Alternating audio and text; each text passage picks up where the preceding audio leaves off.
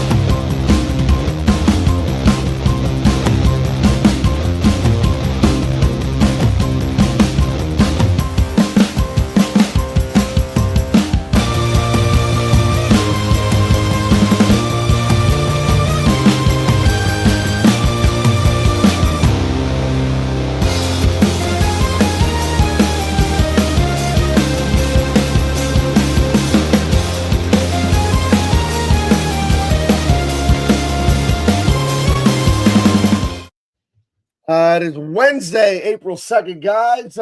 We missed April Fool's Day yesterday. I would have liked to have the show during April Fool's. That would have been fun. It's going to be a good one tonight. Steven Seagal back in the hizzy. I'm Gabe. I'll tell you, this is Double Impact. And welcome in the Midnight Lover himself, the great, amazing, my friend, Jericho Green. What's up? What's going on? I'm doing really good. How you doing, man? Fine until I watched this movie. Then I just fucked everything up.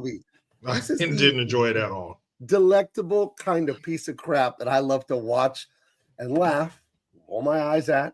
This is the kind of movie when I watch it, I look at the screen and then I look at my wife. Then I look at the screen and then I look at my wife. I'm like, This shit was bad. It was terrible. And again, if the budget matches the quality of the movie, I'll give it a pass. But we're talking major motion picture. I want to say it was New Line Cinema or Lionsgate, something like that. It was something big. It's big time. You had Keenan Ivory Wayans in it.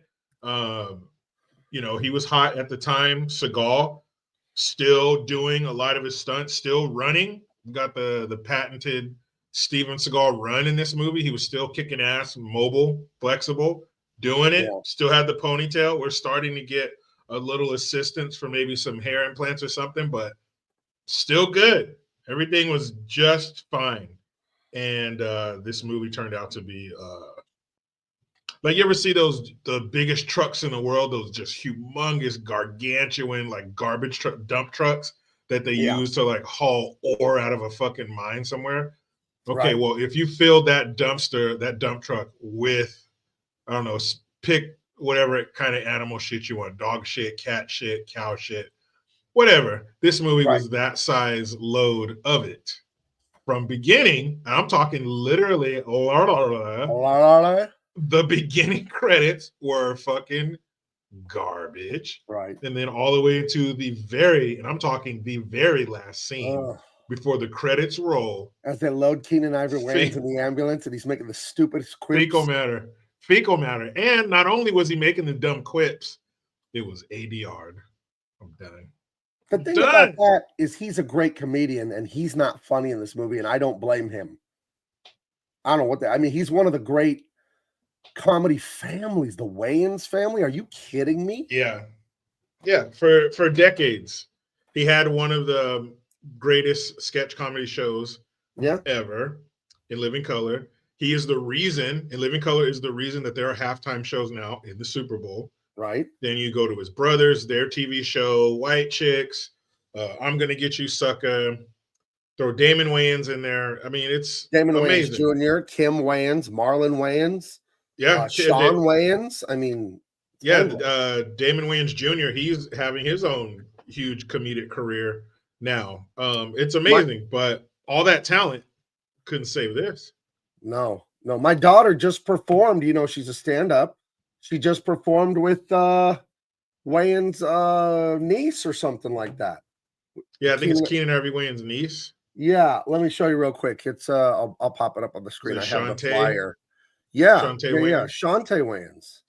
She's she's a little younger than us. She's about our age. Oh, come on, not that one. Removed from screen. She was on, I should say. She was on Wild 'N Out, that Nick Cannon show on MTV. Right. Very funny. There. My daughter. That was in February, and there's Shantae at the top there on the right. My daughter on the bottom on the right. So there's Wayans everywhere. Even my kids are performing with them stand up. Yeah, man, they're amazing. I think Damon Wayans Jr. is funnier than his uncles. Really? And his dad. Damon Wayans Jr. is hilarious. He had a movie, Dance Flick. He was on. He had a reoccurring role on his dad's show, My Wife and Kids. Right. Which is a great show. Ran from like 01 to 05 or something like that. Right. Great show. But it seemed like in this movie, they just told Keenan, it's almost like he didn't have a script. I mean, I guess there was a script for him. He was like interacting with Seagal and everything, but comedically, it felt like they just told him, "You're a Wayans. Say whatever you want. It up. Yeah. Say whatever you want. It doesn't matter. You're hilarious." It was almost like he was just left unsupervised to say whatever he wanted, and they would just, edit it in there. But man, his little one-liners and his quips were fucking terrible. There were a few good points, a few good shots. When we get to them, I'll definitely mention it. But yeah, I mean, all the Wayans in the world couldn't say this shit. I have to say, I will watch this movie again someday. It's so bad, it's good to me. I love it. I have my own like inside joke just between me and my wife. Kind of, I call Steven Seagal the Albuquerque Buddhist. And I named him that. It was heavy. I named him that when I saw this movie, and he had like the silk Chinese dress shirt. I don't know, with the weird collar. Mm-hmm. Then he had Tibetan prayer beads. Then he had like something that looked like a dream catcher. He had something made out of turquoise. He had the wrist beads too. He was all over the place with different mysticism and religion. And then he said it was against his religion to fight. And then he murdered a guy with a credit card with a hidden razor blade, which I have a lot of questions about that. Three guys. We'll definitely watch this movie again. You have to watch it with others. I don't know about watching this alone. You got to watch it with people to see the look on their face, because this is magnificent. The turd this movie is. Yeah, this is like, you got the Mona Lisa and then a DVD copy of this right next to it. This is next level. Fucking terrible. Kara says Damon was great in Major Pain. Now, I never saw Major Pain until Shant and Jericho wanted to watch it like 2 years ago. I didn't like it, but to be fair to Shant and Jericho, I'd never seen it until 2 years ago at age 44. It was not right for me at that age. It was like, what am I watching? So I probably would have liked it if I saw it as a young man. Yeah. Didn't like it now though. Wasn't for me. So well, this steaming pile of LA font shit that we have in front of us, this came out when I was 16. Okay. And I remember watching this. So, there was no, like, it wasn't on the nostalgia level. Like Friday came out when I was 15. That's huge nostalgia. Right. A few other movies, but this didn't make the cut for that. But even at that young age, with the minimal experience I had with cinema, I knew that this movie was fucking awful. Bad. But the older I get, what's that? I enjoyed it in its terribleness. I really did. I mean, I've seen it a few times since I've been an adult, and every time I watch it, it just gets worse and worse. And is it the most Steven Seagal of Steven Seagal movies? Is it? No, because the ones he makes now are like low effort. Like there was one where he was in The Sniper like 8 years ago, and he was literally sitting like 90% of the movie. Like he's like fat and old now, so he wasn't doing karate or Tang Sudo or whatever he does, Aikido. he was sitting in a chair in a window in Iraq or Afghanistan being a sniper most of the movie. And then he fought the guy hand fighting Aikido while sitting. Well, this was more than a decade before that. So, like I said, he wasn't to that point yet. He wasn't the laughable straight to DVD Steven Seagal. This was when his powers in the box office were kind of weakening. I mean, he's still strong enough to get Keenan Ivory Wayans, to get some other. You got Shawshank Warden in there. He had some pretty heavy hitters in there. I wouldn't probably, go into battle with those guys, but they're decent. Like I said, Seagal was still Seagal. They had a normal Hollywood guy. They had Stephen Tobolowsky. He was the guy that was going to shoot the priest. Yeah, Christopher Maynard. Mm-hmm. They had Brian Cox. He's the CIA agent guy. Yeah. This was a big Hollywood movie, at least trying to be. But yeah, it was 1996. Mm-hmm. So he was like a couple years out of his prime of those.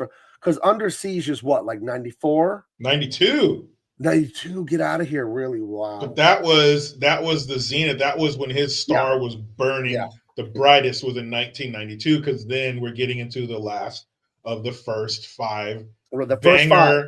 Fucking guaranteed box office smash. Right. Every male who can comprehend the plot of a movie wants to see this shit. But when they take the camera outside the theater, you guys excited to see Seagal's new movie? Yeah, man. They had like a fucking ducktail with some, tiger stripe hammer pants on and some high top Reebok pumps.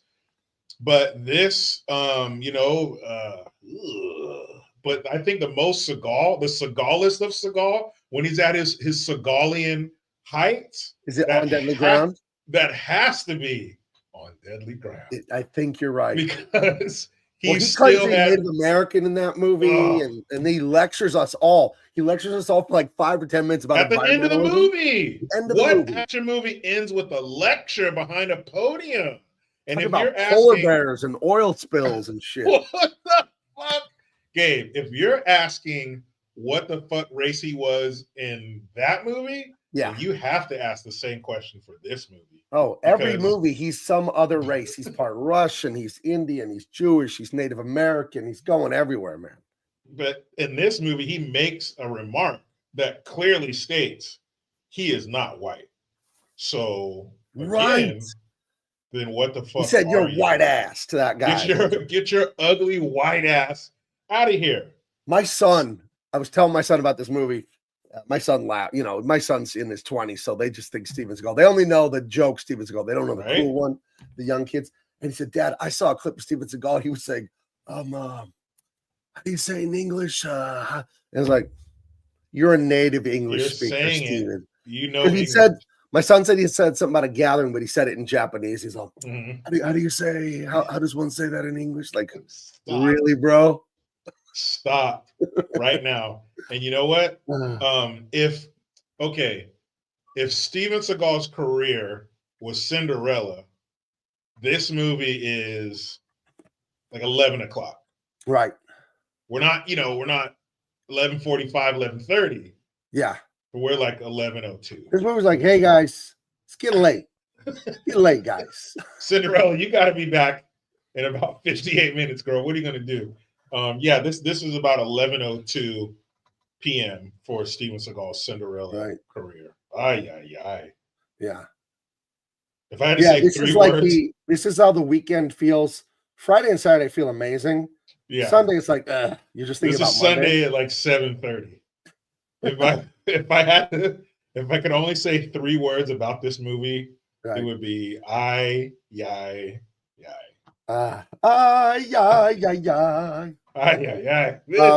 would be remiss if we didn't. We're having fun. We're joking around. Welcome in. Oh, Michael Coulter, I haven't seen him in ages, buddy. He's one of the OG channel members. I think he's been a member of the channel longest. Guys, get a membership to the channel. You get to see all recorded videos early. And check that out. But what were you gonna say, Jericho?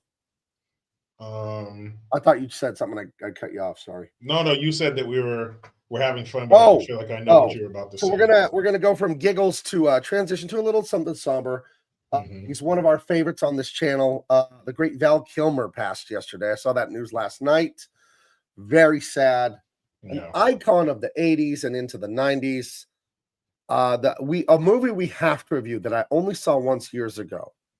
with some of the greatest action by Michael Mann, Heat. Al Pacino, De Niro, and Val Kilmer in that shootout.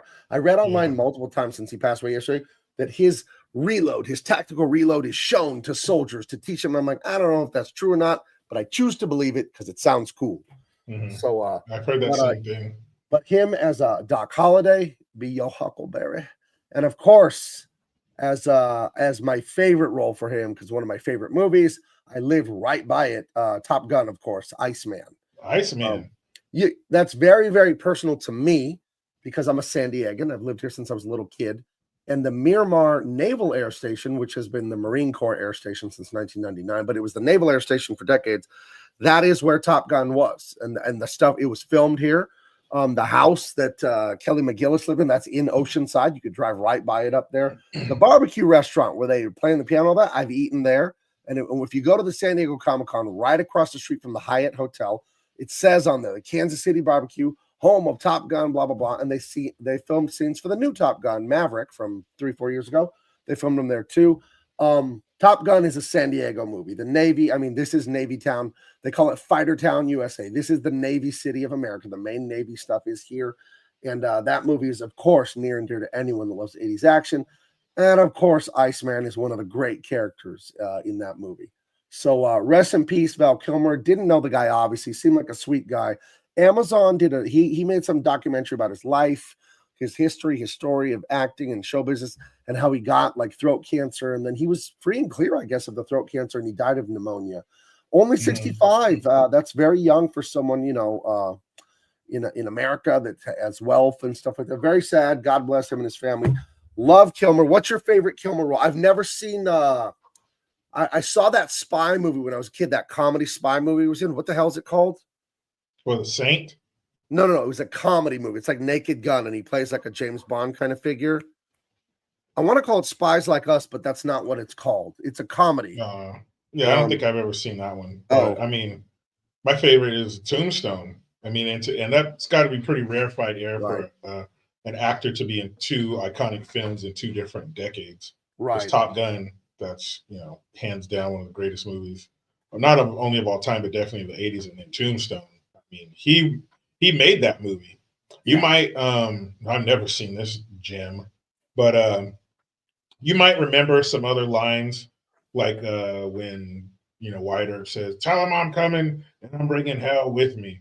You might remember some of those lines, but all the lines people remember from Tombstone that you could say anywhere in a room full of people of any age, and I'll be your Huckleberry, and that's probably the most famous one. I'll be your Huckleberry, and then come on, Johnny Ringo. I mean, all the scenes he was in were just fucking iconic, man, in that movie. So only 65 years old, so young. Very sad. He's just one of those guys that had it, I mean, he had the looks, obviously, but he seemed to have such charisma, the guy, Great actor. Yeah. And unfortunately, he had a Batman on his resume. But I saw that with my wife, who was my girlfriend at the time, and my brother, the day my brother graduated from high school in 1995. I remember going and seeing Batman Forever at the cinema, if I could sound like a European, at the movie theater in 1995, someday in June of 95. And I don't remember much about that movie. Courtney's Fellowship of Oddballs. Do you know Sam De La Rosa in San Diego? There are 3 million people in San Diego County. I know a few of them. All of them. I know a few of them. I do not know Sam De La Rosa. Sorry. But I want to. Now I want to. I want to know Sam. Man. Was the movie Navy SEALs filmed in California? I have no idea. But the Navy SEAL training is here in Coronado Island.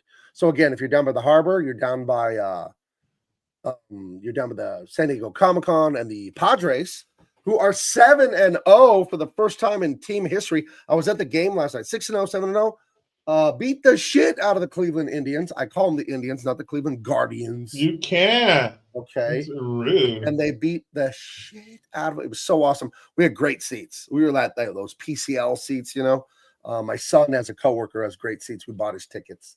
And it was awesome. We took Big Baby there. Got the munchies, and it was a nice time. Very nice time at the ball game. But the Navy SEALs, it's not far from there. Coronado Island is connected to downtown through a very, very tall, very large bridge called the Coronado Bridge. And yes, that's where the Navy SEALs train. So I hope that movie wasn't filmed in California. We don't need any more strikes against us.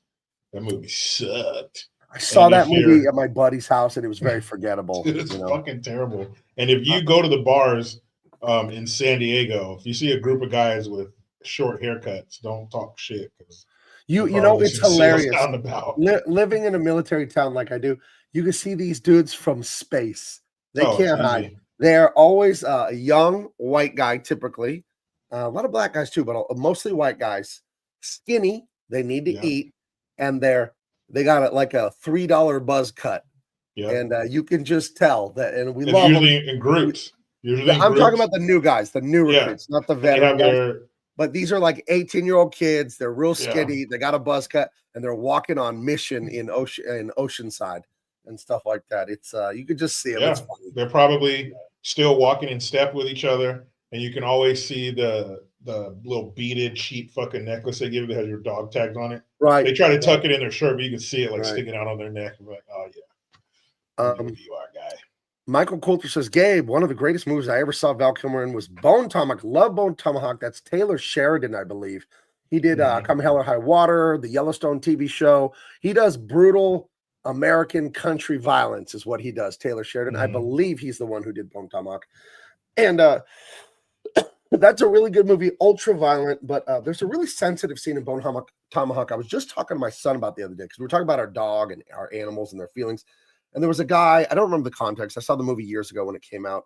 He was talking about his flea circus. Like, you know how they have those fleas, like performing or whatever, like doing little tricks. And he said, you think them little fellers, like they got like feelings, like when you're harsh to them, does it like hurt their feelings? And when you're nice, they know you like them and stuff. Now, I'm not quoting it. I'm paraphrasing it. But it was, I don't know, it was just some really thoughtful dialogue there in Bone Tomahawk that I never forgotten it for whatever reason. So I think it's funny how we gauge like how much we care about something based on its size. Like if it's really, really tiny, we don't give a shit. We'll kill them by the millions. But if it's bigger, you know, we seem to care more about it. Like look at an elephant. Everyone's like, oh, elephant. Right. You know, but if, you know, in, you know, size of a dog or whatever, a deer and all that kind of shit. But if it's the smaller you get to a human, you fucking, we'll kill you. No. Who cares about stepping on a bug? Nobody gives a shit. Nobody gives a moment's pause to stepping on a bug or getting out the can of Raid and killing 50,000 ants. But, you know, if you hit a dog with your car or something, yeah, you're all fucked up. You're pulling over, you're holding him in your arms, you're yelling, no, at the sky. You know, you're looking at his tag to get in touch with his owners, all that kind of shit. But we probably run over fucking tons of little tiny things. We don't give a shit. Weird. Yeah. Although I do feel bad when it rains and I step on snails and worms in the sidewalk. I do feel guilty about that. But I think that's only because of the sound of the snail stepping on it, and because they look so disgusting after you step on them. I'm sure the same thing. So dumb and slow, you know. But the same thing happens to an ant. We squish their little guts out when we step on them, but they're so small we don't see it. I think because we could see the snail looks all green and disgusting, and the worms all fucked up. Someone was asking about Sam De La Rosa and said he's a comic artist, Venom. Well, if he drew this cover here, he drew part of my childhood because Venom got his own Lethal Protector in his own series. This is 1992-ish. This is the height of comic book madness for me and everyone. The height of the comic book boom was 1992. What is this? Is this 92? I think it says 92 there in the corner box there. But if Sam drew this, well, then I want to meet Sam if he lives here in town because that is one of the most iconic comic book covers of the 90s boom. Everyone knows this. I have copies of this book. Maybe I could have Sam sign it if I meet him. But my brother was heavy into Venom, Carnage, Punisher. Right. Remember he had like the old school Punisher. We had like the white gloves. The Marvel Comics street ones are so good, but they totally like fruitified the Punisher. So Jericho, as you know, military and police officers love the Punisher symbol, and they'll put it on their gun or their bulletproof vest, or they'll put it on their hat. You know about this, right? And the woke leftist people at Marvel and Disney hate that. Brave soldiers and cops like the Punisher. So they intentionally ruin the Punisher in the comic book made it all weak and reversed it. Then they had the Punisher like attack like some military or mercenary people and said, "You people misunderstand the symbol. You're all bigot, homophobe, racist Trumpers and blah, blah, blah." And they just totally destroyed the Punisher intentionally because they didn't like the wrong people liking it.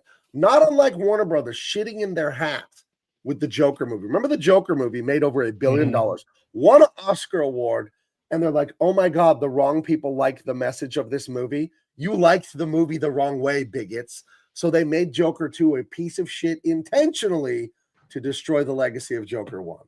So isn't it like a music? Wasn't the second one like a musical or some shit? It was just something that men would hate. It was something that the men who loved Joker Part 1 would hate with passion, with fury, and it's intentional. It's intentional. You are, just so you know, you're not the audience. You are the enemy. You're in the way. This is about the message. This is about the woke message and forcing everyone to agree and believe. And they hate that you have an opinion. They hate that, like, they're not going to stop. Look at Snow White. It lost all like $300 million in the last couple of weeks. And they're not going to let up, dude. They're not going to stop. Oh, good. Yeah. So that shit, I remember my brother, he had the Punisher magazine or comics, and I always thought it was cool because Punisher doesn't have any superpowers. No, but he has fucking guns coming out of the wazoo. And I want to say, I don't know if I think he was in the air, but he had like 2 Uzis, and he was just, shells flying out, shit, the muzzle flash. I mean, I always thought Punisher was so fucking cool. Oh yeah, as a kid. Plus, the skull that you were talking about, that shit looks fucking hard. And he had the 5 o'clock shadow, just the cigar in his mouth. Punisher was just like a grizzled. No, they took smoking out of comics too, like in the year 2000. Marvel Comics, they made a policy that there would be no characters would smoke. Well, no kid was smoking because of a comic book. Well, I was told that one of the big wigs over at Marvel, like their relative died of smoking cancer or something, and that's why they did it. I don't know if that's true at all. There's always that game of telephone, and people tell rumors. That's a thing I heard. I am an industry insider. I worked in the industry forever before I went solo, so that's what I heard. Don't know if it's true. There's no good reason to do that. There's no good reason to take the smoking out. It looks cool. Yeah, it looks cool. Please. My good friend Mike Barron, he helped me get into comics professionally in 2004. He wrote The Punisher back in the 80s and defined it. Like his run on The Punisher, him and Chuck Dixon are the main 2 guys back in the 80s and 90s that wrote the seminal Punisher stories. And this is one of Mike's issues. And if you're wondering about The Punisher, he's aiming a bazooka at some bad guys in an apartment from about 3 feet away. So he is dedicated to his craft. It's going to be bad, dude. The inside of that apartment is going to be unrecognizable, and he will not have a scratch on him. And I love it. Dude, the Punisher was just always cool. You see it up in the corner, that picture him with the gun, like that was his thing. He didn't have powers, but man, he'd fucking shoot your face off. And he would, you get the sense that he would, if a little puppy, he'd pick up a little puppy and, come on, boy, take him home. But a bad guy, you're getting the total opposite. Right. You're getting, a bazooka to your face from 3 feet. And who doesn't love the concept of the catharsis of an imaginary character taking the law into their own hands to exact justice, to punish the evil? Like we all have a natural inborn sense of justice. Now, we're not psychos. We let the law do its thing, and it's imperfect, but it's the best we have. But in your fantasy, in your head, the kidnappers, the you-know-whaters, the assaulters, scum, those people, the scum of the earth, hey, a little bazooka to the face, I can see it, For sure. That's why it's so successful. Yeah. Because people connect to that. I get it. But that's why I want to act it up. In the last 3-4 years, the woke idiots at Disney/Marvel are like, Trump or racist like the Punisher. So they ruined him. And it's like, you're cutting off your nose to spite your face. Dude, that guy makes you money, that character.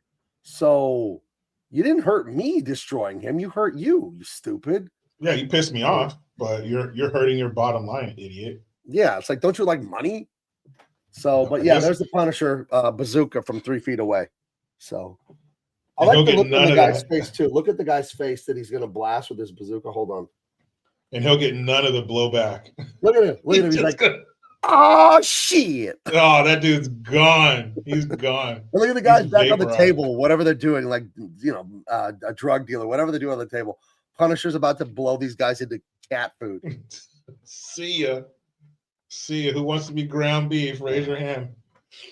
Yeah, he tore these dudes. And the movie they did, we got to do that movie someday too. The one with Thomas Jane. Yeah. It's another one of those good bad movies. And heavy hitters in that, John Travolta and others. I want to say, what's his name? Heinrich, fucking bad guy from Stone Cold. Oh, you made me forget when you said Heinrich because it's yeah, you know what I'm talking about. Because now I'm thinking of Hitler's sidekick, Heinrich Himmler or whatever. Yeah, Heinrich Himmler. He was in it. But yeah, that guy was in it, and no, that wasn't him. Who was it? It was like a knockoff dude, but you'd recognize him if you saw him. But that one was all right. But we can probably Lance Henriksen. Yeah, Lance Henriksen. But it's not him. It's another guy, kind of a knockoff, Lance Henriksen. But I thought the movie definitely could have been better. Then you go back to what was that, 87 or whatever, when Dolph Lundgren did Punisher. Right. I mean, that's two, maybe third time is a charm. But I would love to see Punisher done well. Stick to that gritty, just uncompromising. If you're a bad guy, there's no amount of sniveling and begging and come on, man, I didn't know, and all this. There's none of that. You're going to get just merciless, and that's why people love it. And I would love to see that movie done right. It's like he's gonna just punish people. Yeah, man. He's kind. He's kind to the good. He'll help an old lady across the street with her groceries. But if you're a punk who comes up and snatches her purse, he's gonna put a 12 gauge in your mouth, and it's over. He's just gonna fucking convertible top your scalp for you. And everyone's like, yeah. Even the old lady's wiping brains off her face. Get him, Johnny. Right. Likes that shit. Yeah, I mean, the delusion that these leftists have where they have to force their ideology on people or kill them. I mean, read a history book. That's what they do, right? That's what the communists, the Marxists, socialists do. It's like agree or die. And but what does a stout woman who likes to dine on clam know about action and being a fan of action movies and what a fan of action would like? She knows that you are masculine and you like it, and she hates you, so she needs to ruin it. Because people wonder why they do this stuff, like, oh, why do they want to let in 100 million immigrants? Why do they want to get rid of Christmas? Why do they want to make all the sexy women fat and ugly on Sports Illustrated swimsuit? Why do they want to say no beef? Why do they want to say no gas-powered cars? You know why? A huge part is because you like it. Mm-hmm. And fuck you. It's about the cruelty. It's about this. They get off on like dominating you and destroying your world. And the destroying the world has another part where they hate their father because the father was probably neglectful. That's usually why people are leftist. And because they hate their father, they want to destroy their world. And their father's world is our world too, right? Because that's the world our fathers built. We like the same shit he likes. And right. All that. So what they're doing constantly is they're working out their mental illness on you. They're dealing with their untreated mental illness about their father on you. That's what this is. So, but why don't they book a road trip with their daddy if he's still around? Drive coast to coast and work it out. Their dad can't stand them either for good reason. He'd probably wait till it slowed down to like 35 miles an hour and just tuck and roll out of that fucking car and just take. Can you imagine if Jericho Jr. came to you and he's talking about his pronouns and you shouldn't eat meat, Dad, and your dad, you have internalized self-hatred, black racism, and Dad, we are we're homophobic, Dad, and we really got to work on it. And we got to welcome the migrants into our house, Dad. We could make some room for them. What do you do if your son's talking to you like that? I'd say, boy, shut the fuck up. Hand me that damn T-bone steak. What the fuck is wrong with you? I'd be so angry. Man, my son, he would think about saying it and then look at me and wouldn't let those words escape his lips. But it would never happen because you're in his life. Fuck so it would no. never get there, Fuck no. But those kind of people. I mean, there are some jobs where you can learn, but there are other jobs where you have to have the experience of those that you're serving. And don't these people realize that when you change all this shit and you weaponize it and point it at the very people who are keeping the lights on, eventually you're going to get fired. It might take a while, but eventually when it makes it upstairs that we're not making money and it's been a while, somebody's got to go. And if you think Bob Iger is going to fall on the sword to set the example, you're out of your mind. Right. You're out of here. But it's like a male gynecologist. Yeah, you can read books and you can study anatomy and all that kind of stuff, and you know the breakdown of the vagina and you know all the parts. The vagina, you know all the parts, but you can't empathize with that woman in the stirrups as you take that metal thing and give her a pap smear or her period. Do you have to keep it on ice though? Why are you keeping the speculum on ice? I feel like that's not very cool, dude. I do. I keep it down the front of my pants, so it's a 98.6. It's nice and warm. Or you don't keep it like a champagne bottle. You don't keep it on ice. Nurse, can I get some ice cubes, please, for that speculum? But you can't. You can only go so far. It's like going to the edge of the town and waving bye. I can't leave the yard, because I only know what I read in a book. I can't feel it. So a woman, okay. What if you just decided you understood though? But that doesn't go any further than my skull, because the rest of the world's not going to respond to that. Yeah, but if you feel like what now? If you think you know, then you just do, because it's whoever thinks they know. That's how it works now, dude. Yeah, but if you feel like it, then yeah. And it really pisses me off when they corner one of these idiots and they say, "Okay, I identify as a woman now." They're like, "Okay, that's awesome." Like, no, it's not. You don't believe that shit. Stop lying. You don't believe this gobbledygook. It can't be that easy. It can't be. Like, I can't just feel it, so I am. So can I call my bank tomorrow and say I feel like there should be more zeros here? And they're like, yeah, right away, sir.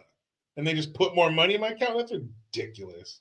It's so stupid. So yes, I was a tomboy and I had brothers and I scraped my knee and climbed trees. But you don't know what it feels like to be a young man and watch these movies, and your mind just goes on these adventures, and you just don't know. You know, but you don't know. You know, but you don't know. Exactly. I've spoken about it for years. It's the Latin words episteme and techne. In English, we say epistemological and technical. Epistemological, that's book learning. Technical, I've actually done it. So yes, if you haven't actually done it, you don't actually know. You know what someone in a book told you. Who knows if that's correct? Yeah. Like I could learn technically how to draw, but I don't have the passion that you do. I don't have that genesis of watching Star Wars. I don't have that. It's just different. You just feel it differently. I could learn how to cook Italian food, but did I grow up under the apron of my doing this? Yeah. Boopity-boppity-boopity, with the bingo arms and here taste the sauce. I didn't reach out of my Nona's kitchen window and grab fresh basil and shit. Oh, you smell it, the basil. I didn't get all that. I learned, but I'm not feeling it. It's not part of me, Right. Absolutely. Michael Coulter was commenting on how they destroyed Stan Lee's legacy. Stan Lee, one of the major driving forces of Marvel Comics at the beginning, along with Steve Ditko, John Romita Sr., and of course, Jack King Kirby, the king of comics. But yeah, Stan Lee had a very sad end to his life. He was in his 90s, and he had handlers around him, allegedly taking advantage of him pretty bad. There's some stuff out there on the internet. The guy that made the documentary about that, who was his assistant and driver, is a former colleague of mine from Wildstorm. His name is John Bolerjack. And somehow he found himself being Stan Lee's assistant in the last few years of his life. And John did not like what he was seeing going on with Stan and the other people, having him autograph things and go to conventions and do all this stuff. And he's made a little documentary about it. So check that out. You just search for that online, like Stan Lee. But we'll see. We'll see what's going on there. Yeah, and again, these people, Jericho, I told you, why do they want to get rid of your gas-powered truck and your steak and your sexy women and your freedom? And it's about the cruelty, because it's about resentment for leftists. There was a report that came out yesterday, made me laugh. It said that less attractive women are more likely going to be left wing. I was talking to my wife about it. She's like, of course. Like, of course, they're going to want to force the group to take care of them, left-wing communism. Whereas beautiful women, they don't have to ask. Oh, right this way, Cindy Crawford. Yeah. Falling over yourself. Right. Yeah. And even if you took an ugly leftist, just a blue-haired fucking, the patriarchy. You know, those chicks who emasculate their men and just a total bitch, right? And she's ugly. But you could take a conservative woman who's equally ugly physically, and she would be far more attractive because she's still in her feminism. She's not a nagging bitch who hates everything and finds, you know, something bad in everything, is just totally unagreeable and insufferable. That would, her physical, you know, unattractiveness would pale in comparison to her being comfortable and being a woman and embracing that and wanting to be a woman to a man and marriage, kids, and all that traditional stuff. So you can't be ugly and a bitch. You got to pick one. Pick a lane. You can't do both. Jennifer asked why Mr. John Bolajak was filming the Stan Lee stuff and did nothing. I have no answer to that. If I had to speculate, I'd say it's the same reason people don't say anything for a while. They're unsure. They're afraid. They think it'll backfire. They think it won't work. Maybe he was building a case. Maybe he thought, I'll put it all together as a documentary to make a really strong case instead of just, you know, scattershot. Hey, I got some data here. I have no idea. But at least someone is saying something. Because as someone who worked in the industry, we heard the rumors. You heard, hey, you hear what's going on with Stan? You're like, some of the stuff I heard I won't repeat because I don't know if it's true, but it's bad. It's just taking advantage financially of an old guy who knows how, you know, clear he was in the end there. And it was bad, some of the rumors I heard, but to me, they were just rumors. I had no way of proving it. I wasn't around him. I met Stan Lee twice back in the 90s. That's it. And very funny guy. He lives up to the reputation you see on TV and movies. Very funny guy. It could have been that he didn't want to say something and then have maybe Stan Lee or somebody, you know, close to him, whatever, put up a wall and close him out. Then he wouldn't see anything, you know? So yeah, probably could have been something like that too. I'm not going to get on the guy for not saying anything up front. Most people don't, you know, most people never say anything. They never come out later either. So better late than never. Yeah, so. Yeah. So are you ready? I mean, yeah, I'm here. Are you ready for the Glimmer Man? Dude, and the way that Brian Cox describes the origin of Glimmer Man is the dumbest shit. Even the first time I saw that, I was like, what the fuck does that even mean? Movie. What's a glimmer? What is a glimmer? A glimmer. It makes me think of like shimmer. Yeah. So look at what he's wearing. Dude, hey, I'll tell him this. I'll tell you this. Steven Seagal is very fashion forward. Because it's always going to be black pants and black boots. The bottom half is done. Don't even question that. But the top half is like some kind of Nehru jacket. I like, to be honest, the top he was wearing when he went to church with Christopher Maynard. That shit was kind of slick. God. But yeah, man, he just looks like a big ass Chinese dude with these fucking, I don't know what you call those. Those are golden buttons. Chinese dragons, and you can tell. Yeah, of course, that's embroidered, dude. That's embroidered silk. That by hand. Somebody made that. As soon as they got done stitching that jacket, they were executed. So they can never make that print again. That is an expensive piece of clothing. And you know, with Steven Seagal, this is authentico, dude. This custom. Is from China. Custom. The person made the jacket and they were shot in the head with some Soviet era pistol. It was it. So you can never recreate this. This is one and done. This is Steven Seagal, height of hubris. Look at that hair. Look at that hair right there. A little mysterious. Man, Seagal, you son of a bitch. I love that little ponytail that he never lets out, too. He never. Son of a bitch. Oh, never. Never lets it free. You'll never see Seagal let that shit go. Oh, look at this. Mao Seagal. Of course. Great leader. He's great leader for the Eternal Party. Dude, and the fighting sequences, I don't know who the fuck the stunt coordinator was. But it showed like this one sequence of kicks like 4 times. The same kick over and over again. Oh my God, this shit. Jennifer Norwood says, y'all, my mom had a huge crush on Steven Seagal and naturally passed on me. Listen, Jennifer, Steven Seagal is a complicated man. He's Yeah. a complicated figure because those first 5 movies are great.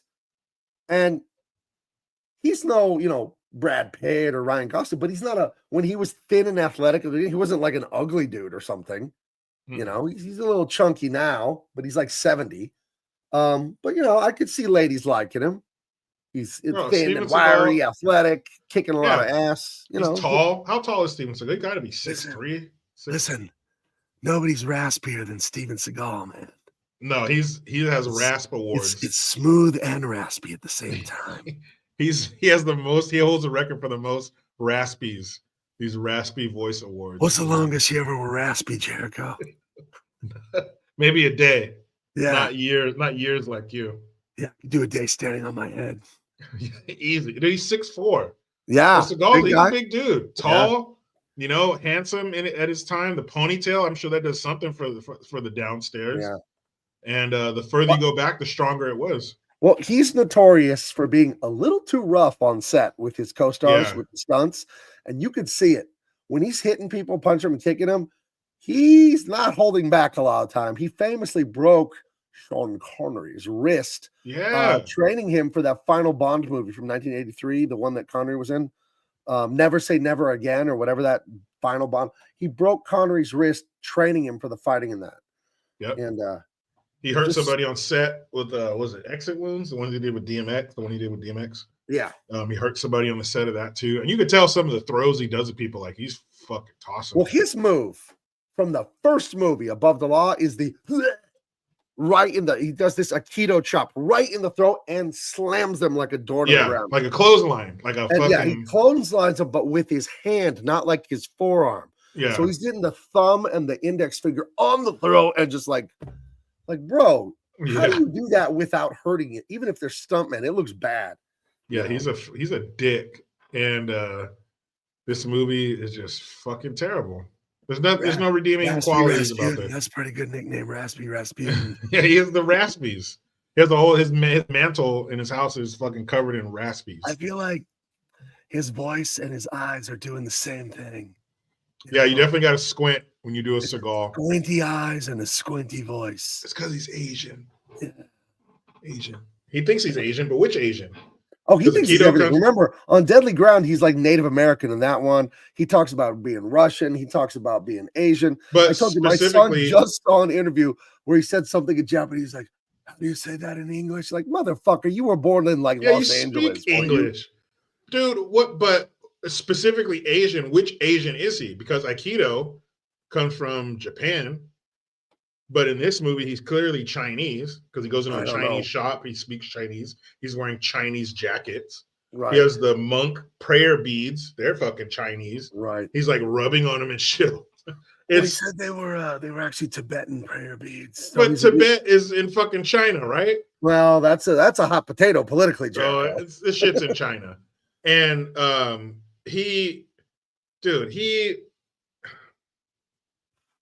I don't understand what he is trying, who he is. Who is he? I think he is if Dwight Schrute became an action movie star. Like he has and I don't mean this in a mean way because we all did it. We were young, but you remember when you were 12 or 13, you would lie or exaggerate because it was more fun to tell the story that way. You ever do that? Mm-hmm. Yeah. Like, oh yeah, it was like 10 feet and you really jumped like 3 feet with your bike, but you're just kind of telling the story to your buddies. And some people never grow out of that, Jericho. But you can't make your life like that. Some people choose to live that way their entire lives. Look at the characters, because he was an executive producer on this movie, so he has control of the story. Yeah, he got the money. We don't know if he was CIA or Special Forces. It's like this man, he's a man of mystery, and he came out of nowhere.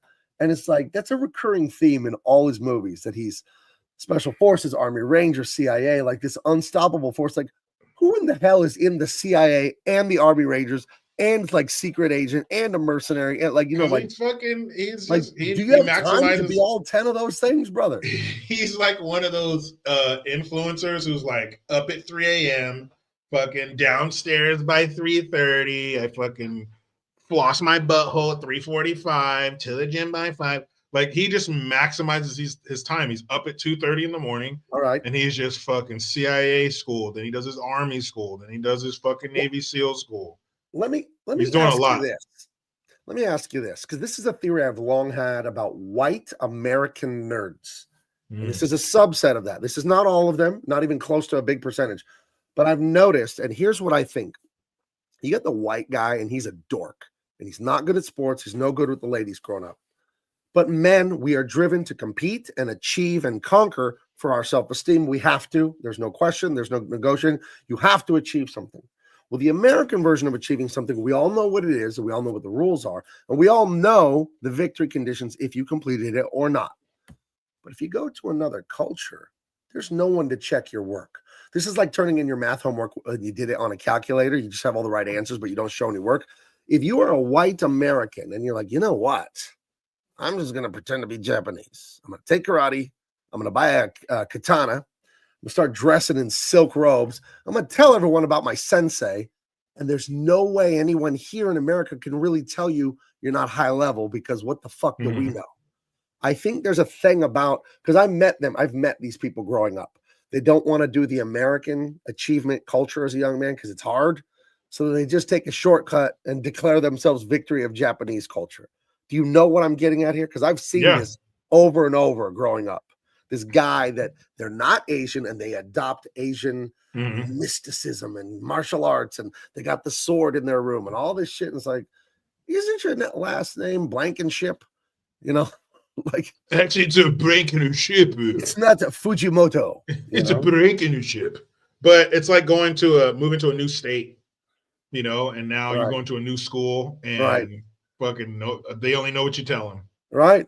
And you're that guy. Yeah, you can bullshit them there's no limit to your bullshit, because there's no paper trail. They don't know anybody who was even close to anybody who's ever lived in your town. Right. So you are free to just, what do I want to be? I want to be a Japanese martial artist, Buddhist, fucking Army Ranger. Multiple American people like this growing up. I met some in the comic book business too, and they are not Asian. And they're always the masters of Asia for some reason. I know one guy that went to Japan and forged a sword, like with a blacksmith, like he worked in the thing, like to do it. And he has it proudly displayed at his home, a katana. And it's interesting. It's just interesting. If I had a chance to make a katana, I would. I wouldn't come back. But you wouldn't put your whole personality around. No. You know? Gabriel-san. Right. Welcome. Please remove your shoes. No, I fucking definitely wouldn't do that. But to make a katana would be cool. Speaking of Japanese people and samurais, R.I.P. We already talked about Val Kilmer. Very sad. But Richard Chamberlain, he died too. He was in his 90s. And he had that super famous mini-series called Shogun in the 80s. And it was, I don't know, 5, 6, 7 episodes or whatever. But it was a mini-series that came on TV. And it was about a white guy. I think you guys correct me if I'm wrong, but I think his ship or something wrecked on Japan, or he was fighting and he got taken captive or something like that. But he basically gets, absorbed into their culture. He becomes fucking, like a samurai, and starts dressing like them and speaking Japanese and carrying the swords. But man, and I think I haven't seen it since I was a little tiny kid, like when it came on TV in the early 80s. Right. But I think he became Shogun, which is why they call it Shogun. I never seen it, heard of it, never seen it. So, but and I think I'm being corrected here, and I think he's right, and I think I'm wrong.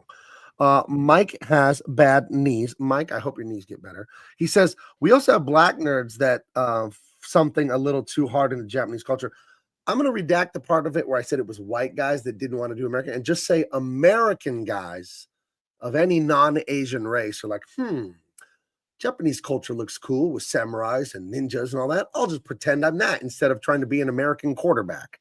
That's my point. So forget the white part. Just say non-Asian Americans leaning into weebness really hard. So I think I'm right there. I think that's what Steven Seagal grew up to be. I think that's what we're seeing here. So they said the new Shogun was amazing. No idea. Everyone talks about all the streaming TV, but I have Amazon Prime for free delivery for art supplies and stuff like that.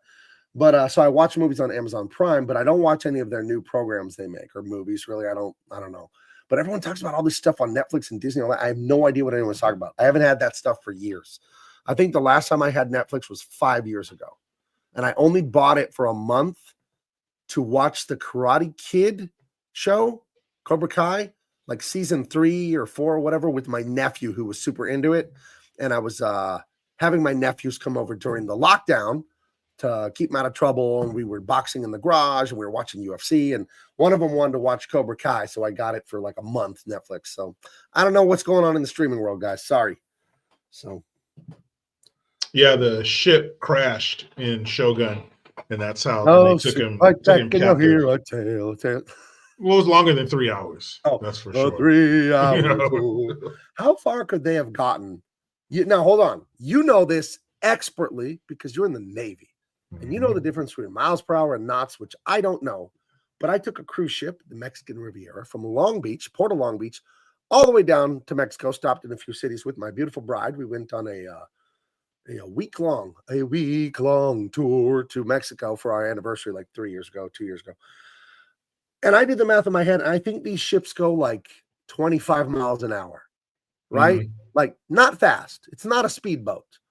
So Gilligan, the skipper, the millionaire and his wife, how far could they have gone in a 3-hour tour that they couldn't just be rescued easily? This is what I don't understand. How fast could they have been going?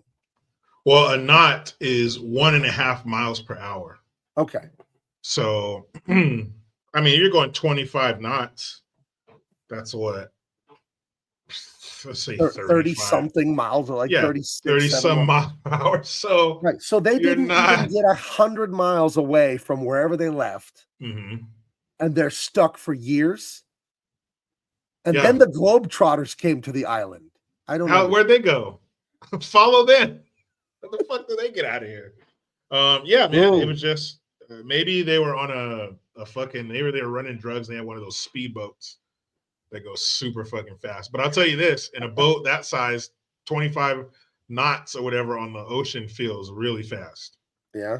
Like I'm talking your hat's going to blow off. The speed tears are coming out of your eyes. Like you're going pretty good on a small boat like that doing 25 knots. Our ship was do 25 knots, but it didn't feel like it because it was so fucking big. It'd be cruising. But yeah, ship storms, they can get bad.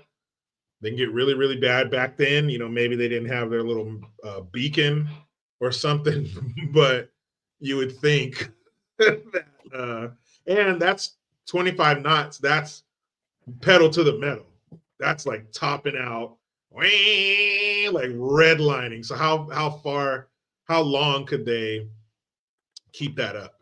Just fucking balls to the wall, redlining through the water. I mean, I'm sure at some point they slowed down. So they were like, 10 miles away from where they started. They were going to Catalina. I've been to Catalina. Did you know that the William Wrigley family of Wrigley's Gum, they own Catalina Island? Did you know that? Yes. Have you been to Catalina? It's just like an hour off the coast of Los Angeles or whatever. No, I haven't had the pleasure. Oh, I went there once when I was a little kid. Maybe it's an hour or two by boat. I don't know. I want to go to Alcatraz. I've been past it, but I've never been to it. No, I've never been to it. I've been past it on a boat, but I never went. When you go to Alcatraz, you pay like $15. Now, this is 2009. Like, I don't know, 10, $15. And they'll give you a little like headset with a little device. And then there's points within the prison where there's narration and they tell you what happened here. And some of it is by former prisoners. It's actually kind of amazing. And there was a famous prison break there and they tell you all about it. You can go into the cell and all that. And I highly recommend going to Alcatraz when you get a chance. So, yeah. So I put the poll up because we mentioned Gilligan's Island. Ginger or Marianne? Where are you going on this, Jericho? We'll go with Ginger. Yeah, me too. A lot of people say Marianne. I think they're ashamed to admit they like the trashy Ginger. Ashamed. They don't want to like admit the soulless Ginger. It's like telling someone you went to Taco Bell at 1 a.m. You're not proud of that. You're ashamed of yourself, and you should be. But it tasted good, though. It was. It tasted really good, and it got messy, and it was down for whatever. Yep. So, yeah. There's no shame here, guys. Ginger. We accept all. You don't drive a Ferrari. You don't commute with a Ferrari 5 days a week. Right. Drive that bitch on the weekend, don't you? Yep. Right. Yeah, Sure do. Drive it like it's rented, as I say. That's right. That's None the right. miser. None the miser. He wanted me to add Mrs. Howell to the poll. Yeah, if you're going for the if you're going for the long game for the more the 401k route. That's true. Yeah, Mrs. Strategic. It's Miss Howell all day, every day. That's right. Yeah, man, that's the long run. That's a generational wealth. Could you kiss her though? Like she's like 75. For that kind of money, we do what we got to do. She has requests and we meet them.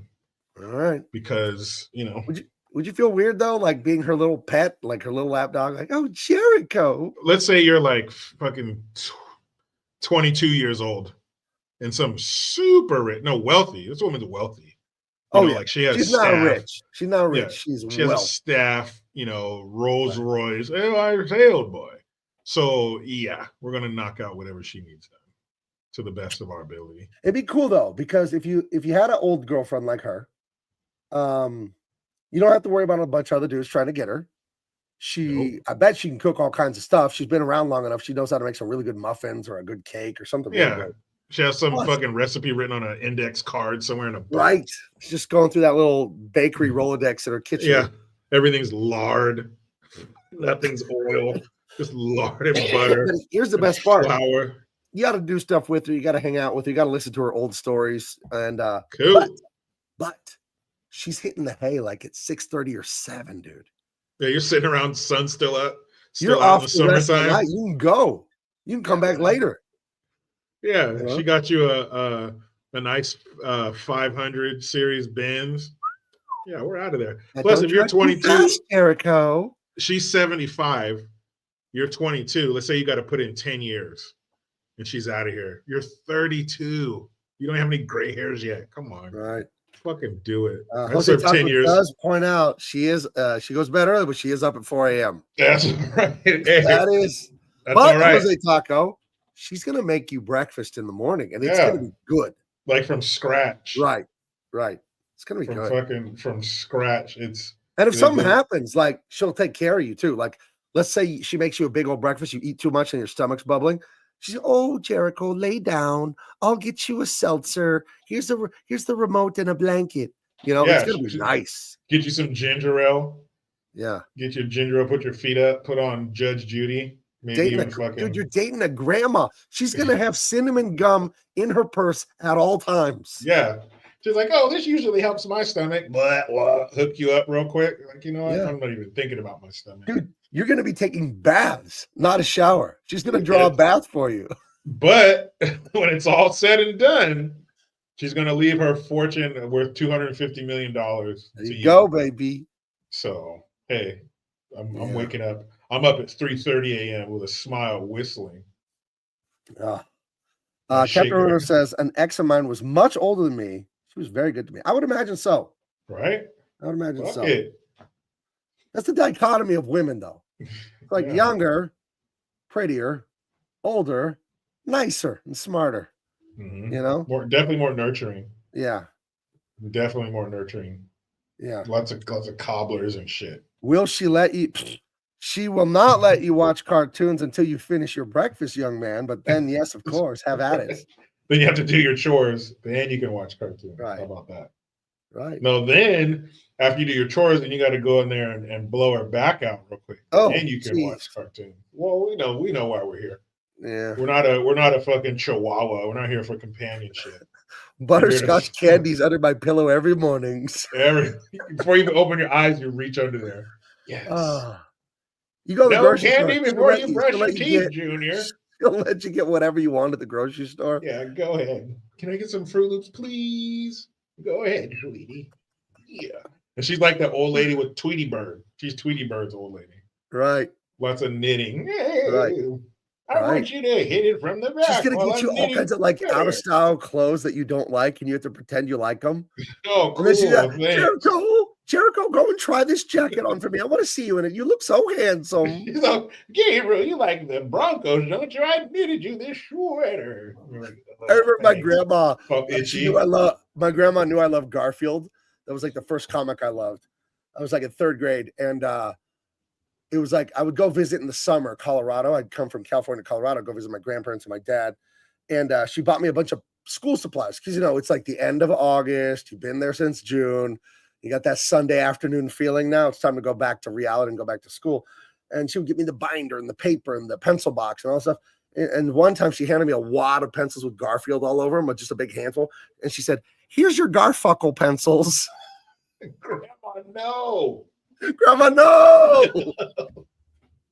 Don't go around saying that, Grandma. It's not Garfunkel. It's Garfield. And it's definitely not Garfuckle. Please. Definitely not that. I checked. It's definitely not that. Garfield, Grandma. Ooh. Say it with me. Ramdog does bring up, Jericho, how do you feel about clipping toenails and rubbing bunions? Hey, did you hear the part where I said a fortune of $250 million? Get in there. You gonna be rubbing Ben Gay on her back? Get in there deep. Go lower. I would rub Ben Gay on like my grandma and my grandpa's. I'd rub it on his knees for him. And, you didn't get $250 million, did you? So yeah, they gave me a little, but they didn't give me that kind of money. It wasn't 250 mil. And yeah, that's what we're shooting for. So yeah, we're doing all that. Yeah. So yeah, all that. I am married, so I cannot date. But I think if I were single, which I hope to never ever be, I'm going grandma. I'm going to date a rich grandma. Yeah. So yeah, I'm going a lot of Metamucil and mothballs. I don't see a downside. I don't see a downside Dude, at all. 22 years old, some old lady approaches you. She's like, "Look, I'm 70 years old. I know I won't be around for more than 10 years, but we're gonna have a ball. Here's a list of requirements. You're okay, I'll do that." And at the end, 250 mil. Dude, you're putting in 10 years. That's nothing. 10 years is a blink of an eye. Right. It would take you longer than that to make it on your own unless you stumbled across some some super crazy invention. So yeah, government pension, minimum 20, 30 years, depending, right? This is only 10. Dude, you're going to miss her. You're going to grow attached to her. Who else is going to bake you cookies the way you like them? Damn. It's homemade cinnamon rolls. I got you a new sweater, Jericho. You look so sharp. I want you to put your new sweater on and hit it from the back. Okay. Come on, we got to get to Denny's. The happy hour or the early bird's over at 4 p.m. Come along. I'm getting tired. It's 4:30. You're eating a fucking T-bone steak at 3:30 in the afternoon with this lady.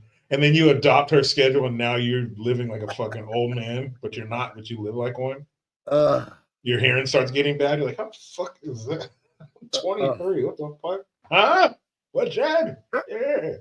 Yeah. Oh man, knitting you all kinds of shit too. This shit's gonna take this off before I hit it. It gets hot. No, keep it on. Should be knitting you doilies. Don't put your cup on the table without a doily, Jericho. Grab a doily. You're like, you're Googling how to make our oxygen tank malfunction.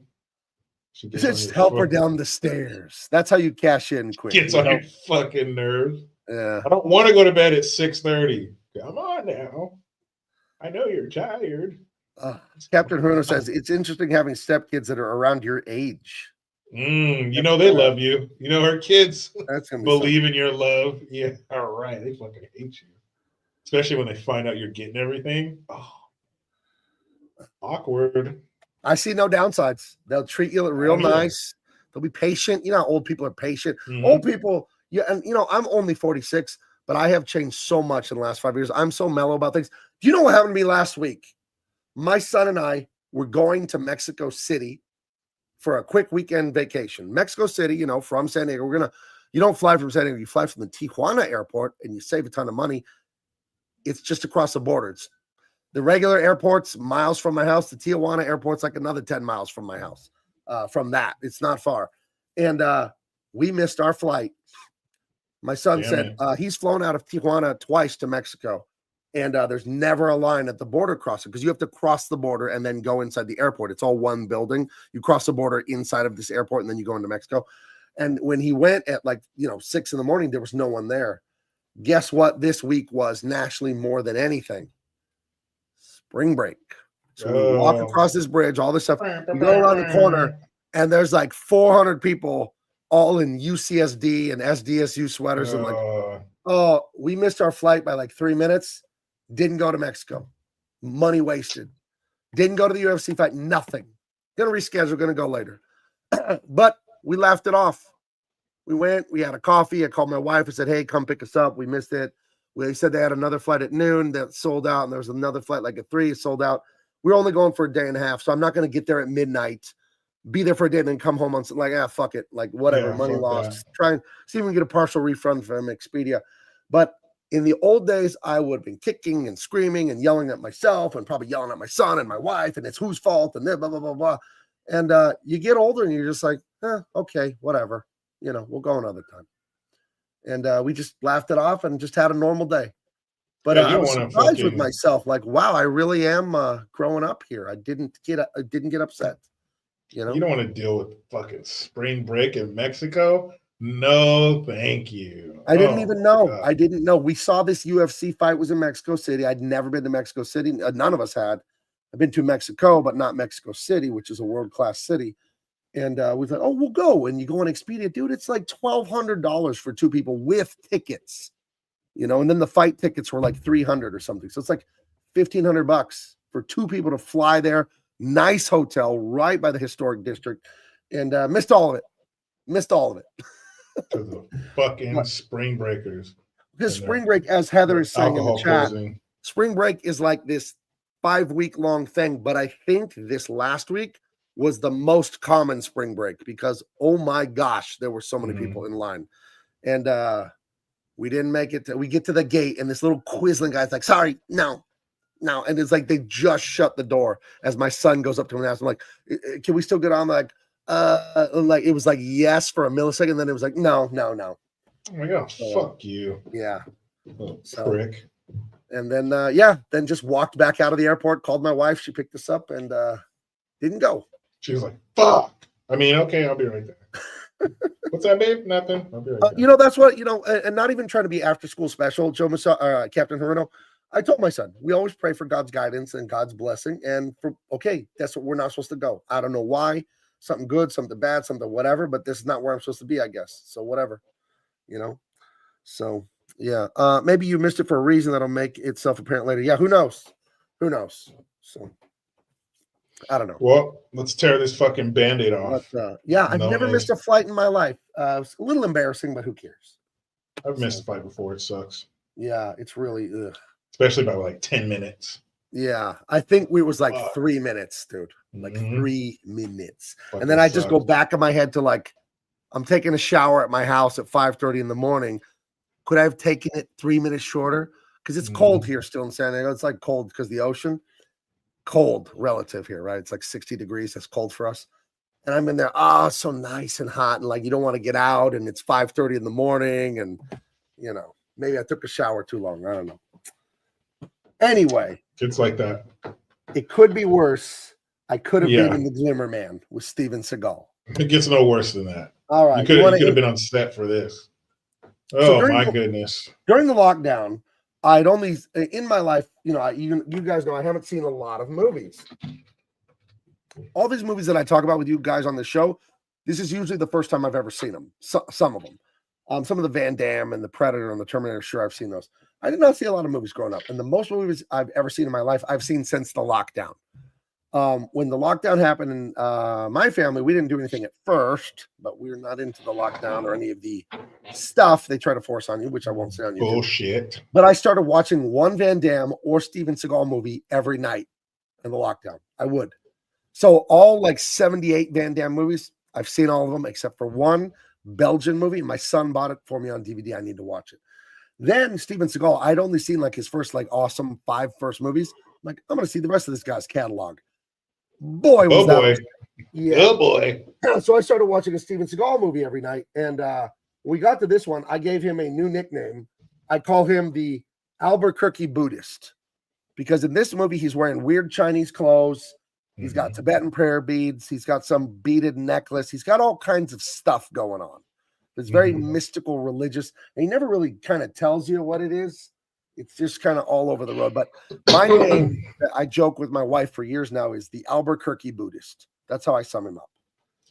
This is such a departure from the Steven Seagal that was in the first 5 movies. I mean, he didn't do any of this Buddhist shit, these fucking dragon jackets, all this horse shit. He never did that. It was, look at Out for Justice. It was like a tank top with a, a button-up shirt over it, and jeans. He looked All like the a other normal movies, guy, like a normal normal dude. person. Yeah. Maybe a leather jacket here and there, but jeans, regular dude. And then he fucking on Deadly Ground, he turns into this fucking Indian, Japanese, Chinese shaman warrior, rubbing his beads and his weird jackets and shit like that. He had Man, like I'm the like, leather what the fringes fuck? coming down in that one, right? Yeah, I mean, he was super Indian. Like he wouldn't let them drive him around on the set, on the sound stage of the golf cart. It had to be a horse with like painted handprints on his ass. Like he was super Indian, lots Did of he put silver and turquoise. his ear to the ground to track his enemies? Wait, craft services, this way, wind, blow, show me food. Fucking idiot. So when I tell you that this movie was terrible from beginning to end, I'm honestly 100% not kidding. The opening sequence, the graphics, if that's what you want to fucking call them. Terrible. Like a middle schooler messing around with Adobe After Effects. What? Terrible. Like the names were coming across the screen and they were kind of appearing for a second and then disappearing because he's the Glimmer man, but a glimmer is what? Light reflecting off of something. What the fuck? And then the whole over the title sequence or behind it is the killer. He's walking up the stairs to their house and pointing his gun at him with a laser sight. But why would you need a laser sight if you're 4 feet away from somebody at the foot of their bed? Killing people, putting them in these positions, the whole ritual. And then we cut to Steven Seagal Keenan Ivory Wayans is walking through the police station. It couldn't get any more police station than this police station. Right. Phones ringing. Hey, Sarge. Hey, give me that. I need that file over there. Hey, Rosario, did you arrest that guy? And he's walking through. He's fucking talking to everybody. It's 2 police station. Like if a police station fucked another police station and had a baby, that's this baby. It's too much police station. It's like a cliche of the Hollywood police station. Yeah. Hey, I need that paperwork. Yeah, your mother needs the paperwork. Fuck you, Rodriguez. Like, come on, man. All the tropes. The premise of the movie, it's trying to be a little bit of a thriller, like Seven, the great movie Seven, with Brad Pitt and what's his name? This before Seven. No, this. But I don't know if it's trying to be like it or not, because Seven came out like a year or two after this. But it's in that same vein of the creepy serial killer called the Family Man. And he's a weird religious fanatic. He's perverting religion. He's always doing Catholic iconography, and he murders whole families. So that's what we're starting with here at the premise of. And Steven Seagal is Jack Cole. And he's been a police officer in New York City for 7 years. Now he's transferred to Los Angeles. He's the new partner of Keenan Ivory Wayans here. Gabe.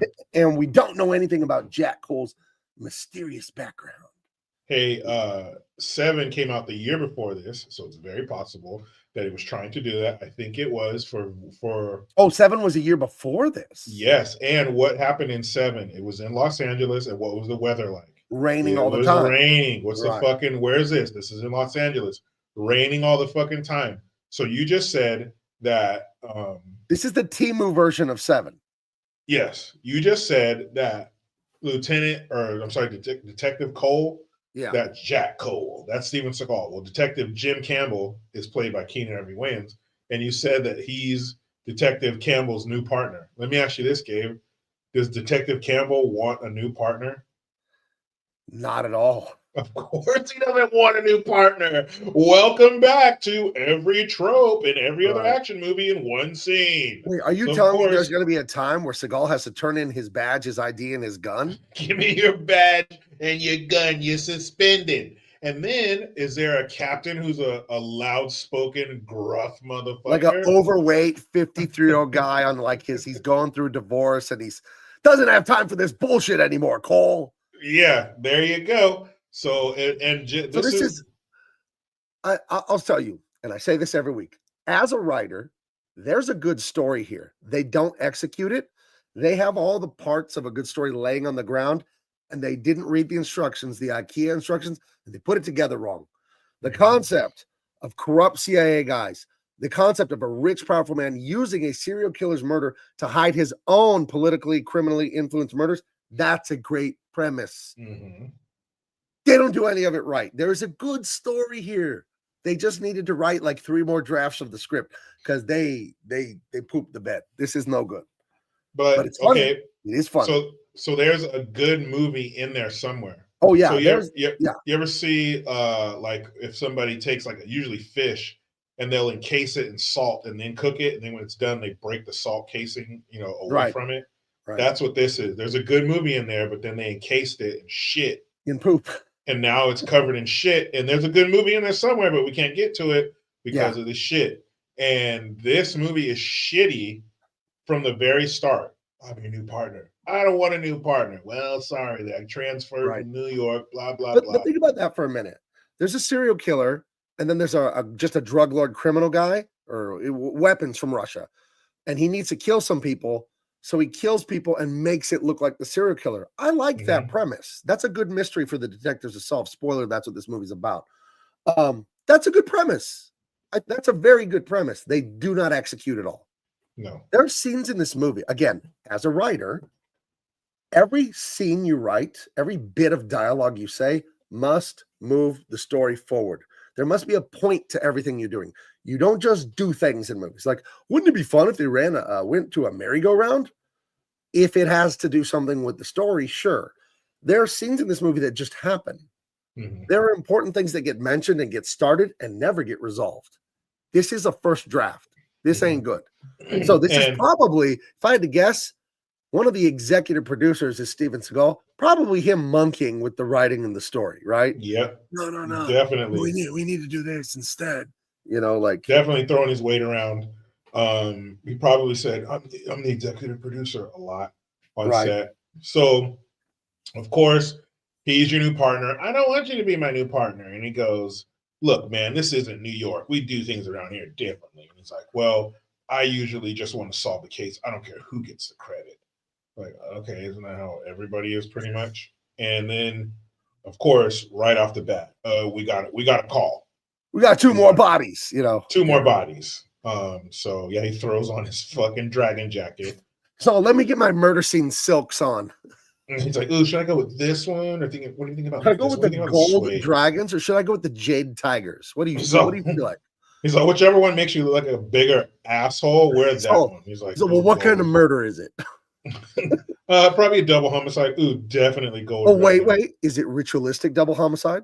Oh yeah, okay. Okay, gold dragon, yes. Yeah, I'll go with my first line, gold dragon. Yeah. Why do I always do this to myself?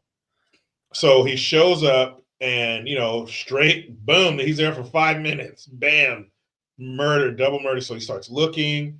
And remember, he just got to town. He just showed up, right? Right. So I guess he read every single case file on this because no. Hold on. You said every case file. Dude, there's a line in this movie where there's some artwork from the killer who draws all those perverted, like, blood paintings on the wall. Get this to every psychiatric hospital in the country. I want to see if anyone had this guy as a patient. 1996. Every psychiatric hospital in the country. Are there 5,000 in this country? Are there 10? How many are there? And Gabe, every doctor is going to, when that fax comes through, 1996, when that fax gets there, they're going to stop what they're doing. Right. And they're going to start pouring over. Rest of the day. They're going to go to their fucking weird art file and start pouring over it, and they can get word back to this guy. They have an hour. He said, "Get this to every prison and every psychiatric hospital in the country." Yes, and you have an hour. No, you have an hour to do it. You have an hour to send it out, receive it, pour over your shit, and get word back to me now. So did they sift through all the no's? Nope, sorry. No, I don't recognize it. Nope, sorry. And then they fucking, Lieutenant, Detective Cole, I found a yes in an hour. Okay, you got a fucking hour. Again, this is 1996. There's no tweets, no email. Yeah, you got email, but you better hope somebody's not on the phone on the receiving end to fuck it all up. No, dude. Well, and here's the thing about writing a line that's stupid, because it's logistically impossible to contact every psych hospital and every prison in any amount of time that would be useful to solve this case and stop the murderer.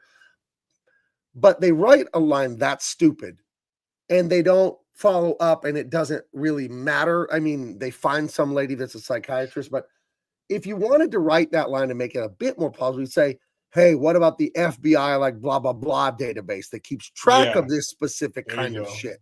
You could just make something like that up that's semi-believable. Or the LA FBI field office. You know what would have been better? I want you to fly a jet over this country and just drop flyers in every leaflets in every city in America. Like it's a war zone. Like it's a war zone warning people that the bombing starts tomorrow at noon. Somebody somewhere knows something. Get the fuck out of here.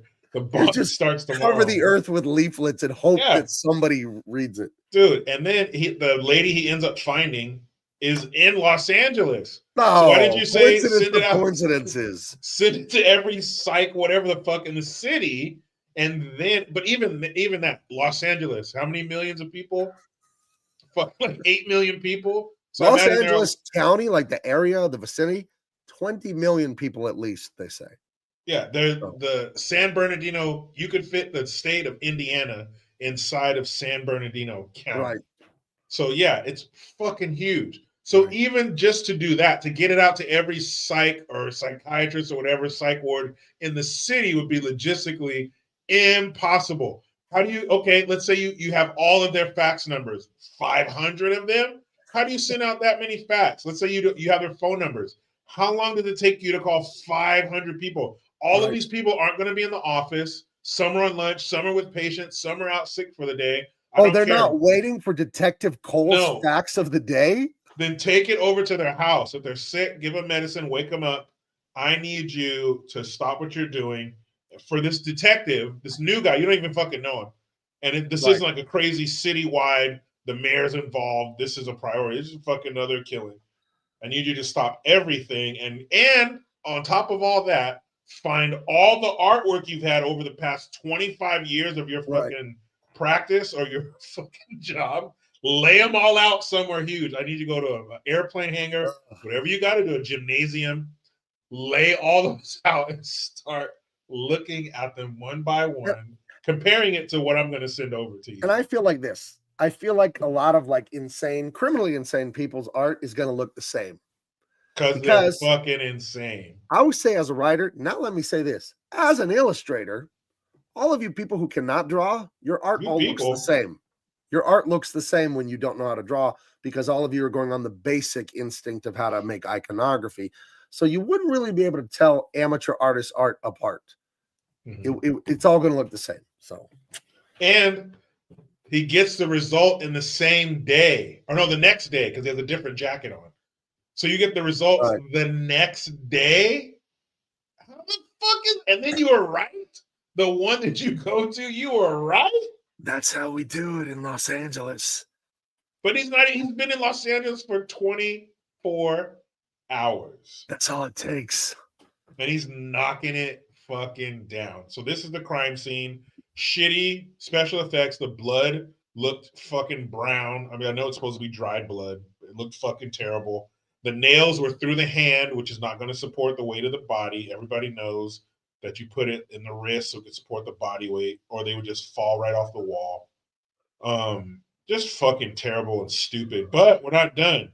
Oh, no, we are a good 2 minutes into this movie. We're not even to the summit of Mount Stupid. No. All right? This next scene, where these are homicide detectives, by the way. They're not negotiators. They're not SWAT. These are homicide detectives. But they're going somewhere. Blah, blah, blah. We have a hostage situation at our school. Oh, we'll take it. No, man, we're homicide. Oh, yeah, we'll be right there. Car number, blah, blah, blah. On our way. He's like, what the fuck? He's like, we're cops. Fucking, we do a little narcotics work. We do homicide. We do hostage negotiation with traffic. We do it all. Cops are cops are cops. So they show to the school. Let's see. I'm going to need 2 microphones or 2 walkie-talkies. Trust me. Trust me. Get it for me now. Keenan's like, doo-doo-doo-doo-doo. Gets him the fucking walkie-talkies or whatever. Hey, kid. My name is Detective Cole. I'm a police officer. Come to the window and look at me. You'll see I'm unarmed. So he goes over to the window. I don't see anything, sir. Look a little closer. And then he goes closer to the window. Fucking Steven Seagal kicks the fucking door in. This is a visibly shaky, nervous kid with his finger on the trigger. But let's startle him with a loud noise as I kick the fucking door in. Boom, gun drawn. I love the gun. 1911. I bet that thing is custom ported. It's probably Steven Seagal's personal gun. No bullshit. Like that thing looks fucking nice, but the barrel on that thing looks like you could shoot a carrot through it. Sticks it in the kid's face. Police, drop the gun. And he's like, "Oh, come on, man. Oh, no, man. Come on, kid. Drop the gun. Don't do it. You don't understand, man. You don't understand." He puts a gun to his head and he runs. Fuck. Runs with so much speed across the classroom. Steven Seagal, 6'4", 265 pounds, right? He's going to run so fast that he's going to take this kid, Action Jackson style, and carry him out the window across the gap between the buildings into the next room. And they found the one high school, the one high school in Los Angeles that is not wait, Gabe, hold on. A one-story building with an open air campus. Hold on a second. Gabe is about to take us another 500 yards around we're winding up Mount Stupid. Gabe's going to take us up another 500 feet. Yeah, so if you live in Southern California like I do and you go to school here, the school buildings are open to the air. So you have a building, and when you walk to your other class, you don't walk down a hallway. You are under God's blue sky. You're not in 4-story buildings in places like where it snows. That's not how high schools are in California. They are open campuses, and your biology class, outside there's grass. There's not a hallway. The lockers are outdoors. They build awnings to protect you from the raining, but you're outside. Somehow they find the only 5-story brick high school in Southern California. It's not what schools look like at all. So that's just a minor thing from someone who lives here. That's not how our schools are built. I don't know where I checked online. They did film this in LA, but I don't know where the hell they would film this that had a school that looked like that. Because that's just not a school building. It's probably like an old firehouse or some shit. It's probably not even a school. But Gabe, who is this kid? I don't know. He's a kid that's upset that his girlfriend dumped him and he's going to take his class hostage. Do you mean who is he like in real life as an actor? No, who is he in the movie? He is the son of the main bad guy. Of course. Wait a minute. You guys are going from a family man murder scene. You happen to get a call that takes you to the school when the hostage taker is the son of the bad guy who's connected to the family man murders. What are the fucking chances? We call that a coinky dink in the biz. That is here's the thing. No way. Here's the thing. As a writer, you don't write stuff like this. You have to earn everything. And I say every week when this comes up in these bad movies, nothing in a story can just happen. The math has to add up. A plus B will equal C. You can't go from A to C. You have to have B. There's no way in fucking hell that Steven Seagal gets here from New York and within 24 hours, the crime boss who's hiding his murders with the serial killer's murders also has a mentally ill son at school that Steven Seagal, who his duties as a detective are not even to deal with hostage shit, just happens to detour and go deal with this. You can't write stuff like that. But they now, did. If you go write a first, second, and third draft, you'll come up with a reason, and it'll be fun, and the viewers will love it because it'll make sense. This again makes no sense. But on the other hand, to be fair, that's what makes this movie fun, is to pick it apart because it's a piece of trash. Yes, it's magnificent in its ineptitude. This movie, it's magnificent.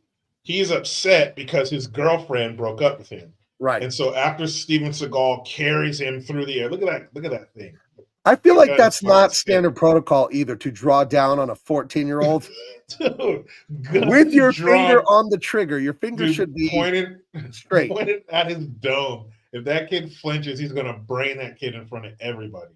So after he carries him through picks him up through the window into the next building, blah, blah, blah, that shit. And because his girlfriend broke up with him, that's why all this started. She runs to the window of the classroom. I love you, Johnny. Oh my God, are you okay? And I was like, what a There they go. stupid Through that chick. window. What a dumb chick. He just held your class hostage at gunpoint. I love you. Ugh, dumb. We're saying you should have trigger discipline, means you don't put your finger on the trigger, you hold it straight, only when you're ready to shoot. None the Miser says, yeah, this isn't an Alec Baldwin movie. He's all twirling it around. No, fuck, he's ready to blow this kid's brains out in front of everybody in that class. So yeah, tackles the kid out the window in his golden dragon jacket. Across to that other window you see behind it. Across. What, you know, kind of force, what kind of speed? There's what, 300 pounds, 300 plus pounds flying through the air. How much force do you need to shoot 300 pounds from this room to that room? And Steven Seagal got to that speed. How wide is a classroom? 20 feet, 25 feet? Few steps. Captain Rudo says that's what the McDonald's cashier sees. Steven Seagal just charging and jumping. So fast. So fast. They just hold the bag out and he just I heard you can get 6 nuggets for $4.95 and 6 more for $1. Is that correct? I'm there. I'm fucking there. Man, and then here we go.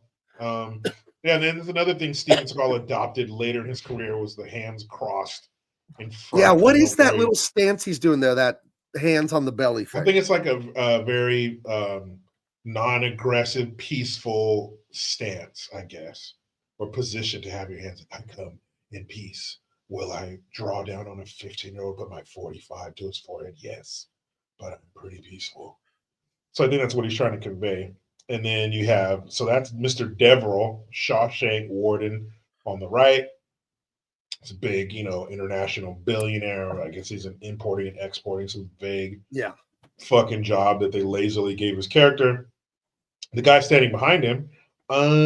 So if you're going to be the bad guy's version of Steven Seagal, his nemesis, then you have to look the part. The guy does not look the part. Oh, this guy doesn't look like a badass fighter to you? Dude, I'm not saying he has to be fucking ripped or anything like that, but come on, man. And he doesn't look dangerous. He looks like he teaches like applied engineering at a junior college, this guy. Yeah, he looks like he's telling him, sir, we have to get to a meeting now. We have to go. But it's okay, all right. You want his you don't want his right-hand man to be a badass. You want him to be kind of unassuming, but he's this cold motherfucker. And when he gets violent, the bald guy that's the bulldog for the billionaire bad guy who's standing there like when he gets violent in this movie, their solution to this guy not being a physical badass in real life, he has a black hood on, so you can never see his face. Clearly, it's someone else. Yeah. Because he's not doing all those jump and spin kicks and all that stuff. I doubt that.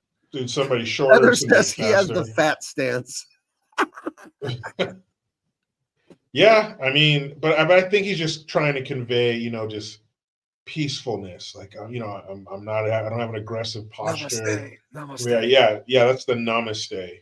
Well, so why don't we, instead of speculating so much, why don't we just bring him in and ask him? Surprise guest tonight, the great Steven Seagal is here, straight from his jazz band practice. How you doing, Jericho? It's nice to see you.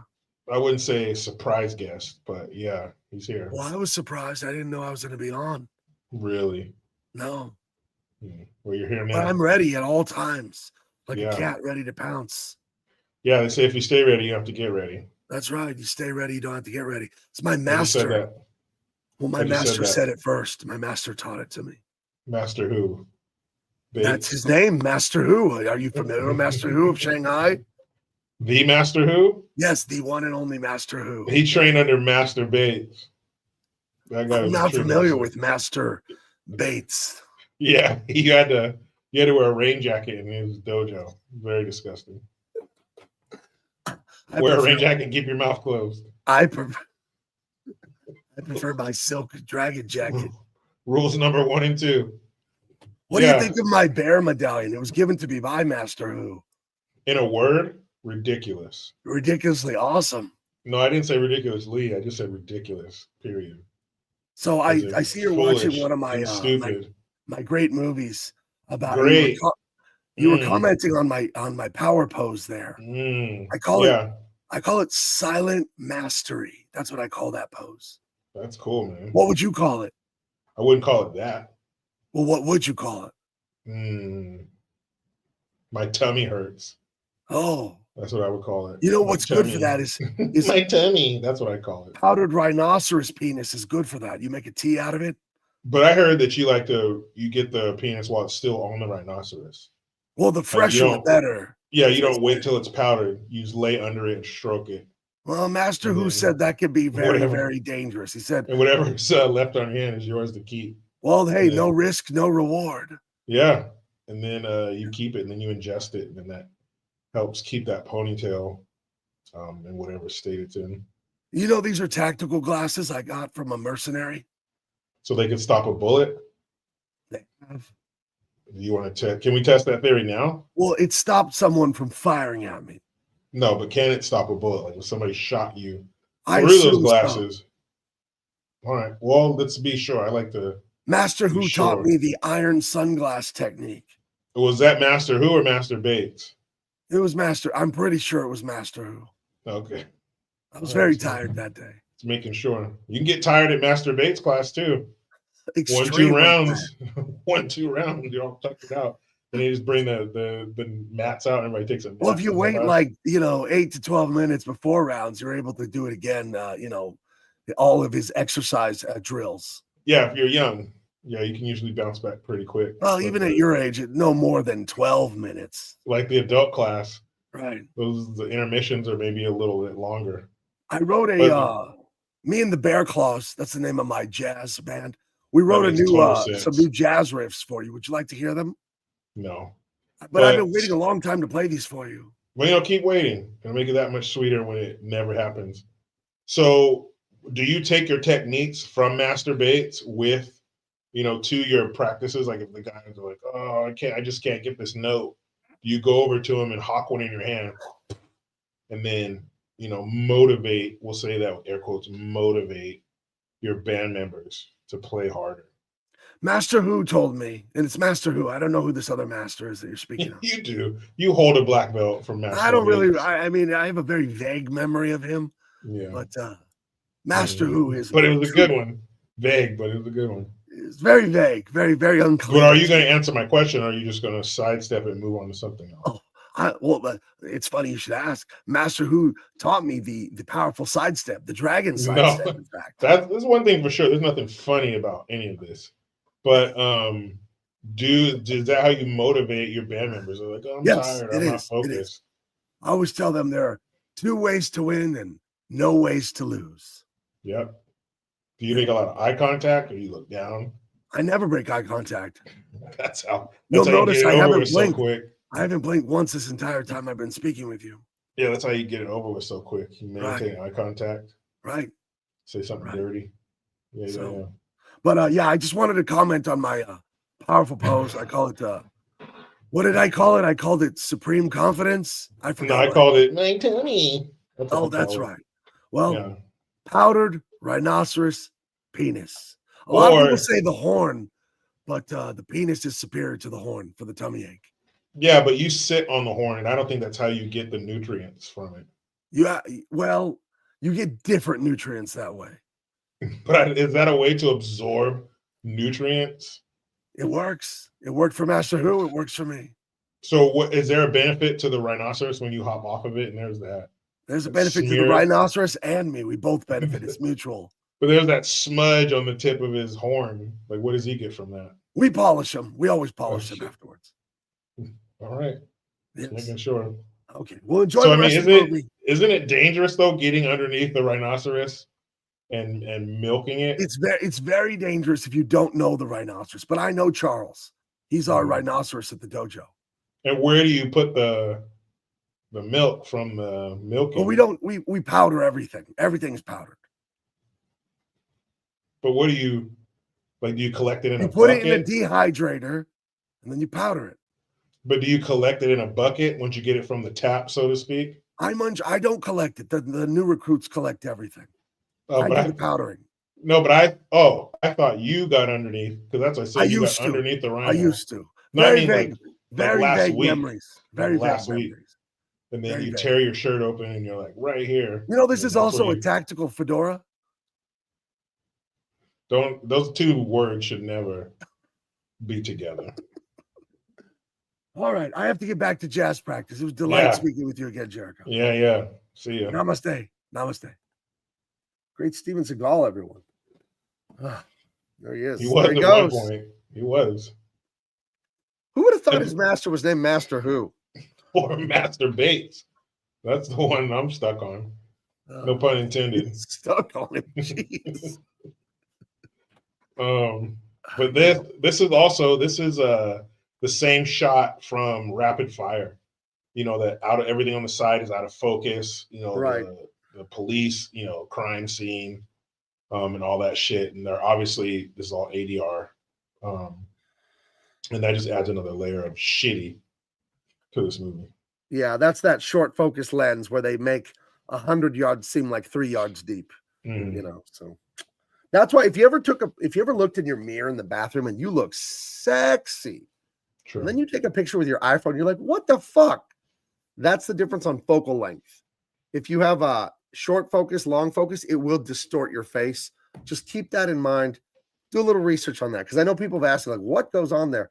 And you actually will look completely different depending if it's long or short focus, your face. Because basically what short focus will do, imagine your face is a ball because it's round, right? It'll bring the sides up and it'll focus everything at the same depth. So it'll flatten your face out and like widen it and stuff. And then the long focus is gonna your nose and everything. It'll stretch your face into the camera more. So that's just that's an art tip there when you're taking pictures of yourself. That's why you might look funny in one mirror and then look weird in this camera, but look good in this camera. It's the focal length that's getting you. So, Gabe, you should have a segment where you give art tips, and it's called Just the Tip. Just the tip. Yeah. Just the tip that you could be a father at 18 like me. Turns out that never works. Don't do it, guys. Or Pull I out should say, never works. it always works. Pull out never works because by the time your brain registers it's time to pull out, it's too late. What's that joke? It's like, what do you call people that practice the rhythm method? What, mom and dad? Parents. Yeah, that's right. Once you start getting that feeling in your legs, it's too late. It's too late. Might as well leave it in there. The quiver lip. Yeah, just leave it in there. Once you feel it, just like they say when you drop a bomb, when you hear the whistle, it's too late. Yeah. By the time you're hearing that whistle, when your Latina wife hits you with the leg lock and says something in Spanish, you're done. No. Yeah, dude. Just stay there. The only it's thing already too late. Pulling out is your wallet to buy diapers. Right. No. You hear a little something in Spanish. Yeah. And then you hear, I'm late. Where are you gonna be? No. Oh yeah. Yeah. So. Oh yeah. So careful, guys. Been there. Even though you can't feel anything, you might want to strap it up. Been there. Strap it up till you're ready. Because pulling out don't work. It don't work. Not a very high success rate. That's like the diet starts on Monday. It's one of those things you promise yourself you're gonna do, and then you're like, nah, I didn't know. Yeah, but your dick's like, do it. Yeah, then where's he when it's time to pay for college? Don't you puss out on me. Don't be a bitch. Your dick's like, he's a friend that orders all the food and doesn't have his wallet with. Yeah, and then you hear footsteps leaving and the door slamming. Dick, back. I'm done, you know what? Dude. If anyone was going to be a dick, it'd be him. And you run out to the street. Dick! He's fucking gone. How it goes, son of a bitch. And you keep letting him come back every time. He shows up 5 hours later with his lovable rascal. It's like, you're like, I can't stay mad at you. Come here, you little bastard. Of course I forgive you. I knew you would. Why do you always do that to me, dude? At this point, he thinks it's funny. That's what I do. But he's like a cute little furry animal, but he just sounds like that. That's why you keep forgiving him. Right. Look at my face. I'm too cute. Man, come here, fucker. Oh, I can't stay mad at you. You little bastard. What I miss? What I fucking miss, huh? Yeah. Well, she's pregnant. Ooh, sorry. Oh, I was just leaving. You should be sorry, dick. You did this to me as you sit on a fucking dock with your feet swinging over the water. Oh, I'm sorry, kid. I didn't mean to do that. I feel like you did.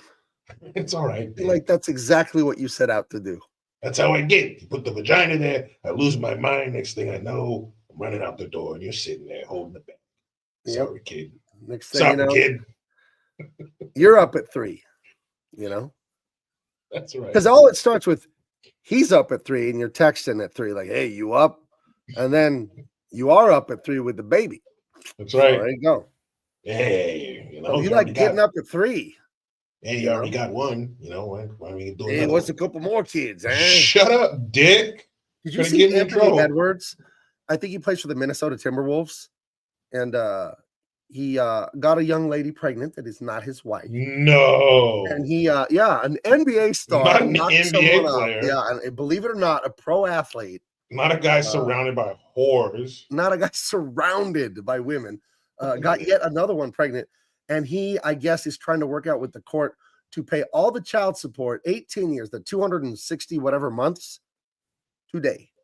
He's going to cut her a check for, $1.7 million and never talk to her or that kid again. That's way cheaper than fucking $25,000 a month. Or whatever it is. I don't know what the figure was, but it wasn't much, and it was like, let me just cut you the 18-year check today. Right here, right now. Wow, that is something. Let's see. Anyways, moving on. So he tackles the kid out the window into another window in a high school that probably doesn't exist in Southern California. And the billionario, that's the Spanish way of saying it, the billionario businessman with his evil henchman behind him, thanks him for saving his crazy son's ass and hopes that, it'll help his kid, do better in court and this, that, and the other. Let's see. Hopefully. And then, so he's back at the police station and the henchman comes in and the henchman, basically threatens Steven Seagal and says, my boss, he's very powerful. He can make things very hard for people. And we just don't want you to testify, the wrong things at the court. And Steven Seagal gets all righteous, like, I tell the truth. When I go into court, I'm always an honest man. I'm going to tell it like it is. And nobody fucking threatens me. And you tell your stupid boss he can kiss it. And like, he kind of chews the guy out, First, the guy tells him he's all, he's a powerful man, the kind of man who can help or hurt a career, Right. And then that's when he's like, oh, you tell your boss. I tell the truth. Like, get your ugly white ass out of here. And that's when I was like, wait, what? If you're saying he's white, then what the fuck are you? Because you both have the same skin color right there. Get your white ass out of here. I don't know. He said he got Tibetan prayer beads. Heather, when we were 14, my friend, and I snuck out of my house while spending the night, and she got pregnant. Someone got pregnant. Heather, we need Or did you both get pregnant together? We need better grammar in this one, Heather. Please, I'm on the edge of my seat wondering who it is. Yeah, who got pregnant? And if she came over to your house and snuck out to go see her boyfriend, did you know that she was going to do that, which is why you had her stay? Did you help facilitate the lie that changed this woman's entire life, Heather? Did you help to get her pregnant, is what I'm asking. Did you? Is that what's going on? And if he's paying, and Heather, go back grounded. You are grounded, Heather. Until further notice. If Anthony Edwards pays that woman, to go back to that, $25,000 a month, 12 months in a year, times 18 years, that's $5.4 million. That's nothing to an NBA player. He probably gets $30 million a year. That is absolutely, that's like you dropping a quarter on the ground and like, nah, fuck it, and just walking away. Because he knows, number one, he's making out like a bandit, fucking easy. And he knows, number two, that she's going to blow through that money and fuck it up. For sure. Look at this. Unless he found the one whore that is fiscally responsible and will budget the money and that's going to carry me to his 18th birthday. No, she's going to fuck that money up. I am assuming the woman, just statistically, not anything about her personally, just the way odds work. She probably doesn't have much money because, most people don't. So I'm assuming if you hand someone who doesn't have and never had much money, a couple $1 million, they're going to go nutso. And they're not going to have a lot left very quickly. Yeah, you can go through $5 million easy. Look at this. Heather says, yes, I helped her friend lie about her whereabouts, and she planned on having sex. Yeah. Heather? So why? You can forget about camp. You are not going. Right. And I want the car keys. Put them on the counter. No TV. Grounded. Hey, and the most painful one of all, Heather, give me your phone. Look at Her this. phone. We were at my house and she snuck out the window. Was They your did end up house? getting married. Oh, there you go. Are they still married? And did she pick your house to spend the night over because you had the cool parents? Do you have And the cool mom? and she wasn't afraid Right. of sneaking out. Well, Why did she pick you, Heather? drink here than drunk drive. No, Heather. Why did she pick you Yeah, for her? yeah, what's going on? Capades, for her adolescent sex capade. Check it out. Yes, they're they're still married, and that baby they had is now a doctor. So it's a baby doctor. It's a baby doctor. Okay, Jericho, I got your webs. I'm gonna read your blood report here. It looks like you ate too many French fries yesterday, and your tummy did hurt. Uh-oh. Sorry, mister. You have I'm gonna write you a cancer. prescription for a bottle and a nap. So you gotta take a nap. Thanks, Dr. Baby. Okay. Anytime. Can you help me find my mommy? I have to change my diaper. No problem, little fella. Okay. Hey, so Doc, good news or bad news? Dr. Baby, I went to school for 7 years. Dr. Baby. Even though I'm only 2. I'll give you your due. Dr. Baby. Yes, give it to me straight, Dr. Baby. Yes, I always give it straight. I'm sorry, sir, but you have cancer. You're gonna die. Dr. Baby, what the fuck? Sorry. You're dead, Dr. Baby. But if you're gonna hear some bad news like that, Dr. Baby, Wednesday night, 7 p.m. on ABC. If you're gonna get bad news, you might as well get it from a really get cute it from a little baby. Don't feel bad about it. Sometimes when I feel bad, I eat a popsicle. Would you like a hug? Do you think you could be a ninja when you grow up? Dr. Baby, you're already a doctor. I want to be a ninja doctor when I grow up. I need a new fucking doctor. I don't know about this kid. He's fucking silly. Oh, look at this prescription. Take 2 bottles every day for a week and change your diaper 3 times a day. Okay, Jericho? Sure. I'll do whatever you say, Dr. Baby. Hey, Jericho, have you been napping or skipping naps? I've been skipping naps, doctor. You can't skip naps, and you're cranky. I do get cranky, Dr. Baby. You're right. I'm gonna start napping. Start napping more. I'm gonna take a nap right now. Cool. Well, there. I'll shut off the lights. Okay. I'll turn on the. What do you want? The You want to hear the ocean sound? I don't like the scary stuff. Put the night light. Do you want to hear scary? Do you want to hear like ocean sounds? No, scary. No. Do you want to hear ocean sounds, or you want to hear bird sounds? What do you want to hear while you sleep? I want to hear the bird. Okay, I'll put on the bird one. Do you know I can run fast? Yeah, especially with your new shoes on. Yeah. Are those the ones that light up? Yeah. Those ones that light up when you walk on? I raced my dad and I won him. You won him? I won him. So you won him from somebody or you beat him? You beat him in the race. We raced and I won him. Oh, I thought you won him like at a carnival. But my mom, she raced my dad and she won him. She beat your dad too? He's in a wheelchair. Oh, did you put him there? He fell down when he was drinking his juice. Dr. Baby, you paused there a little bit. Did you have anything to do with your father ending up in a wheelchair? Dr. Baby, tell the truth. He fell down. He fell down drinking his juice. Oh, so you're the reason your dad drank? No, I shouldn't have said that. Well, I look at the X-ray and his ankle broken, but he'll be okay. It wasn't a compound fracture, was it, Dr. Baby? No, it was a spiral fracture, but it didn't puncture the skin. Oh, sounds so cool, those technical terms coming from a baby. Well, I did go to Harvard Medical Baby School. You sure did, man. You graduated baby cum laude. Right, baby cum laude, class of 2025. I just graduated in May. So you're like a new Dr. Baby. I'm a new baby and a new doctor. That's a lot of news. Did you know that I saw Mickey Mouse? Really? Yeah. You go to Disneyland or he came to your school? He was on TV. Oh, you saw him on the TV. Yeah. Well, yeah. He said, come to Disneyland. Are you going to go? No, my dad said I had to wait. Oh, stupid dad. Yeah. That's why we wasted. He said you couldn't even run if you went to Disneyland. And I said I could run faster than you, and I ran faster than him. That's when you won him. I won him. have you ever heard of a word called emancipation? The Emancipation Proclamation that was issued by Abraham Lincoln at near the end of the Civil War. A lot of W's in there. I learned a lot of stuff at Harvard Baby Medical School. No, I mean, if like you can emancipate yourself and be your own boss, doctor baby. I'm Like a your parents boss baby? Yeah, your parents can't tell you what to do anymore. But could my mommy still live with me? If she pays rent, but they can't like tell you what to do anymore. You're your only boss. You be your own boss, doctor. Well, I will have to drive my own car. Yeah, scary times on the road, people. I can't touch the pedal.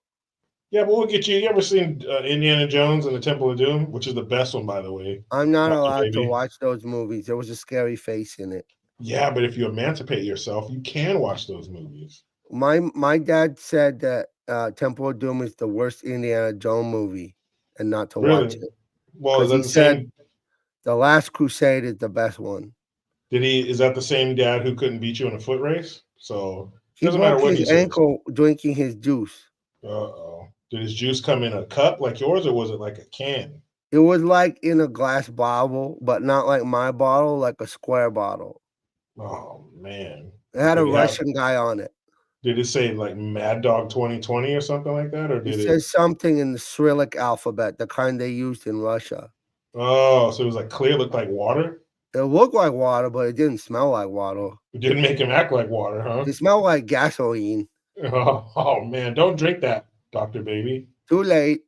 Oh, that's you're all fucked up. That's why you want to nap. You're fucking drunk. Emergency, calling Dr. Baby. Emergency. I gotta go now. See you later. Oh, drunk surgery. Somebody got a big boo-boo, they said.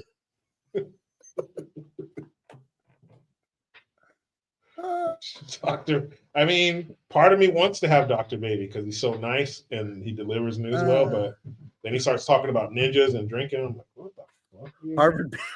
Harvard Baby School is redundant. Gabe, I'm looking for a hotel near a dog-friendly beach in La Jolla. Well, that should be easy to find. Google Maps. Don't go to Google Maps. Go on to Apple Maps. It's so much better, which is crazy because when Apple Maps came out, it was the worst map thing in the universe. But they turned it around. They're the greatest ever. Heather, there is a beach in San Diego, and it's called Dog Beach. It's Moonlight Beach. And it is filled with dogs. It is near Encinitas, Del Mar, just a little bit north of La Jolla, which you're talking about there. But yes, there's a dog beach right there. I don't know exactly where. I went there once in high school. I drive by it all the time. But yeah, it's famous for dogs. We call it Dog Beach. I think it's called Moonlight Beach. But yeah, and you can find a place there. Not going to be cheap. Encinitas, Del Mar, those are La Jolla, Solana Beach. Those are really nice places. So yeah, you should definitely be able to find a place down there. People, like rich people, fuck their dogs. It's north of Torrey Pines. That's the famous golf course and all that. So you'll see. Let's see. Somebody at ABC is writing down Dr. Baby. That's true. Dr. Baby is a Bluey fan. Oh, awesome. Why are most of Gabe's characters alcoholics? I don't know, because I'm drug and alcohol free. I don't even smoke. I did buy the chewing tobacco, not chewing tobacco, the the nicotine pouches. Ew. It's just pure nicotine. Never had it in my life. Never had it in my life, but I saw it on TV. And then I saw that Gavin Newsom and the Democrats, they outlawed all the fun, like fruit flavors, because that entices children, they say. So you just have plain in California. You don't have like raspberry nicotine, you just have plain. So I'm like, what is this? Out of pure curiosity, I went and bought it, put it in my mouth, and I was sitting here drawing, and I was like, whoa! Like because I never smoke or nothing. So fuck you up. The adrenaline rush. And I was like, oh, I spit it out after 5 minutes and then got a headache. It was a fucking worst. Yeah. So there you go. So I have I have a hockey puck full of Zin that I've had for like 2 years now. I had they fucking have pieces of little tiny pieces of fiberglass in it. Puts these little tiny cuts in your lip, and that's how your gums. That's how the nicotine gets in there. But yeah, Dr. Baby says you shouldn't do that. No, you shouldn't do that. You should do natural living, but it's okay. One won't hurt you. Even if there are flavors like mashed peas or sweet potato, or whatever, my favorite one is Thanksgiving dinner. Oh, it tastes like stuffing and turkey. Tastes like stuffing and turkey. And then Mama gave me cranberries when I was done with that one. I felt like a pilgrim. You look like a cute little pilgrim. Put little buckle shoes on you and stuff. I killed a turkey once. You're young. How'd you do that? It was in a video game. It wasn't real. It was on my Oh. mom's phone. There was a game on her phone. Well, Turkey Blaster. Turkey I played Blaster. it. Well, Turkey Yeah. Blaster 2, yeah, the sequel. Yeah. Turkey Blaster. That's where you stick a bazooka up a turkey's ass and then you. Well, I wouldn't say it like that. You said a naughty word. But I'm an adult. I can say all kinds of naughty words. Not in You front of a can't. baby doctor. But you're a doctor. Everything we say is confidential. You can't tell anybody what we talk about. And that That sounds is the- weird. That is the saying that to a HIPAA laws. child. You are correct. The HIPAA laws prevent me from sharing private medical information. Yeah, but I just want to clarify that it's, HIPAA, not like, hey, little kid, you can't tell anybody. Well, not like that. I will call the That's police. weird. I will call Yeah, the please baby do. police. No, call grown-up police. I think My they do more my damage. brother he's a police chief, but he's also a baby. But I don't think anybody would be like afraid of. He said, baby "Put your police. badge and your gun on my desk. You're suspended." Yeah, but if you tickle him, then he starts laughing and forgets He about did. it. A bad guy got away because the bad guy distracted him with the candy. Yeah, he just threw a candy like at a parade and then just went for He it. said, "Look, here's your chocolate. I'm gonna go now," and he went. Oh man, you got to do better. And my than that, dad Chief. tried to race him, but he won. My dad. You got baby police got to do better, man. You got to do better. All right. Baby doc. Oh, you know what? Proud parents. A doctor and the police chief, both 2 years old, twin brothers. Their parents are probably get emotional just thinking about it. Very successful family. Dr. Baby would call them hippopotamus laws. Oh, those are different laws, Dr. Baby. Look at Captain Haruno. Tell Jericho's mom on him, Dr. Baby. Dude, the big guns. I'm going to tell your mom you said a bad word. That's not cool, Dr. Baby. You can't. You're breaking your hippopotamus law. I don't need to be cool. I need to be forthright and righteous. Yeah, but there's a law that says you can't do that, Dr. Baby. Do you want to be a run from your practice? Do you want me to be a liar and pretend you didn't do anything bad? Yes. You're a naughty man. Trust me, Dr. Baby. Lying gets easier and easier over time. You'll be fine. That's what my uncle said. He said the more you do it, the easier it gets. Yeah, that goes for anything. But uncle can only visit us on the weekend. Work furlough. You made some bad choices, Dr. Baby. Yeah. Don't be Uncle's like your uncle. car always smells funny. He smells like a skunk? A little bit. Like you A burned little a bit. skunk. A little bit, yeah. And he He's eats always- all my baby crackers. Yeah, I was gonna say he eats all your Lunchables and stuff. All of them. All of them, these crumbs. And He's then here sweet. you come, hungry baby. And then there's Yeah. nothing. I told my mom I don't like uncle. He eat all my Mhm. snacks. Did she say she would take care of it? She said he's not allowed at the house anymore. And then Yeah. Dad fought with her about it. They were yelling big adult word.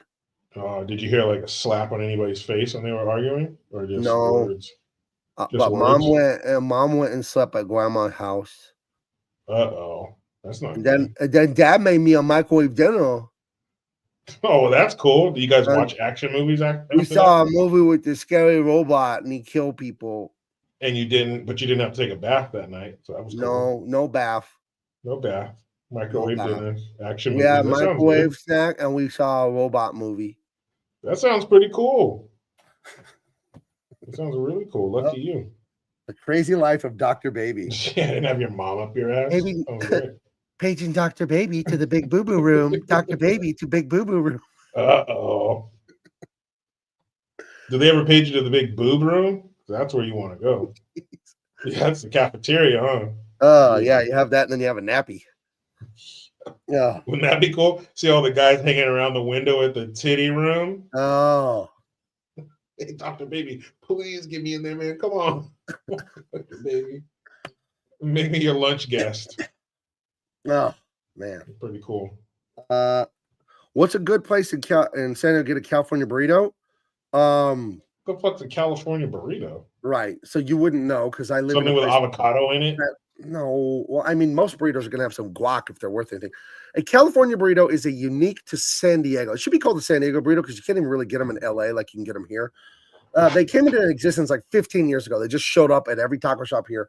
And it's a carne asada burrito, which is the marinated skirt steak chopped into little Asada. carne asada with that grease at the bottom. By the time you get to the final Final bite, it's more grease than burrito. It's so good. With some guacamole. And then pico de gallo, which I always say sin. Sin means without, S-I-N, sin, pico. I don't want the pico de gallo. I hate pico de gallo. Pico de gallo is little cubed up onion, tomato, cilantro. I like my salsa as a liquid. I don't like it as chunks. Yeah. So I say no pico, but the difference in California burrito is they'll put French fries in the burrito and sometimes cheddar cheese. I'm not a big fan. Everyone seems to like them. My son really likes them. I'm like, whatever, because the French fries to me need to be crispy. And you put them in a burrito with all that meat and all that juice, it's going to steam. And then the fries are a little mushy. So Fucking mashed potatoes. It's good like the first few bites. And then they're no longer French fries. They are formerly French fries. But there's a Roberto's in Solana Beach on like the PCH there, right by I think the Carlsbad State Beach there. Oh, this is a good taco shop. On Convoy Street, there are two great ones. There's Super Sergio's and there's El Gordo. Not to be confused with the world famous Tacos El Gordo from Tijuana. Tacos El Gordo started in Tijuana, and then they have like 3 of them in town here. That's pretty damn good. And there's one or two in Vegas, one on the strip in Vegas and one south of the strip by the Harley Davidson dealership in Vegas. Tacos El Gordo is fantastic. And then we got a lot here, man. I mean, Tijuana's right there on our border, and there's so many taco places there. And there's like Las Ahumadoras. That's the original taquerias from the 60s in Tijuana. And those you pull up like a bar, like street side, like you're on the sidewalk sitting at on a high stool chair, and you're ordering tacos like you're ordering beers. I'll have one of these, 2 of these. You eat them, like, okay, give me 2 of those. You eat them, and they cut them right off that spinning meat flame thing. Well, they brought one to San Diego. Las Ahumadoras has opened one down in Chula Vista, which is a southern city in San Diego. So, and then the boxer Canelo, he has a Super Rica Taqueria. The Super Rica means super tasty. Super Rica Taqueria in Chula Vista. I have not gone there because the freaking line is around the block because he's so famous. Chula Vista is a very Mexican part of town. So he's got a lot of fans. So I want to go there because it looks fantastic. So if you don't want to wait in line, San Diego, you got to go to Super Sergio's or El Gordo. Those, they're not going to have a crazy line. But I will get to Canelo's place and I will report back. So there you go. That is your San Diego Taco Minute. Now I want to eat tacos. I've barely eaten today. I've eaten like, I don't even, if you took all the food I ate today, I don't think it would be a meal. I have not eaten today, so I'm starving. Anyways, we're 8 minutes in this movie, Jericho. We need a speed run. Can you speed run us? Easily. Okay. So this right here is one of the worst fucking scenes in the movie. That person there on the table, I guess they have is that the trajectory of the bullets? Those things sticking out. Like in their forehead and the side of their head, I guess. Yeah. So this is the morgue. More of the stupid, back and forth, because, even though we're around a bunch of bodies, it's so normal to us that we just joke and talk shit around the let's just make jokes about dead bodies so in the coroner. Fucking dumb. So they go to the coroner and he's like, oh yeah. He's like, what else can you tell me? Well, there's nothing else to tell you. He's like, oh, and then Keenan Ivory Wayans through the whole movie with his little fucking snarky fucking remarks. He goes, oh, what are you going to tell us next? She was an Aquarius and walks in the park. And he goes, was an Aquarius. I think she's Russian, cheekbones, blah, blah, blah. And so he takes a fucking scalpel. He's a cop. So far they're homicide cops. They're hostage negotiators. And now they're fucking medical doctors. They're pathologists. Because he takes a scalpel and the lady's laying there on the table. I didn't know that you covered up everybody else, but if she has nice tits, you leave her tits exposed because they have the sheet. Who this lady is the one who was murdered from the first scene of the movie where they go to the house where there was the ritualistic murders. She's one of those people. Yeah, it was a hotel. Yeah, it was a hotel. Later in the movie, it was it was a motel. It's the first time it wasn't a house. Right. And so, yeah, that's the translator for Devereaux, the bad guy who went to thank him outside. It was like, oh, thank you for saving my son. And so he takes a scalpel, cuts her tit open and takes her implant out. And he goes, follow this serial, find out what you can with this serial number. There's no blood on it or nothing. It's totally clean. So the inside of a woman's tit is just totally clean. Blood-free. No fluids. Blood-free. And number one, the coroner would be like, man, what the fuck are you doing? You can't do that. You're not allowed to cut up the bodies if you're not the coroner. What on earth are you doing? I feel like that would like fuck up the investigation somehow. That would fuck up the autopsy. Right. Like Can you you couldn't imagine do that that. this guy went to the dentist and he just grabs a drill and starts going like doing a root canal on someone or something? Like, Dude, and how skilled are you? How are you so skilled with that scalpel that you cut into her breast and didn't slice her implant open? Like that's knowing exactly how deep to put the scalpel and cutting. Like, how the fuck does he know that? Oh my god. So this is stupid. Cavalry says it's probably illegal. Yeah, I'm certain you'd get reprimanded severely, perhaps not fired because they have good police unions. But my goodness, you can't do stuff You like can't go again, cut open a body's tit. as a writer, you can write your way out of this easily. The coroner could have gotten the implant out, and then the detective could have said, huh, maybe we should check the serial number on this. It'll help us identify this woman. Not, I'm going to do it myself and maybe get, suspended from the police force. You could have just had him say, hey, did you get we can't identify her. Did we try the dental records? What about her breast implants? Can we look at that? Can you get me the breast implant? We can check the serial number. Like, you can write your way out of this stuff pretty easily. Or the coroner already has the information. Yeah, we checked the serial number on her implants and fucking it's from blah blah blah blah blah blah blah. Right. It gives them information, helps the Right. case move forward. Holy hell. And what they find out about her is she's Russian.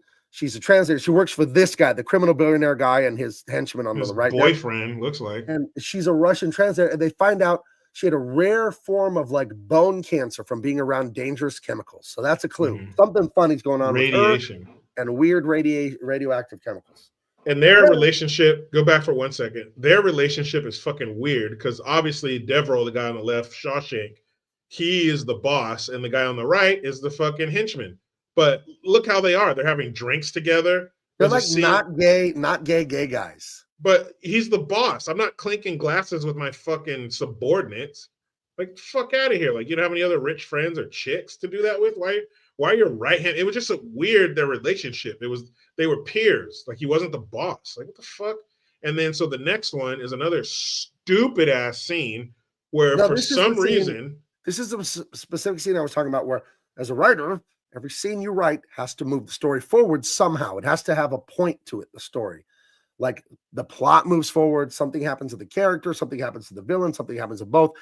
Something happens that relates to the plot of this movie. This scene, I can't make sense of it. They're driving along, Damon Wayans and Steven Seagal. They go into a Chinese holistic medicine shop. He teases him about powdered deer penis and this, that, and the other, and gets him to take some of it, and they leave. Yeah, he starts. Is there a story reason for this scene? I don't believe so. It just happens. It just happens. He's not, unless they took something there for that old man to decipher for him, which they don't, because the scene is shot to where you're looking from Keenan's point of view. So Steven Seagal standing over by that old man.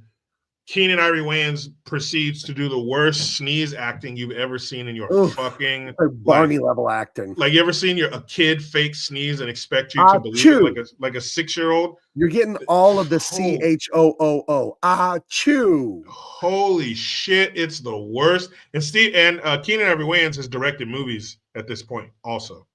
Right. Horrible fucking sneeze acting. He tells him, oh yeah, you take a little powdered deer penis, put it under your tongue. That'll take care of your allergies to the incense. Who the fuck is around incense so much that they need to take some kind of medicine for it? When's the last time you were around an incense? So he fucking gets him. He's like, oh, just kidding. It doesn't do anything. I just wanted you to put deer penis. Or no, he made him do it and then told him what it was. That's right. He goes, oh, my stuff's bitter, man. What is it? Oh, it's all powdered deer penis. And he starts, oh my God, boy, do I feel violated. Just these stupid little fucking one-liner quips that were so dumb. Oh, I feel so violated. Oh, because you had powdered dick in your mouth. Oh, it was fucking terrible. And coming from Keenan Ivory Wayans, who himself, never mind the other members of his family, is a great comedic mind. How could you be so shitty in this? Did Steven Seagal override your punch-ups or something? And we get a quick break from the rain because in the last scene, when those two lovers who aren't lovers were drinking together in front of that big window, you see the water just pouring down the window because, damn it, it won't stop raining in Los Angeles. So, yeah, they leave there. Here in Southern California, you get like single-digit days of rain per year. So for it to rain for a week straight, it could happen. It has happened since I've lived here, but my goodness. They No. made a song about it. Tony made a song called It Never Rains in Southern California. Great song, by the way. So these two non-lovers, you can see the rain. The rain is like pouring down the window. Like the gutters can't get rid of the rain fast enough. It's torrential downpour to make it dark and gloomy and scary and suspenseful. I'm telling you, they're ripping off Seven because that's the vibe I got from this. Yeah. They're trying to go with the psycho killer who was perverting religion to kill families to send them to heaven or some shit. Because they do touch on the killer briefly and say, like, he thinks he's redeeming these people as martyrs or blah, blah, blah. And he like puts like Jesus, the crown of thorns on some of the victims and stuff like that. Mm-hmm. But I don't think you should get all bent out of shape with this movie. I just got texted a picture. I'm friends with Baby Doctor, and he just sent me his latest LinkedIn photo. There he is. Oh, come on. Who wouldn't want to get a checkup from that face? Right? I feel like he's going to be a recurring guest on this show, Baby Doctor. Like, hey, man, can I get a hug after my examination? You're so cute. Thank you. Bring it in. Baby Doctor will return, everyone. Thanks, Baby Doctor. So this scene is maybe it's meant to show that their relationship is getting better. They do like joke with each other. There's a couple laughing scenes. Yeah, but here's what you do, and you said it earlier. If you want to go into the Chinese holistic thing and have some funny jokes and the powdered deer penis, fine. Give it a story reason. Here's Gabe's simple story reason.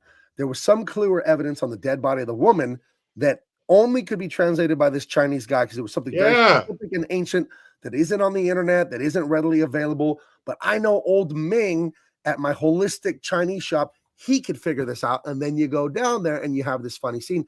Instead of, hey, we'll just fucking walk in here, be here for 3 minutes and then leave, and the story hasn't progressed. Yeah. The mistakes in this movie they're so amateurish because like any writer that's being paid to write, you know better than to do. It's weird. That's why it's funny. It just doesn't make sense. Or have they found a pouch of some powder with a Chinese symbol on it? They take it there and come to find out it's a holistic treatment for bone cancer. Ah, look at that. You see how easy that was for you? That's brilliant. That's actually brilliant. Because I was trying to connect the Russian and the Chinese. There you go. She was trying holistic medicine for the radiation poisoning. Come on. Fucking easy. But why didn't they do that? Why the fuck didn't they do that? So instead, we get this that means nothing. Captain Hunter says, I wonder if this scene was a sponsor thing somehow. Yeah, it was sponsored by powdereddeerpenis.com. Please don't type that in. I don't know if that's a website, but just do not type things like that in. Where do they come up with these medicine names? Overitrol. Like try Overitrol. Yeah. Mongerno. It's so weird. Where did they get them? But this whole scene, which is a couple minutes long, has no bearing on the story other than to maybe show that they're getting cool with each other. The whole scene is so Keenan Ivory Wayans could be sneezing, and then Steven Seagal will say, try this, put it under your tongue. He tries it. Oh, what is this? And then he says it's powdered deer penis. The whole scene is built around that joke. That's the whole point of the scene. But they could have done that in the car, going to a scene that made sense. You know what? They could have just not done it. That's an option. My favorite option. They could have not done it at all. Writing is rewriting. Holy hell, man. Yeah. Yeah, it's terrible. So yeah, that was a waste. That was a waste of time. So then they're on their, this is another one, horrible writing. They get a radio call from dispatch that says, hey, there's a witness that knows a lot about what the hell's going on with the killer.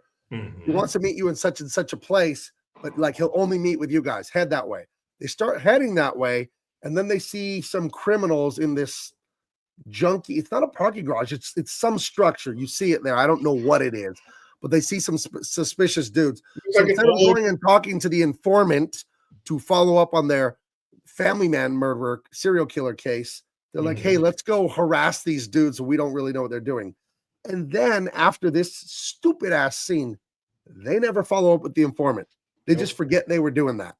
And Keenan Ivory Wayans even says, dude, that's not our job. You know, we need to go meet with this person. No, we need to stop all crime. What's the big deal? And so I guess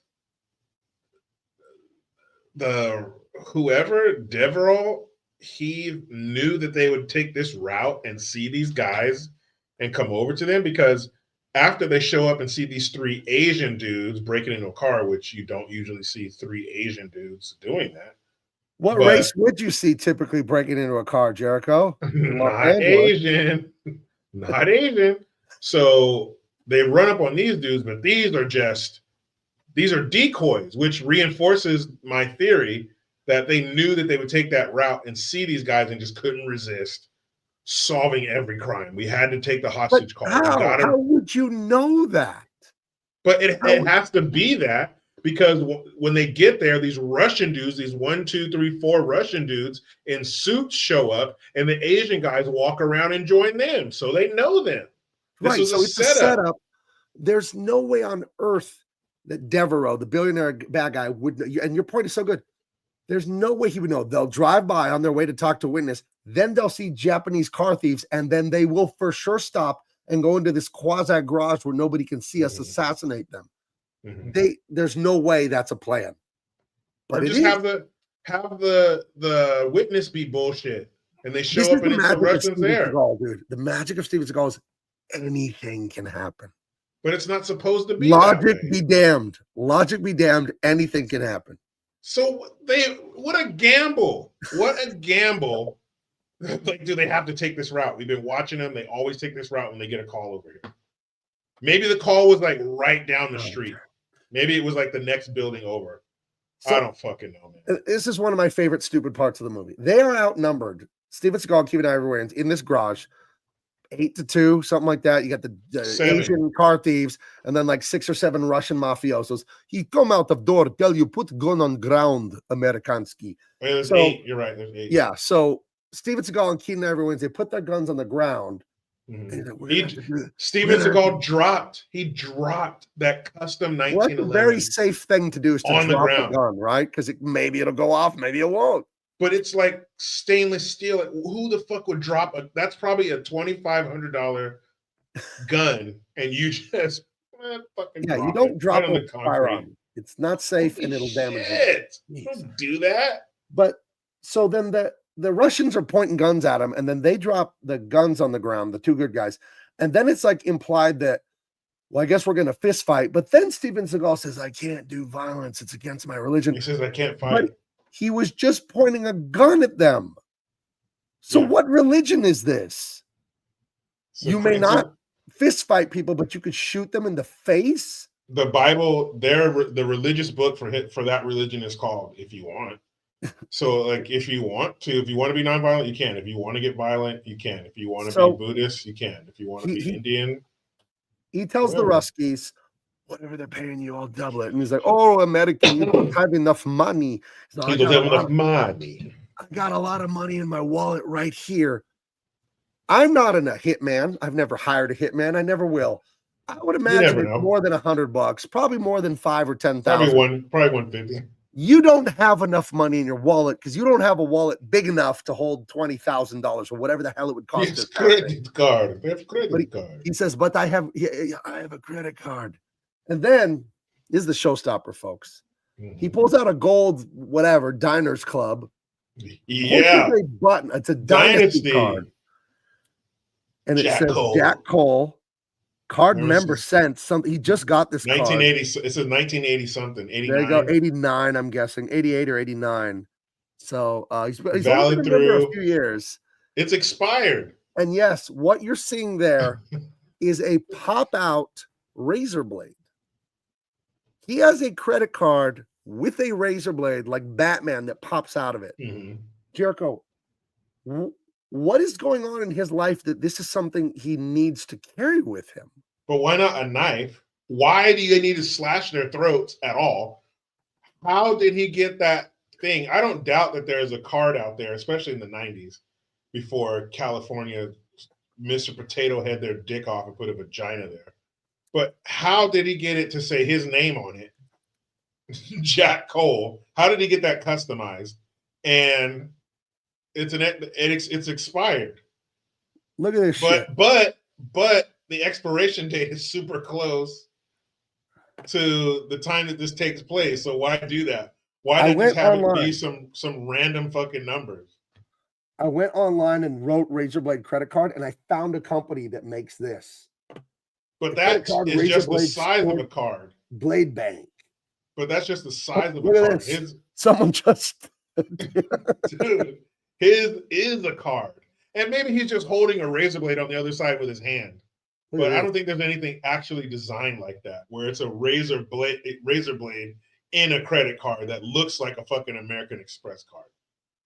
You'll find a lot of shit that's the size of a credit card, but it doesn't not look an like actual Amex Black, you know. But how did he get his fucking name on there?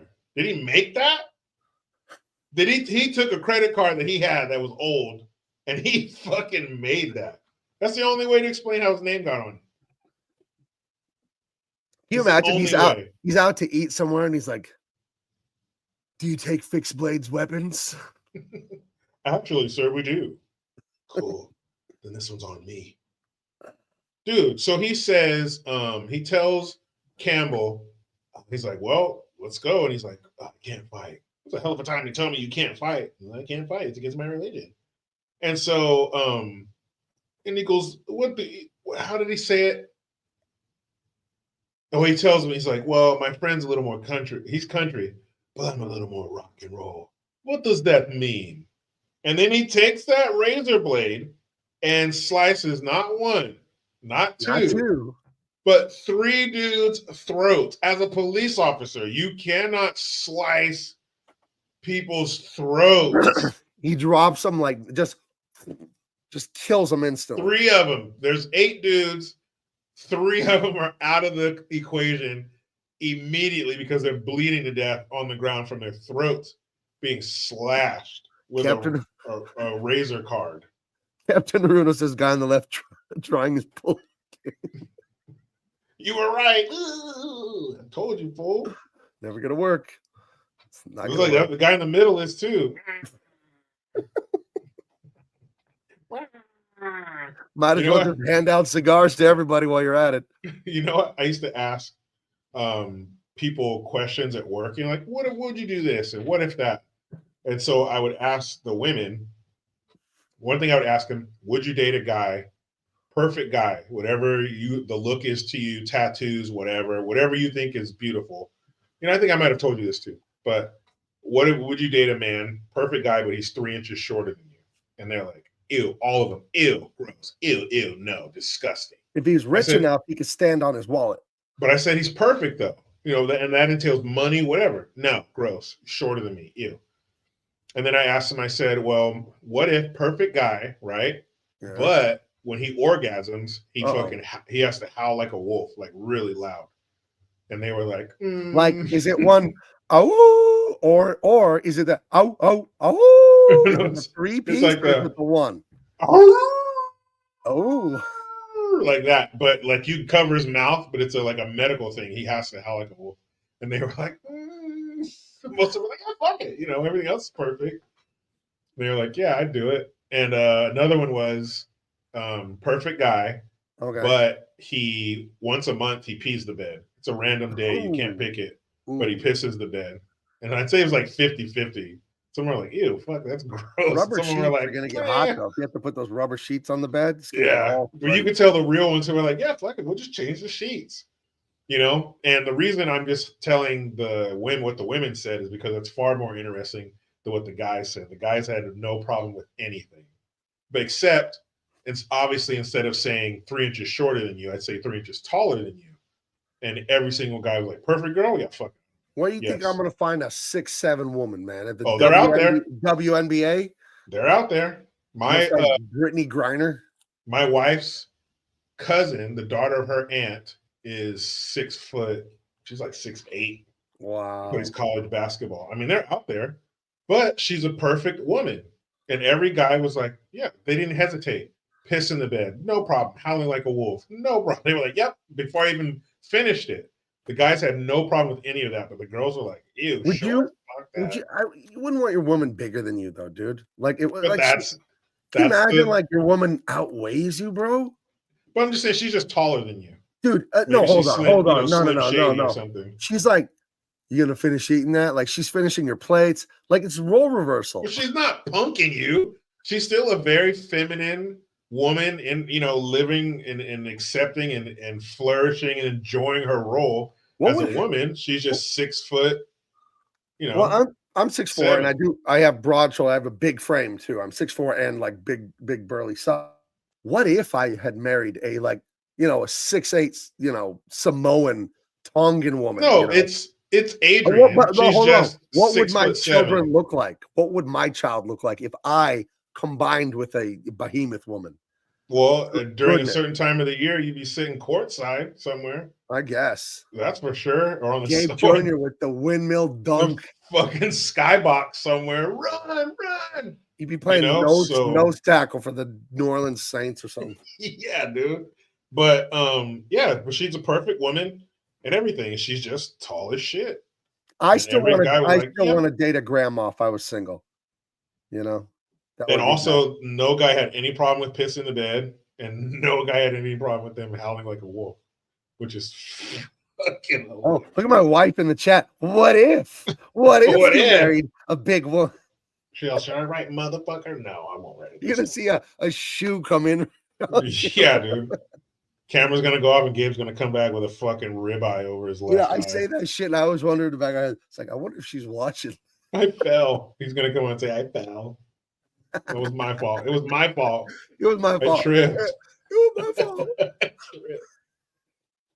It tripped. You know what, Jericho? You take over. I have to go to bed. I'm tired. That's Yeah, funny. it's fucked up. See, domestic violence is funny in the right. No, hand. my wife's family though, very athletic. Her uncle was a champion, I think a world champion boxer, Mexican boxer. One of her uncles was on the Philadelphia Phillies, and my wife herself was an insane gymnast as a kid.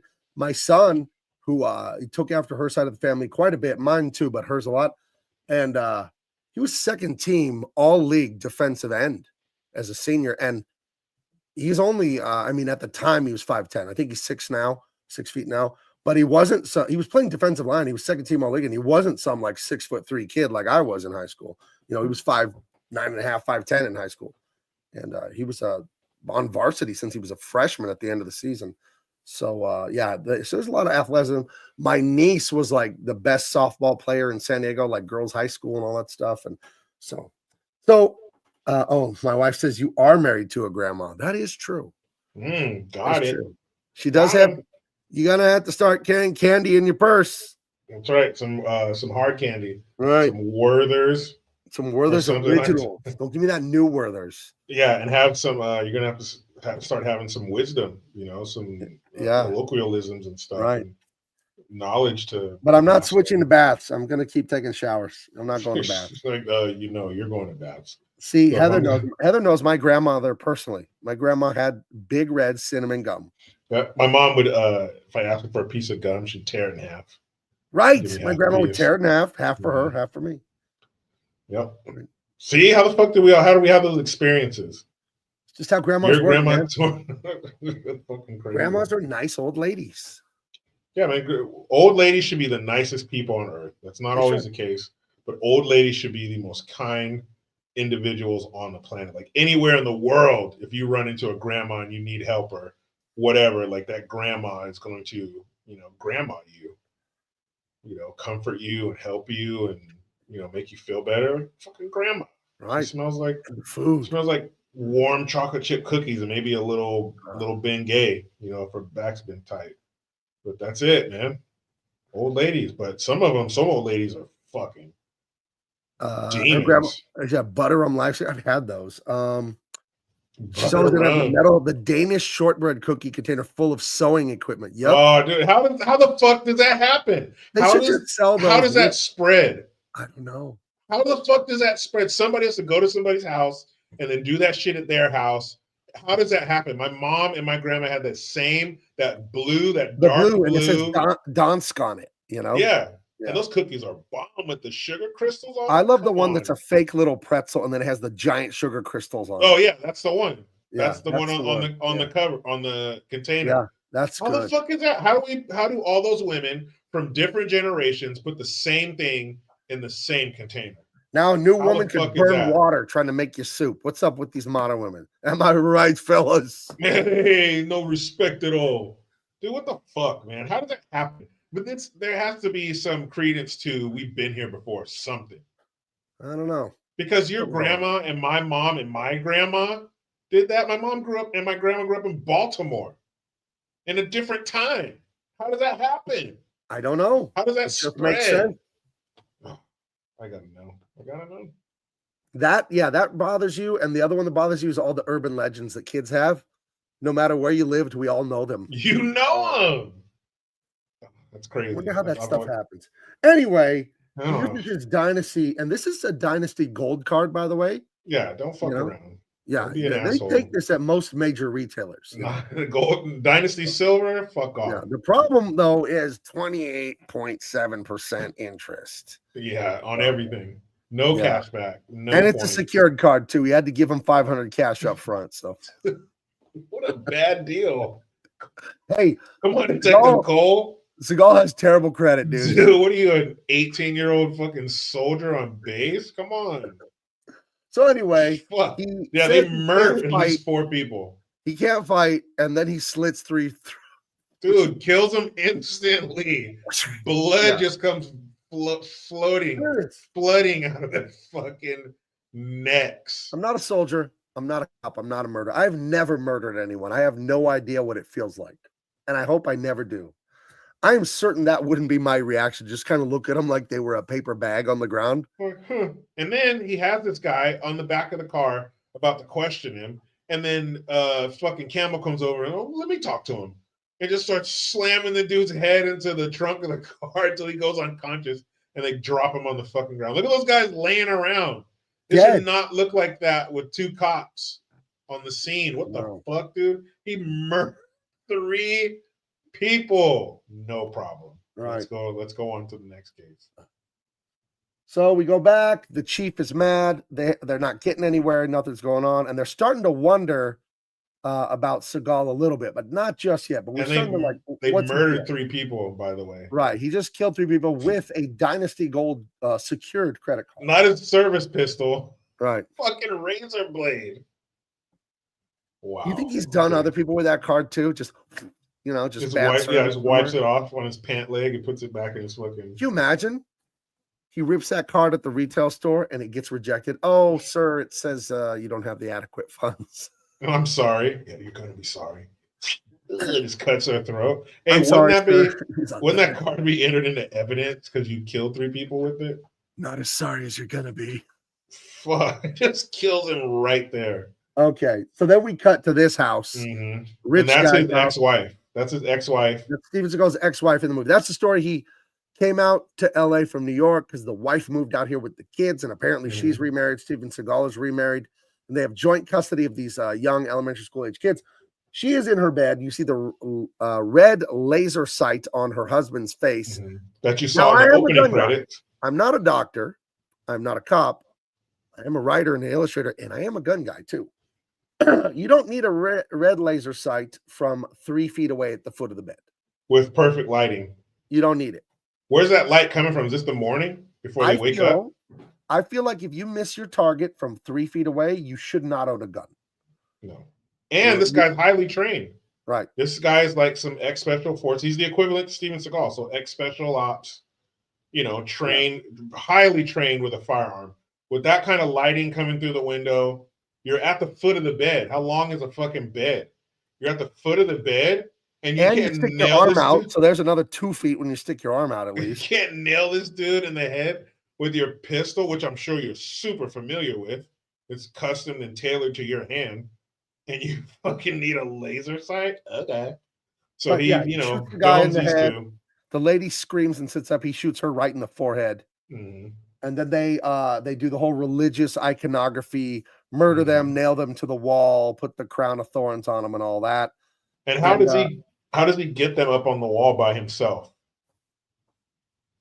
Because it's like what, an extra. It's the same way everything else in this movie happened, Jericho. Right? But dead weight's like for every 100 pounds is an extra like 15 pounds or something. So for the fucking. And then they're dead. They're weekend at Bernie's, so they're like flopped over. Yeah. How the fuck do you get them up on the wall, nail that one hand, and it's through the hand, so of course the body would just slide down. Right. So Steven Seagal comes into his ex-wife's house, which he hasn't told anyone on the force. Whoops. He's a homicide detective. And he's like, oh yeah, it's the same killer, blah blah blah blah. I don't care if they're divorced and they don't like each other. You wouldn't be stone-faced. No. You know? And how did he get them up there fast enough to cut their wrists and have that much blood still coming out? I don't know. This movie's just a lot of stuff happening. You know, when you go to a buffet, when I go to a buffet, I don't like to combine things that would gross me out on the plate. I don't want to, like, you know, put a steak down, but then also put down like something like ice cream and like just, you know, you don't like steak ice cream? Stuff that's good, you know, Wrong by with you. itself, but it's not good with other things. I don't want pancake syrup getting on my salad. I'll do those on separate plates at a buffet. I don't like buffets, period. I think buffets are disgusting and animalistic, but that's a whole other point. This movie is like the unmanaged plate at a buffet. You got some salad with bacon bits and ranch dressing, but you also have some ice cream melting into the salad. Yes. You got a little bit of scrambled eggs getting salad dressing on them. Some fucking sausage links on top of the ice cream. You've got Some basically syrup and what's in the pancakes. bottom of a trash can at a restaurant. Give me that. Give me that. Yeah. Don't throw that. Are you going to throw that out? Give me that at the bottom. Take that trash bag out and just fucking squeeze that. You know onto the plate. that green gray water that comes out of the bottom of a trash bag if you rip it and it gets on your feet. Bring that over here. Yeah, that's Waste what not- this movie's like. It's just a bunch of stuff, and you don't need to ask how it happens. It just all happens. Just waste not, want not. Bring that garbage. Where do the juice over kids here. happen to be by moms getting murdered? The kids, they'll tell you in 5 minutes later in the movie, were at Steven Seagal's house with the stepmom, Steven Seagal's new wife. So there you go. Luckily. When he hung them on the wall, did he use a laser level? He is a pro. He is a pro. Yeah, you don't want to actually, crooked bodies. It's funny you asked. He used the chalk snap line. I don't know if you've ever used the chalk snap line, Jericho, but this is a fun thing. It's the You know only way. Right. The only way to get it right. Imagine like a thing that looks like a fishing reel, and when you pull it out, guys, it has yarn in it, and inside it has powdered chalk. And when you want to make a line as a construction where you attach it to one end of the form or the wood or the concrete, whatever you're going to cut or trim, and you pull the line, and then when it's taut, nice and tight, you take that string and you pull it, and it goes, and it puts a chalk line off. I worked construction years ago. I loved it. And it is a very manly job. You're out there with hammers and nails, and you're with men only. Thank God there's no one going to HR because you told a boner joke or something. Ugh. Now, Jericho, I'm going to need you to repeat that joke to me. Tell me if you think that is appropriate. You ready to laugh? All right, here we go. It's hilarious. So anyway, his ex-wife is murdered, and he doesn't seem to have much of a reaction. I don't give a fuck. Back at the police station, this guy with the mustache, who I cannot place him, but I feel like I've seen him in 800 movies. I don't know. Yeah, he's in. What was he in? He's in everything. He's just Fucking one everything. of those guys from the 80s and 90s. You know, he's in a lot of stuff. He tells Keenan and Ivory Wayans they got some disturbing evidence from this crime scene of this lady. Guess who she is? She's Steven Seagal's ex-wife. Guess what I found at the crime scene? One of his fingerprints. Dun dun dun. Is He's always there Steven picking up the Seagal kids. a family man killer? I don't know. Fucker. Oh, none of the Meiser says that the mustache guy's in Rocky 5. Right. Well, he's I've in seen Rocky. him in other He's stuff too. Yeah. Wait, Richard Kevin, Samuel L. Jackson. Gant. Did one of us say Samuel L. Jackson? No. Did I say that instead of Keenan Ivory Wayans? Am I doing the 3 name, but I confused my guys? I don't know. Maybe I did. Either way. And then he goes home, Steven Seagal, and tells his new wife, he's got to tell him their mother is dead. Yeah, he goes out there and fucking. So he Hey, just goes in the kids. backyard while the kids are playing and just tells them that their mother was murdered and nailed to the wall. Hey, I'm gonna shit all over your day. There we go. If I'm writing this, I don't include this scene. I skip over it. Unnecessary. What do you Unnecessary. mean?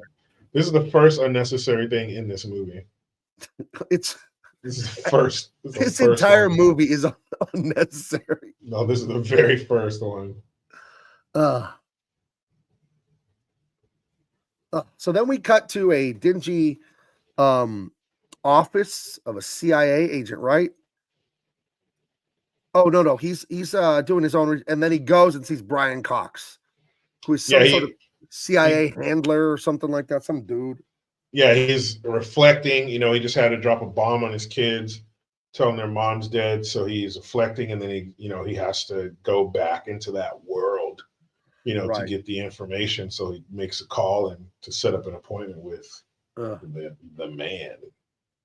Right. So yeah, he goes and talks to that guy, and then it's like, oh, you're mysterious. I'm mysterious. We're all a bunch of mysterious spooks from the past, and we did all kinds of this cool Spooky clandestine stuff. Yeah, spook stuff. I don't know, wet works, whatever it is. And then we cut to the funeral. Mm-hmm. And it's nice. They actually read from the book of Timothy. They read a nice verse and this and that. I thought that was a good thing. And that shot's always cool. I wonder where that cemetery is, because you see that. You've seen that in other movies, up on the hill like that with the skyline behind them. That building in the center there is the famous U.S. Bank building there in Los Angeles.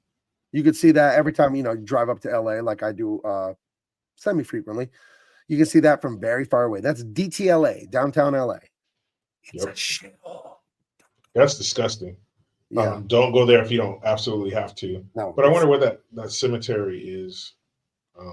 It's far. That's far from there, man. Yeah, I wonder where that is. Anyway, they bury Mama and stepdad. They got the laser sight in the face. Mm-hmm. And then this guy, he's going to the meeting with the CIA spook guy. Of course, somebody's going to be rude to him for no fucking reason. And as a police officer, of course, you're probably not supposed to do this, but he slaps the shit out of this dude. Yeah, he goes into an Italian restaurant that is closed in the middle of the day because only mafiosos are having lunch there, and the CIA handler guy is there talking to a senator. Mm-hmm. So they don't want to let Steven Seagal in. He gets rough. He's beating people up. He's making smart-ass comments. The senator gets a little spooked and takes off, and he stays and talks to Brian Cox, the CIA handler, to get to more of the bottom of this shit. What's going on here with this killer, with his wife? What the hell's going on? Well, he slaps the guy in the very front who was snooty with him, which I don't think was worth fucking slapping the fucking guy. And then the guy back in the scene where he's in the office, the guy standing there, it's this guy, he gets mouthy. Steven Seagal takes him and throws him through fucking glass. Again, police officer, probably not supposed to fucking treat people like this. What specific information he's trying to get from Brian Cox here? I don't even remember. He wants to know what he knows about Devereaux. And what he knows about his henchman because he killed his ex-wife. So now, he wants to know. How does he know it was Devereaux's henchman at the house? How does Steven Seagal put that together yet? Because I didn't think he had that clue yet. It doesn't even fucking matter. Because of the what's her name, the translator, and because she had cancer, they know that has to do with fucking nuclear shit. Right. So somebody at the CIA is gonna know something. Right. And so he gets a little info from Brian Cox, and he goes, "All right, I'm gonna go." And the whole time he's talking to Brian Cox, he's eating food on the table, like eating bread and shit. He's just eating the guy's lunch. Takes the fucking napkin, dumps all the bread out, and just uses the napkin. Just wipes his mouth. Like, what the fuck, dude? Like an and animal. So he's like, all right, I feel like Steven Seagal eats like that in real life if we were with him at a restaurant. He just grabs the tablecloth and pulls it off the table and just wipes his mouth with it. And then he's like, all right, see you later. Like, I see these 10 guys behind me. I'm just going to go fuck them up. See you later. He's like, bye-bye. And then he proceeds to just fucking chop Saki all these motherfuckers. He beats the shit out of everyone. And he tells him, he's all, you know what? You try that shit again, I'll take you and your sensitive beads and take you outside and kick your ass. And your potions and all your fucking Mushu potions won't help you. And he goes, you shouldn't say bad things about my potions. I got one in my pocket right now that could clear up that bruise on your head. What bruise? This one. Bam! Hits him in the head. It's so fucking corny, bounces his head to that big fucking brass pole, bounces his head off of that. And dude, if you want corny ass one-liners, but not the good ones like, sorry, remember I told you I was going to kill you last. I lied. Not like iconic ones, just stupid ones like, oh, clear up that bruise on your head. What bruise?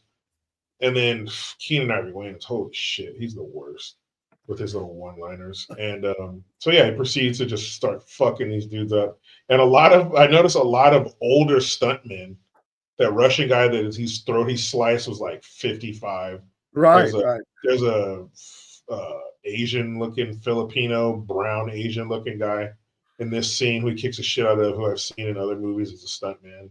So maybe they got a discount on older stuff. Captain Rhoda asks, "How's the choreography in this fight any good, or does it?" The fighting in this movie is bad.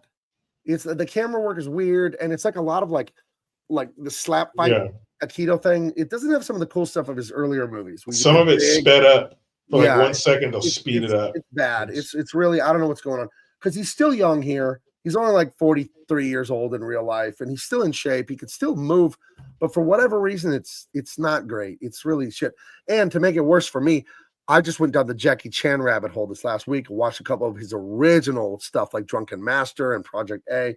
And that is like a cartoon, the Jackie Chan stuff. It doesn't even seem real. The stuff where Jackie Chan's like 25 years old. And then I'm watching this. I'm like, oh, it's not even the same kind of thing at all. So it's all, I don't know whose idea it was to try this slappy slap shit. It was like the scene from Out for Justice with the sticks, except for hands. And it's just slap.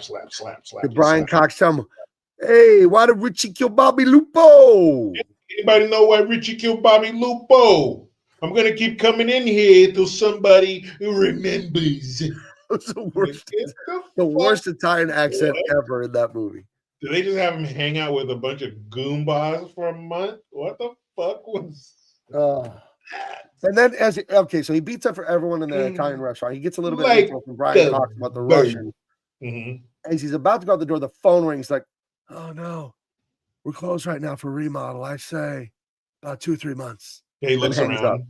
Like, yeah, about 2 or 3 months. Yeah, thank you. It was so fucking ridiculous. So earlier they had sent out the when the killer kills people, he draws like crucifixes and people and houses, and it's very childlike drawings on the walls. The serial killer's been drawing that on the walls in blood. And that was the thing I said earlier in the show. He said, send this to every prison and psychiatric hospital in the country. All of them now. All of them. Oh, because all psychologists are on standby, waiting for you to send this so they can compare it to every psychotic drawing they've ever looked at from their patients. Right. Thousands. She's been doing art day for the past 20 years. She's going to dig through all that and be like, look what I found. Right. So it turns out they do have art that matches it. They do know who it is. And it turns out he lives mere a stone's throw from the police station where Seagal works. What are the chances? And she has incense in her office. Who the fuck has incense anymore? And he's like, achoo. She's like, oh, what's wrong? I'm allergic to incense. Was there something I can get for you? No, it's okay. I'm going to go home later and suck on some deer penis. That's what he said. That's the dialogue they wrote and thought was a good idea. Who's going to say that I'm going to go suck on some deer penis? And be like, never mind. What's the guy's name? And she goes, oh, then you can see the feelings. And he's like, miss, I don't have time for this. I got to get back to work. Just give me the name. Oh, it's Christopher Maynard. And then cut to Catholic church or something, and they're singing hymns. And that's the famous Stephen Tobolowsky from Groundhog Day is the most famous thing to me that he was in. Yeah, fucking annoying asshole. Right. And so Steven Seagal, they run a check of, okay, where does this guy live? And are there any churches nearby his home? Steven Seagal takes a guess at the closest church to his house, goes there in this fancy ass jacket. Dude, nice jacket. Right. Well, why wouldn't he call his partners or the other cops to come? Why wouldn't he at least call Detective Campbell? In the immortal words of 80s action movies, there's no time for backup. But he had time to make that stupid phone call. He had time to put that jacket on. Yeah, he had time to lay out that outfit on the bed. So why the fuck wouldn't he call his partner and say, meet me over there? He's holding up, he's got the golden dragon, like kimono, whatever, and he's got like the jade tiger. He's like, this one or this one? Which one do you think's better? To his fucking French bulldog sitting on the bed. And cocks his head. Which one do you think, buddy? My favorite Steven Seagal line of all time is when he's I think it's hard to kill, and he's watching the senator talk on TV. Oh yeah. And the senator's slogan when he's running for office is, and you can take that to the bank. And then he says, I'll take you to the bank, Senator, the blood bank. And then he turns the TV off. It's like, Steven, you were just talking to the television set. You were not really talking to anyone. You can take that. And he goes, and you can take that to the bank. I'll take you to the bank, Senator. To the blood bank. And the music goes like, ooh, cool. fuck out of here. So he shows up fucking solo, all by himself, no backup, of course. He's too badass for that. And everybody's coming out of the church. He pulls up. The guy sees him, runs back in the church. Excuse me. Puts a gun to the priest's head. Has him, sitting there like you see now. When Cole comes in the room, he's like, "Come on, man, we don't got to do this." And this is some great acting from Stephen Tobolowsky. He's a good actor. Yeah, some great acting. He's like, fucking, the voices in my head. Fucking, he told me to fucking do it. And he's like, did you kill so-and-so? He's like, I didn't do the last 2 murders. Like, somebody else was called for that. It wasn't me. And then he's like, basically, if you don't kill me, I'll kill you. So it's, suicide by cop. And he goes, 1, 2, 3. But then the guy has the gun up. Like, he could have shot him. Why did he wait so long? It should have been 1, 2. And then as soon as he's like, so he gets the TH out, blast that motherfucker. You don't let him get the gun up and point it at you, eye level. So as soon as he said 1, it's over. Because I know what you're going to fucking do. He gets him to let the priest go. They do face off. And he does say something like there's just a glimmer of Glimmer Man is the movie. Ooh. There's a glimmer of a little bit of good writing in this scene where Steven Seagal, I think it's Steven or the villain, one of them says, like, basically, I don't want to do this. This is God's house. I'm like, oh, there you go. That's insightful of the characters. You know what I mean? Like, yeah, there you go. That's decent writing. And then he doesn't want to do it. It's God's house. And then he does it anyway and shoots the guy. Yeah. So that glimmer of good writing, as soon as you see it, it's fucking shoved back under the fucking, into the 55-gallon drum of horse shit that this movie is. And so this is like getting waterboarded with like runny cow shit, not even water. They just put a towel over your face and start dumping runny cow shit. I do recommend watching this movie. I really do. You have to see it to believe it. It is funny how bad it is. The movie itself, when the movie's trying to be funny, like with its jokes, those aren't funny. How horrible this movie is hilarious. Watch it with some friends when you feel like turning your brain off. I don't drink, but it would be a good chance. Get a couple of beers, get a pizza, sit around and watch this piece of shit, and just get a look back at how it used to be. I'll tell you this. I'll watch this 100 times before I would want to watch a woke movie. For sure. But when I tell you that I don't think I've ever seen a movie that was bad from the opening credits until the credits roll at the end. Madam Web's worse than this. Way worse. Yeah. Madam Web's not entertaining at all. It's not even bad enough to be. It's like, it's so boring and it's fucking so. Woo! You guys just don't know. Madam Web is a piece of shit. So then, the chief is furious with Seagal for the church shootout, and they're like, "Oh, so he's dead? You're the only one in there. Like, oh, like we don't have a witness that you should have shot this guy in the church. What the hell are you doing? Just like Johnson in New York before you came here, that guy that you shot alone in the building. I want to see you like tomorrow in the office, and Internal Affairs is going to see you, and blah blah blah, and you're going to be on the lie detector." Polygraph. Yeah, the polygraph, which I'm not going to rant about it for 10 minutes like I have in the past on this show. I'll just make it very short. If you believe lie detectors do anything, you're stupid. I'll leave it at that. There's no way to tell if someone's lying with a machine connected to their heart rate and blah, blah, blah. No, you're dumb if you believe that. Sorry, it's not a real thing. So you might as well put like rocks in a bag and shake them and dump them on the table and say, is he telling the truth, Magic Rock? It's just as scientific as that. I can't conceive of why anyone takes this thing seriously. It's a reason it's not admissible in court. There's a reason for that. It's nonsense. What do they I don't know. Something about the lie detector irritates the shit out of me since I was a little kid because it's so dumb, the idea. What if they put the electrodes in your asshole? Oh, you are going to get the truth out of people if you do that. Okay. You might not like what you find out.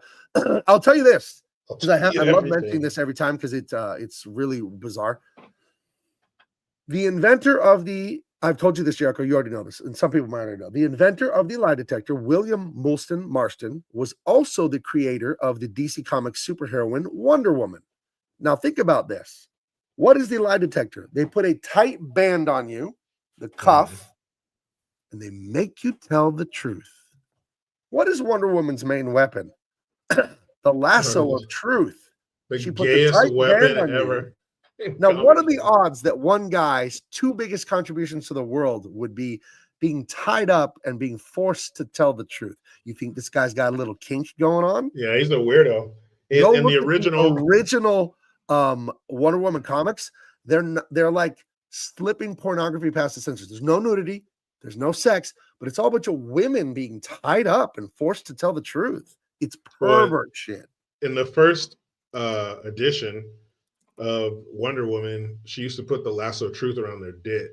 They were like, nope. That's not true. That. Can't do that. You gotta wrap it around their body, you pervert. All right. Yeah, but if you look at all the old Wonder Woman stuff, it was always like that. Always, you're gonna be tied up till you tell the truth. And I'm like, what the hell happened to this guy? Are you gonna be standing there in skin tight shorts and your tits hanging out? Fucking tie me up then. We're gonna be here for a while. So actually, can you leave one of my hands free? You can tie the other one up. I only need one. Right. It's just the lie detector irritates the concept of it, that people are so stupid that they would believe something like this. Yeah. So dumb. They take a baseline. They ask you a question they know is true. Then they ask you other questions. Okay. They can tell.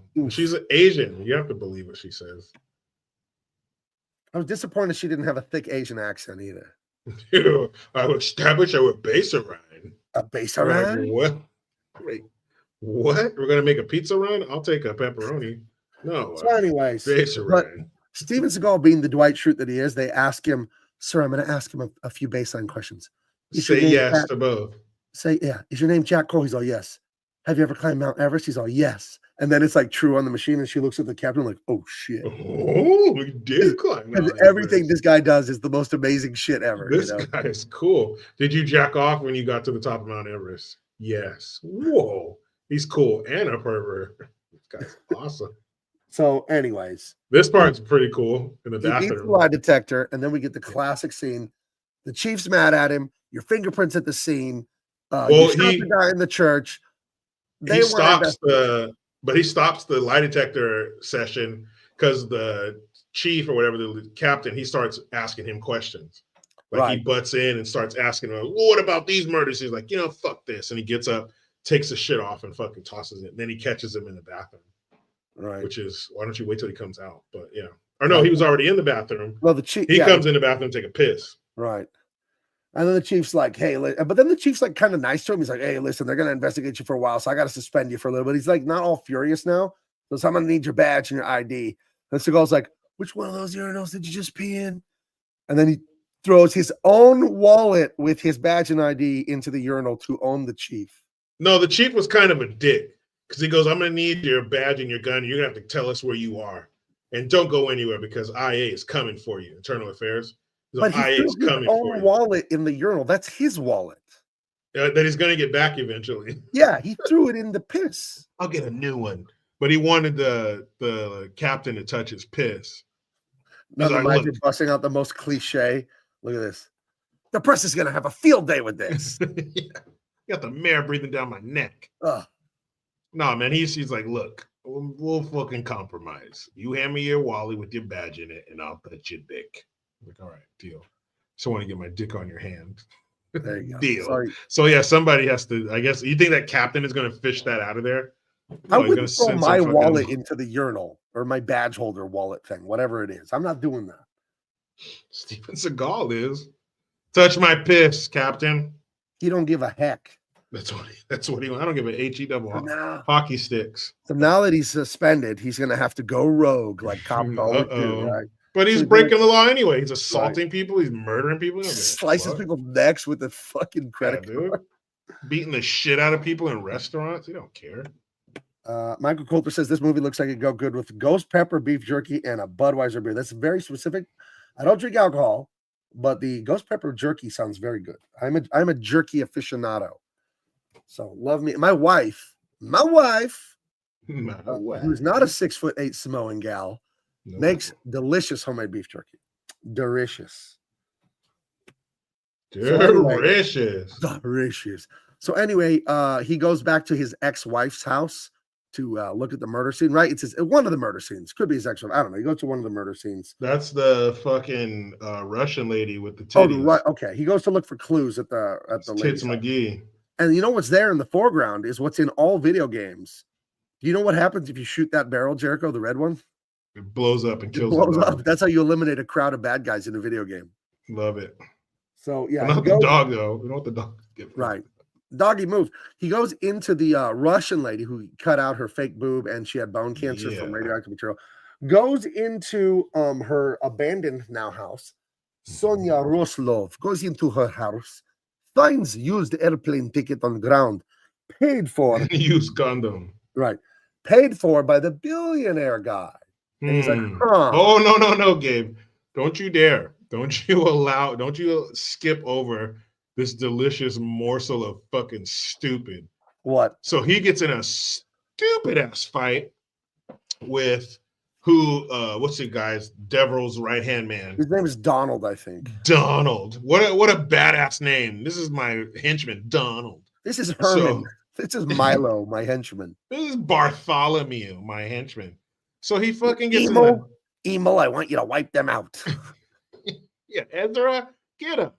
So he fucking has on a mask. Like, why? Nobody's gonna see you in here. It's the middle of the night. Obviously, it's not him. He gets in this ridiculous fight with Seagal. The birds, he's like throwing birds at Seagal because you see all those doves and shit. Well, he throws them into the cage. It causes or knocks a huge hole in it. The birds are flying around. And so he's kind of like hiding behind the birds, distracting Seagal so he can get loose.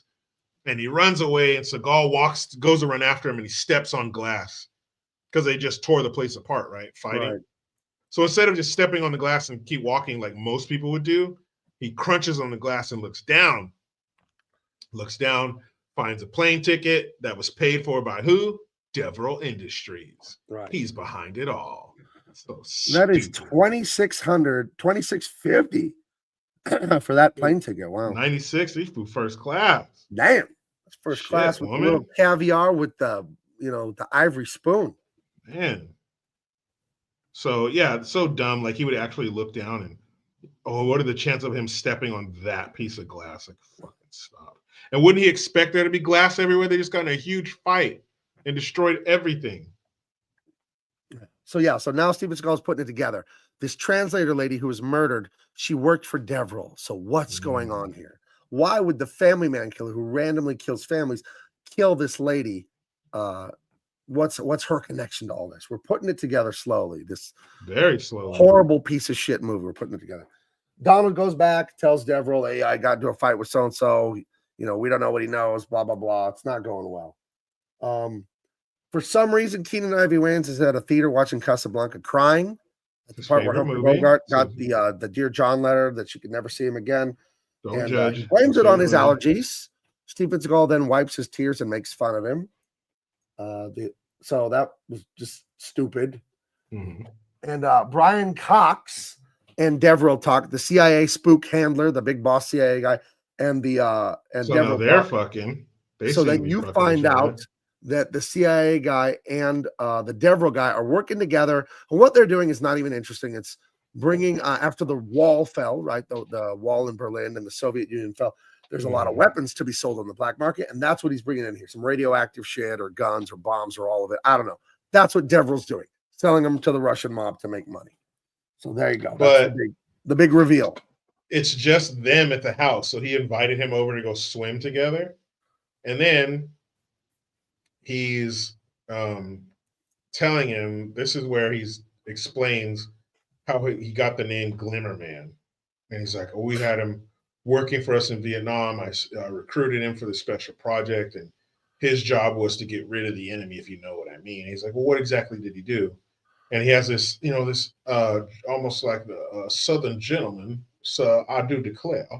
He has that kind of Southern accent. Not the, if anybody's going to have sex with my sister, it's going to be me. Not like that. It was more the, well, don't ask questions that you don't want the answer to, sir. And so he tells him, we'd send him to do a job. You'd see a glimmer, you'd be gone, and then you'd be dead. Like, what the fuck does that mean? Wait, you'd be gone? A glimmer? He'd be gone. You'd be gone, and then you'd be dead. Then you'd be dead. What the fuck? You see a glimmer. What is that? A glimmer. Why? What was it? What was it shining off of? Glimmer? I feel like that's what you see when you look at a piece of abalone, like an abalone shell, Right. like that iridescent. I'm telling you, the oil Glimmer kind of- Man is those glimmery jackets he wears with the dragons and the He tigers says, on them. "Hey guys," and he has a sparkly fucking neighbor Gotta jacket kick, on. gotta sing, gotta dance. It's the Glimmer Man. I did it my way. And he takes out his Blade credit card and cuts their fucking throats or He what? starts doing this with his hat. Dun, dun, dun, dun, dun. Happy birthday, Mr. President. President. And all the bad guys are like, huh? And then he goes, cuts him. You're dead. You're dead. What in the fuck does Glimmer? You see a glimmer? Dude, it's if And you Tim go, Walls was an action hero. That would be Glimmer, man. He'd be fucking dildo in your butt, man. Where he just comes out, hey, it's me, Tim. I like Tim Walls saying he could beat people up. So then the former WWF wrestler CAIN said, I'll fight you for charity. And then Tim Walls never responded to him on Twitter. And CAIN, he's buddies with my friend Tyrus. He raised tens of thousands of dollars. People were putting up all this money, like, yeah, we'll pay charity. Crickets from Tim Walls. Dude, he would kick Tim Wall's head off. You know, Isn't like that- when the big, like the real big wrestlers, they'll just, the guy will be running at him and he'll just stick his foot up like face level and you're like, oh, boom. He would do that to Tim Walls and kick his face off. That would be so. What did the Rock used to call him the big red retard? Bring back those days when a wrestler could cut a promo that called somebody a big red retard. Please. Or the time that one guy was like going off in the locker room with Mean Gene Okerlund, and he called Hulk Hogan the N-word. Oh yeah, Booker T. Like, bro, that doesn't even make sense. He just like got caught up. Dude, but nobody like freaked out about it. Nobody got canceled. No, nobody cared. It was No just one cared. whoops. At Now, the end of it all, it's just a noise he made with his mouth. Calm the fuck down. but if Hulk Hogan made that fucking thing, Uh-oh. holy shit. The That macho would mean Randy Savage would never say the N-word to Booker T. I would say it behind his back, never to his face. Never on national TV. Like I would the say fool. it with my all-white family at a private gathering. Dude, he sure did, man. Then dude, Rock used to make fun. He used to go like that. Right. And he make fun of Chinese people. Oh, dude. And then he go like ching chong, bing Yeah, he's bong, like, ling long. Like there's a clip of The Rock saying that. It's Yeah, insane. on Monday Night Raw in front of like 10 million people watching. Yeah. It's just how it was, because that shit was Can you funny. imagine That's just why. like being a Chinese kid in the audience and you're wearing like a Rock t-shirt and he breaks out the ching chong ling long and you're like, oh. It's like, oh. That kid would probably be like, yeah, Rock fucking made fun of me. Yeah. Man, he signed that kid's t-shirt and the fucking kid would forget all about it. It'd be the greatest day of his life. But yeah, what a time. So anyway, You can it's say that. revealed that Devereaux, what the hell's his name? Devereaux. Devereaux. Is that even a Devereaux. name? Devereaux. Sounds like a Devereaux. gerbil or something. Try new Devereaux. Try Side Devereaux. effects. Ask your doctor if Devereaux's right for you. His side effects may include Itchy Oh, butt bunch of crack. crazy- yeah, loss of penis, blindness, loss Sweaty of family feet. members, Wiggly ears. fucking shrunken feet, shrunken head, enlarged Crunchy tongue, knees. enlarged milky feet. pancreas, shrunken heart. But it will add 6 inches to your penis. I'll take Enlarged elbow joint. it. Enlarged penis and testicles. I'll take it. I'll take it. Give me more. But sir, I don't care. May Come induce swivel hips. yeah. May induce dick root. Give me Devereaux. I want Devereaux now. You know, the gait of a woman's walk is much more flouncy than a man's usually. Yeah. Every once in a while, I'll see a dude walking like that, and I'm like, what the hell's going on with Ew. this guy? Well, May induce runway model there's walking. a little bit scientific, but in mammals, there's this thing called lordosis, right? You know what lordosis is? Hell no. It's presenting. It's when the dog, any mammal, the female, they stick their What's butt up? in the air, like, You want hey, it? come, bees come and get the honey.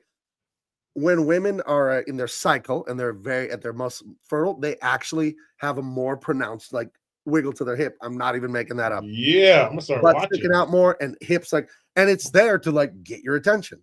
What's up, It's fool? seriously what it is. So you look up lordosis yourself. So I'm not making any of that. Ringing that dinner bell. So, but I am confused when dudes seem to be going through a bit of lordosis like that because that's not supposed to happen at all. Hey. Or dudes that cross their legs. How do you even do that? That's painful. I think there's a manly way to cross. Like if your leg is like at a 90-degree angle, like on top of your other You knee. can put your shin on top of your knee. Yeah, that's what I mean. 90-degree I'm angle. saying Obama It was knees locked. You know, it's like Justin Trudeau Justin flopped Trudeau. over. Yeah. It's like flopped over. Well, the reason that women can cross their legs easily, their hips are wider for the baby, right? To have a baby. So their hip joints are much further apart proportionally than ours. Ours are much narrower. And they're not going to crush their balls. Well, that and too. Flop their leg over. But yeah, some dudes, they'd flop that God. bad boy. And Justin Trudeau say. would like put his hands on his knees too. Like Oof. He would cross his fingers and put them right on his knee that's over the other knee. He would, before they would turn on the camera, he'd be like, how can I sit to where it says, fuck me? Like, oh, cross your legs and put your hands on your knees. Perfect. God, what a fucking puss. But yeah, this is, he tells him at the pool, at the end of the pool scene, he says, we're going to have to kill Johnny. And that's his stepson, the kid with the gun at the school. He's like, well, no, he won't say anything. I guarantee he won't talk. He goes, look, there's 4 loose ends that need to be tied. You, Johnny, and the 2 cops. You decide which 3. And he goes, all right, I'll put Donald on the cops. And he's like, well, I'll take care of Johnny. So, you don't have to kill your own stepson. But yeah, that was old Justina Trudeau. Right. Flopping. See, as a man, how do you even get your knees on top of each other like that? That's really painful. Because there's no testicles. I don't know. My butt's been ravaged. So. Hey, maybe take a day off of the butt ravaging. You know? Dude, you can't be a world leader and sit like that. I'm sorry. No, it's not going to work. Yeah. So the bad guys, they're going to kill the son and they're going to kill the 2 cops, right? That's who they have to bump out. Yeah, don't worry. We'll take care of Johnny. And we'll take care of Johnny, sir. And he's going to get in the water. He's going to get in the pool. Come in. Fine. The water's fine. What? You ever been over to your homeboy's house to swim with him? No. Jericho, if I go to your house and you tell me to get in the pool with you because the water's fine, I'm leaving. But where's everybody else? There is nobody else. It's just you and I, sir. I thought we could have some one-on-one time in my pool. Fuck you, foghorn, leghorn. I'm out of here. Now what? I say, get in the pool, boy. The water's fine, boy. Get in the pool. I say, boy, come here, boy. Take that robe off and get in the pool. Buy them books, you send them to school, they don't learn nothing. Bunch of blockheads. You got to watch out for the hawks, son. Yeah, so he fucking dispatches Donald. Go get him, Donald. So Donald climbs up like to the fucking 12th floor. Keenan and I at the apartment from Friends, too. Yeah, how do these cops always have a 5,000 square foot fucking loft? Dude. He's on the take for sure. With like brick walls and cool art, bicycles hanging on the fucking ceiling like TGI Fridays. Like, how do they get that? What kind of money are you making as a cop? Holy shit. Hey, he works a lot of overtime. A lot. All of it. And so he's sitting on the couch and he's going to lay back like, and then right when this masked murderer is going to drive a knife into his chest. And they have a lame fight. And super lame. Stove gets ripped off the wall, and so gas, like the cooking gas, is just. Oh, and don't forget the Jack Daniels, because he mentioned earlier. He's like, he says, I take whatever supplements. He goes, I take Jack Daniels. So there's a little seed they planted there, and then the bottle of Jack Daniels gets knocked over, and of course everybody knows Jack Daniels is fucking 100 proof. Well, so they use Jack Daniels in F1 racing. If they run out of regular racing fuel, they'll just use Jack Daniels instead. Get the Jack! Yeah, that fucking I'm piss sorry, water. boss. I drank all the Jack. That piss water fucking sorry-ass whiskey. So, yeah, the Jack Daniels tips over, and apparently the TV is combustible because it tips over too. Those exploding TVs. I wanted to get one of those when I was younger. My mom wouldn't let us have one. Hey, where you guys? I went to Best Buy. Where do you guys keep the exploding TVs? Oh, we're fresh out. Oh man! And so Yeah. he knocks it over. The TV ignites the Jack Daniels that's not flammable, and now the apartment's on fire. But does that stop the fight? No. Now we have a firefight. So they're And then fighting in the fire. He kicks the shit out of Keenan Ivory Wayans. A very sloppy fight scene. Yeah, Just not great. Mm-mm. And of course, slow motion. Because the fire reaches the gas that's coming out of the wall from the stove because it got moved. So, boom, Blows jumps up the out. entire 8th floor of the apartment building, and he He's lands at in a least convertible. He's at least 5 stories up in that building. At least jumps out street side. Hopefully, there's a car there. I don't know. If not, he would have been dead. I think if he landed on that car, he would have been dead too, because it looks like a convertible from here, but when you saw and heard it in the movie, it sounded like he landed on like a fucking hardtop. I don't know, but there's a slight blooper. This is a millisecond before, but when he lands in there, goes, ugh, a beam from camera left here falls and whacks him on hits the him head. on the head. Yeah. There's no way that was like part of the movie. That thing, whatever it was, just fell and tipped over and cracked him in the head. Yeah. So looks like he's fucking busted. Captain Rudo said, "Bro failed his pullout game too." Look at his. Fuck! You said you move. So yeah, but what a happy ending for your house. Would you be mad if your apartment blew up if it ended like with you having an orgasm? I don't know. Kind of evened out. So then, in the rainiest week ever in Los Angeles, California. Oh, wait a minute. Going back, because before we get to the next clip, going back to earlier, who'd they fuck up? They fucked somebody up, and he pulled his sleeve up and saw that tattoo, that cross wrapped in barbed wire. And he goes, Russian Mafia. Right. So now. Right. They know, they know those are Russian Mafia tattoos. Yeah. So two guys come to the store, to the door and tell Steven Seagal he's under arrest, blah, blah, blah. They're internal investigations. They got to take him down to the station or whatever. And when they're in the car driving away, Steven Seagal looks up and sees that Russian Mafia tattoo on the guy's wrist. So he knows these aren't internal affairs guys, because his captain told him internal affairs was coming for you. So he thinks these are the guys. So then sees that these aren't the guys. So then, to mess with the guys, to blow his own cover, he speaks to them in Russian. Mm-hmm. And then they're like, whoa. And the one guy points the gun and shoots, and they get into a fight in the car. And it's the shittiest fight ever. He's like, grabs the gun from a guy and hits him in the head with the gun. Wait, after 40 times. After he empties the magazine right next to his ear inside of a car. Blowing his own hearing out. Everybody's going to have blood coming out of their ears. Everybody. If you've never shot a gun, you need hearing protection, just so you know. That's the thing about movies that's super unrealistic. No one has hearing protection, and like their ears, they'd be what? That would be the next scene, because I've been outside and been shooting with a buddy, and he didn't see that my ears weren't on, and so he shot 45, and my fucking ears were ringing for like 5 or 10 minutes. And so imagine inside of a house where that noise has nowhere to go. The concussion of that gun going off has nowhere to go, dude. Everybody. It's like setting off a flashbang inside of a car. You're fucked. See, here he is. He's in the back seat, and he's hitting the driver in the head with the gun over and over. And the guy just won't like let up the gas and stop and get out and fight. He's just like, just pushing the gas. And they're just driving. Yeah, man, if I drive faster, don't stop hitting me. And then, dude. The slide wasn't even back on the gun, so he could have taken the gun and shot the dude. Like, why beat him in the head with the fucking butt of the gun? Of course, this is or the grip, so this has to be Steven Seagal. Oh no, I'm thinking to do this, and he fucking wanted to beat this guy to death with a gun, which is fucking stupid. But at least they found the light bulb factory, so they drive through about 9,000 fucking barrels of fluorescent tubing. They just drive through fluorescent bulbs. And smashing through them. The car flips over. It's sliding.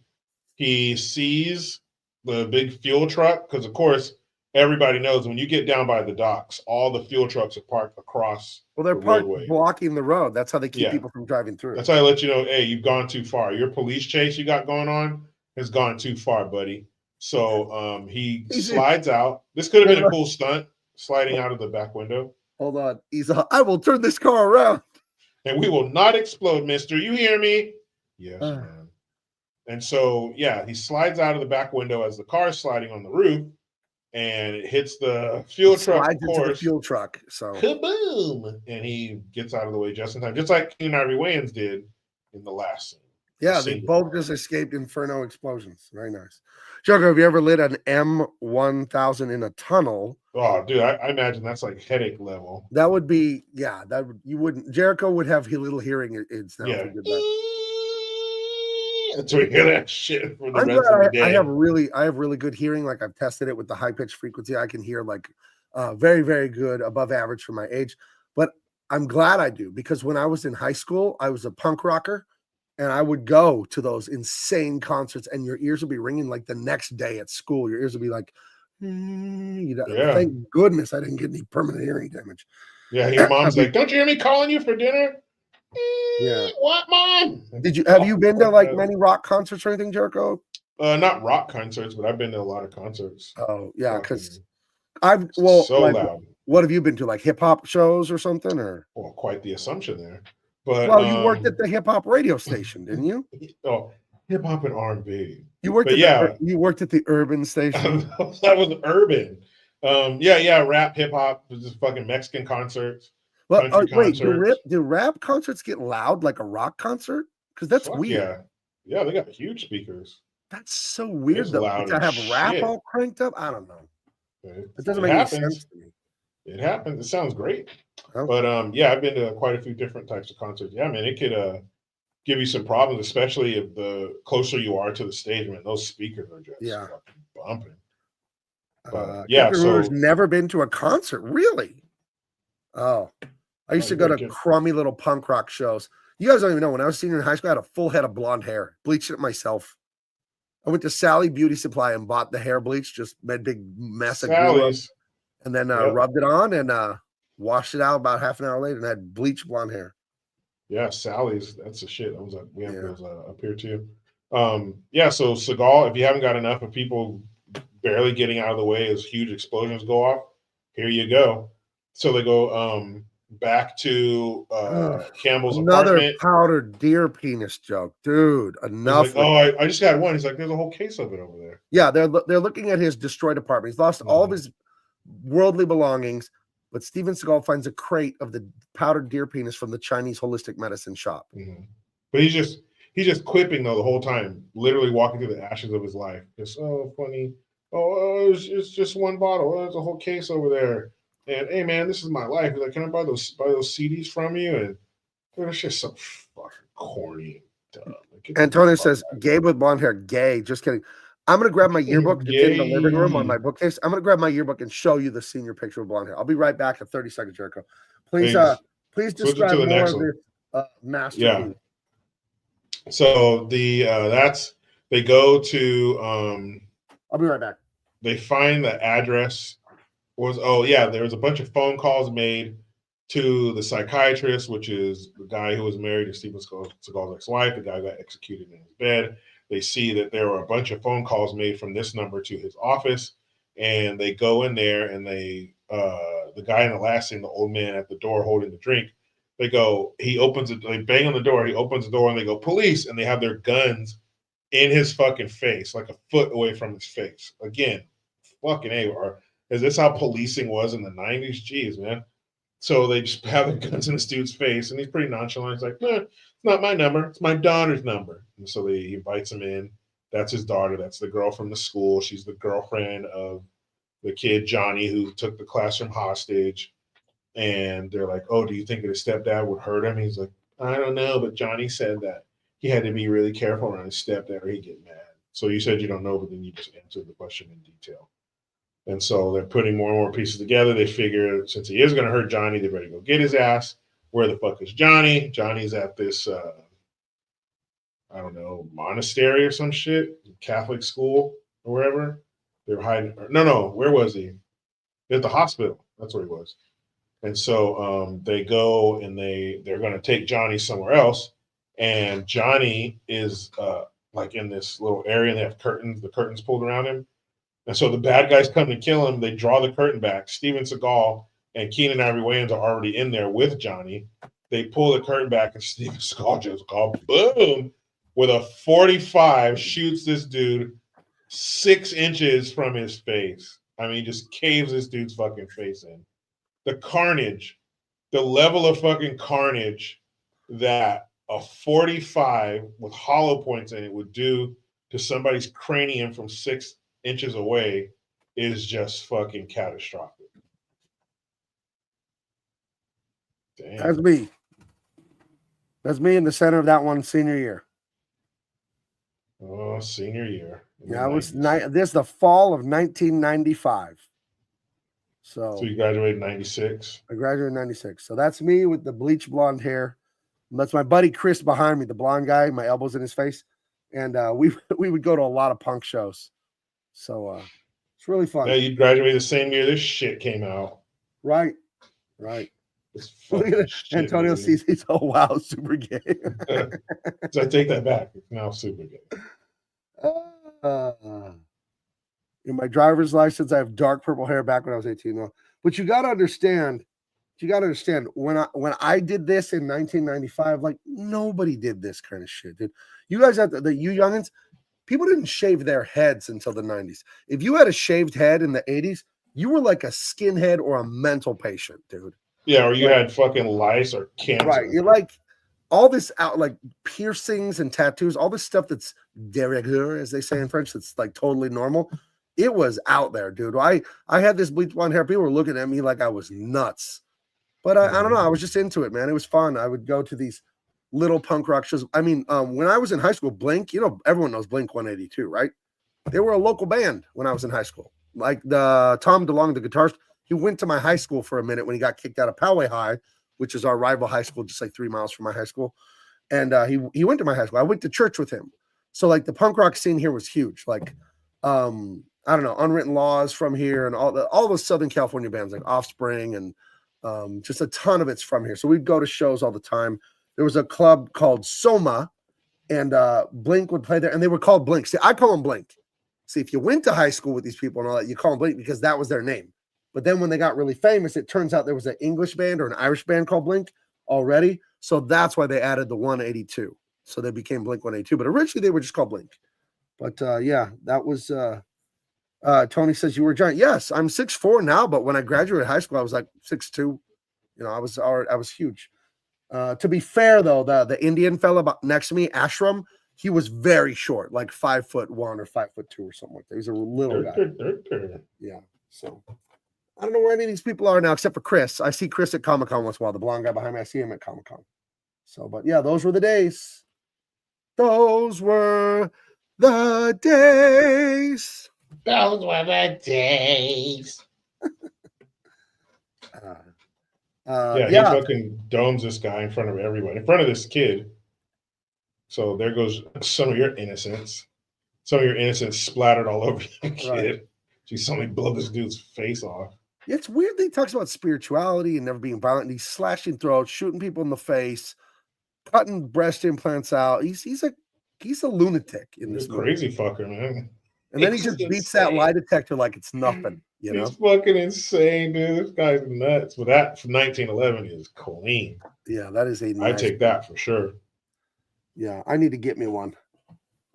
I don't have a 1911, but it is. I think it's the most beautiful pistol. I think the 1911. I think. Yeah, and it looks like his isn't like stainless steel. It's almost like polished or something. Like I also want matted almost. This is just the Western fan in me. I want the old Navy Colt revolvers that the Cowboys had in the 1800s. I want one. Yeah, I like revolvers, but I like the Western style revolver. Yeah, like I like those. Yeah, those are. Yeah, my son has a Ruger Wrangler. It's a 22. It was a very inexpensive gun. It was just like a fun little gun that Ruger made like 3-4 years back, and it's a 22, and it's a cowboy gun. It has the lever on the back, and the six round revolver. So anyway, he shoots this guy in the nunnery or whatever. It's a sanitarium, and then the nuns come and there's a dead body or whatever, and he's just like, whatever. No, it's like the most nonchalant thing, which is very bizarre to me. He tells him to call 911 or whatever it is. So then Seagal and Keenan Ivory Wayans, they get the drop on Brian Cox, the CIA handler guy. They take him out under a bridge, that gangland kind of like where nobody's around. And he shoots him in the foot and in the hand to get the truth out. Again, devastating. What is he doing? All of this is illegal. He's insane. Yeah, he's a cop.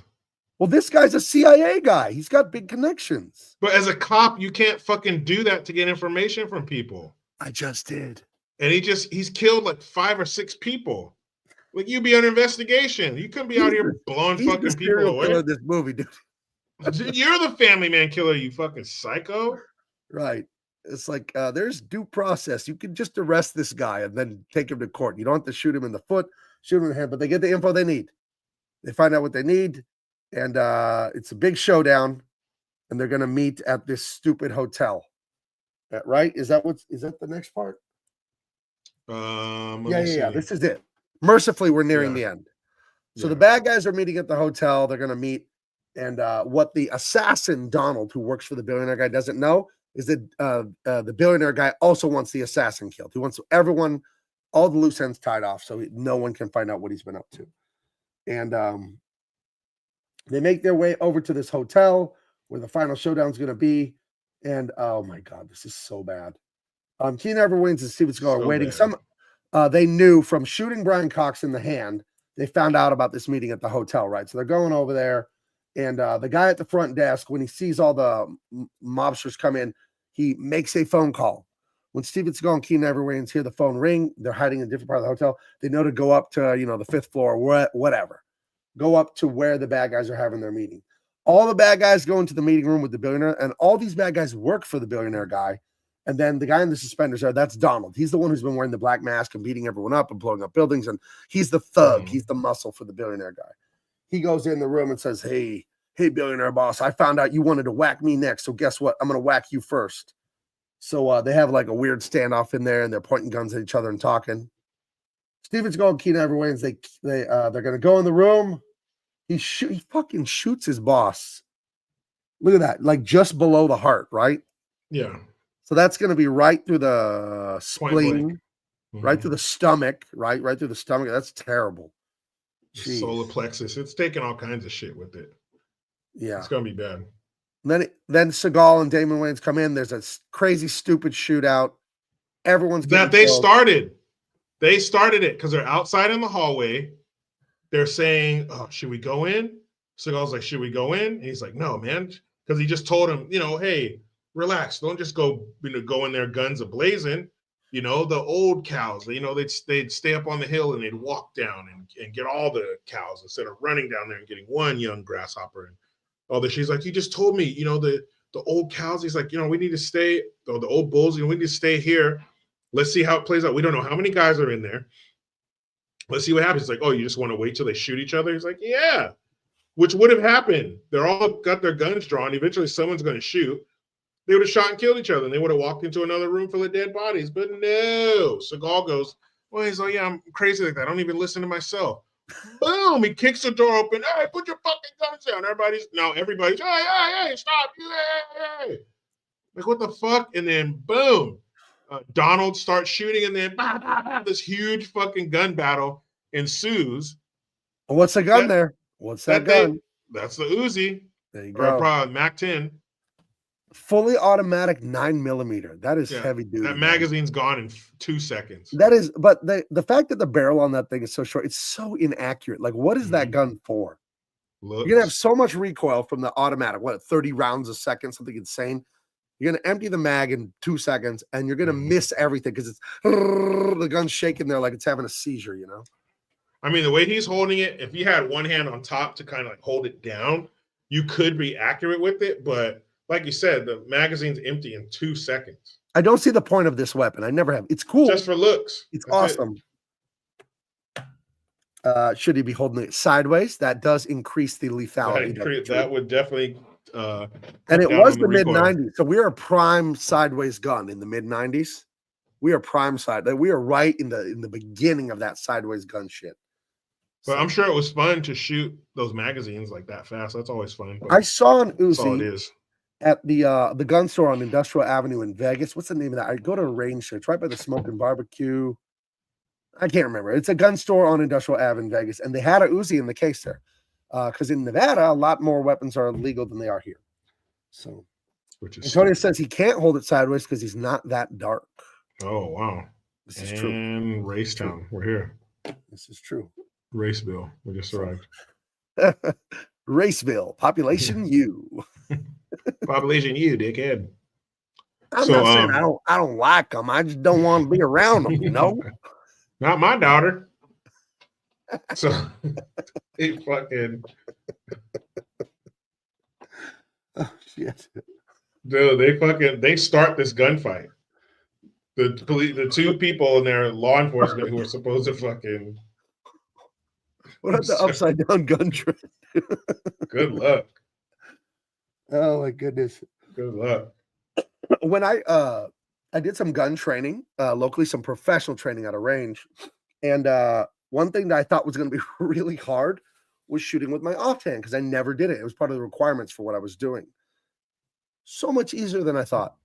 The thing that also caught me was the one-handed shooting, because when I shoot, you know, I do the classic pistol grip, 2 hands on it, and then you're shooting with one, and that thing wanting to kick out is insane. You know what I mean? Because you don't have that other hand to brace, so it's like, so you do have to correct for that. But yeah, all this fancy dancy, not recommended.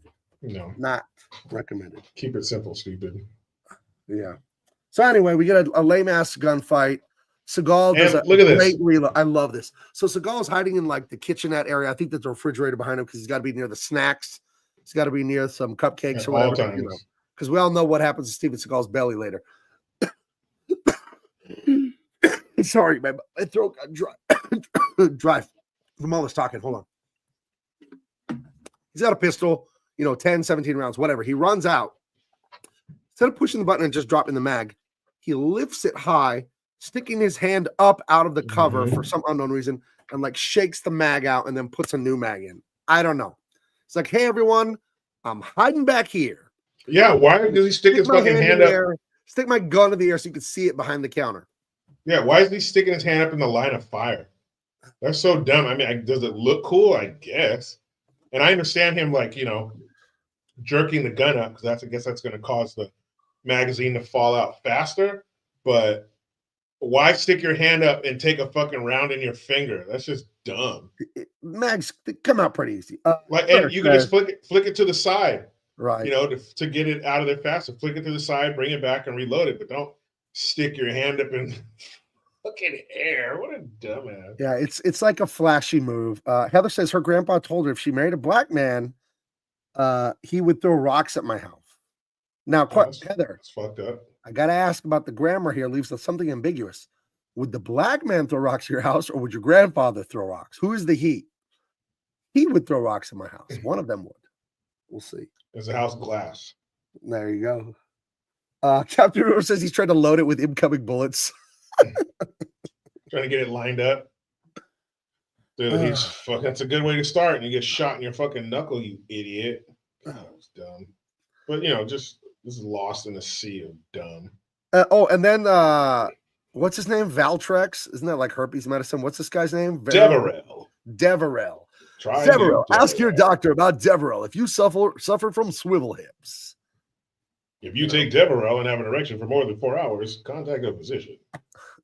If you have an erection for more than 4 hours, call your buddies and brag.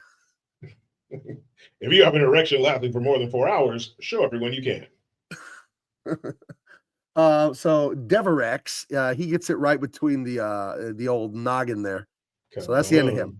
Dead fucker. Yeah. And that's from his henchman too. The henchman is the one that shoots him.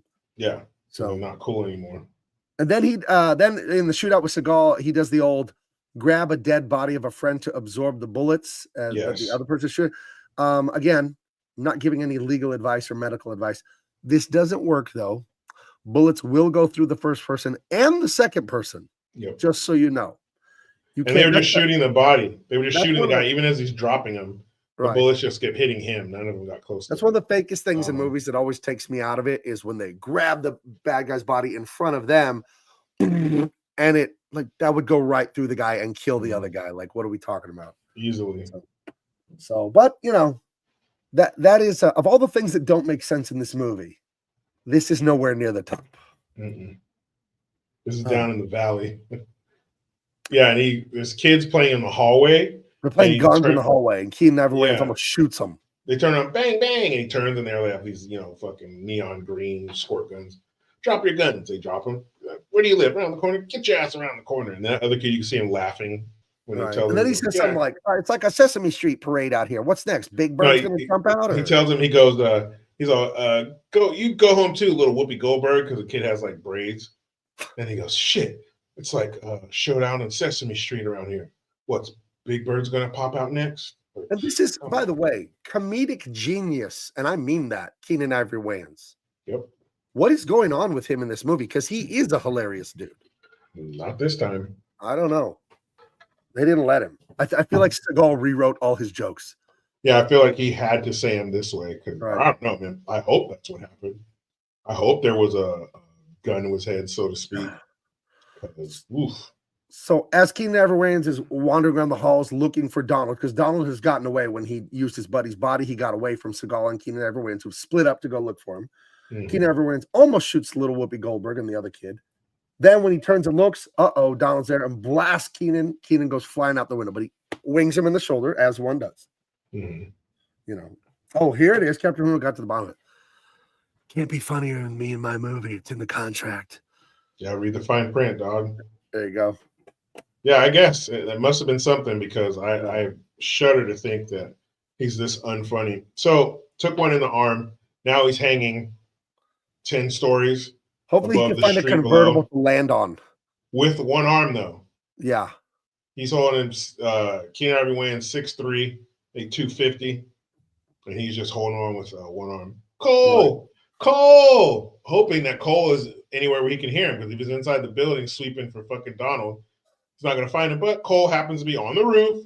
And the roof happens to have a bunch of rappelling gear on it. Tons of rappelling gear. Tons of rope. Carabiners, so he can, rappel and push off the building. I'm like, why would that be up there? Is that how the construction workers get off the building? They don't take the fucking elevator. When they're breaking the story in the writer's room, Seagal's like, I want to rappel off a building in this movie. Make it happen. We'll fit it into the third act. Dude. And there you go. That's how it happened. So he rappels down. Dumb. And he grabs him. He's like, hold on to me. And I can't remember what Keenan Ivory Wayans says. Some stupid fucking thing. And he goes, oh, it's a window. Look out. And they crash through the window. And there's of course, an old lady reading the paper. Who's like just in awe, like, huh? She doesn't scream. She's like, what? And they're laying there on top of each other. He's like, yeah, get off me, man. Get off me. And he's like, says, we're not a couple or nothing. He just saved my life. The lady's like, oh. And they just destroyed her window, destroyed her fucking furniture. Gotta go. Sorry, gotta go, old lady. Clean this shit up yourself. And so he rappels all the way down to the ground, lets Campbell go. There you go. Go get your little Band-Aid on your gunshot. And while he's down there, and the way Donald walks across the lobby is just like, like a petulant fucking teenager. Like he's having a tantrum. And here's the greatest part of this. This is such terrible fucking writing. Steven Seagal's hanging off a building, goes through a window, saves his buddy's life, blah, blah, blah. In the meantime, Donald gets back down to the lobby. He's going to go right out the front door to escape. Look right behind Donald to the right. That's a newspaper with two hands holding it. Mm-hmm. He goes to unlock the front door of the building, and there's a chain and a padlock.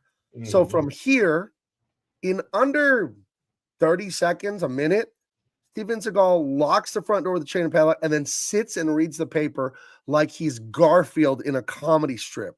Well, remember when they came in the building, there was another older guy, like smoking a cigar, reading the newspaper right there, which is why Donald doesn't look at him when he walks by him, because he thinks he's just the old man we saw when we came upstairs and we came into the building. So where did he get that chain and that lock? It's just, who knows? Dude, has anyone ever in the history of Hollywood been more pleased with themselves than Seagal right here when he pulls the newspaper down? Yeah, looks like the fucking cat ate the canary. He thinks this is the most clever thing that's ever happened in cinema. Oh my gosh, this is so dumb. Then he knows me, fucker. So yeah, he instead of again, classic. Guess what I just read in the paper, Donald? Your obituary. You're dead. And the new Oldsmobiles are coming out this fall. Now, where were we? And so he, in classic bad guy fashion, instead of just blowing his fucking face off, oh, now I'm going to take you out, fucking blah, blah, blah. You're a pain in my ass. But now you won't be, because I'm going to kill you, and I'm going to get away, and no one's ever going to know. You could have been out the door, shot this dude, and been gone. Nope. I got to do a whole spiel. This is what's going to happen. This is where I'm going to go. And then I'm going to go get some breakfast. I'm going to take a shit. I'm going to tell you everything. They get into a terrible slap fight. Minor scuffle on the first level. Then Donald takes off running up the stairs to escape. He gets to the next level and nowhere to go. Fucking windows locked. And so he turns around, and this is when they start.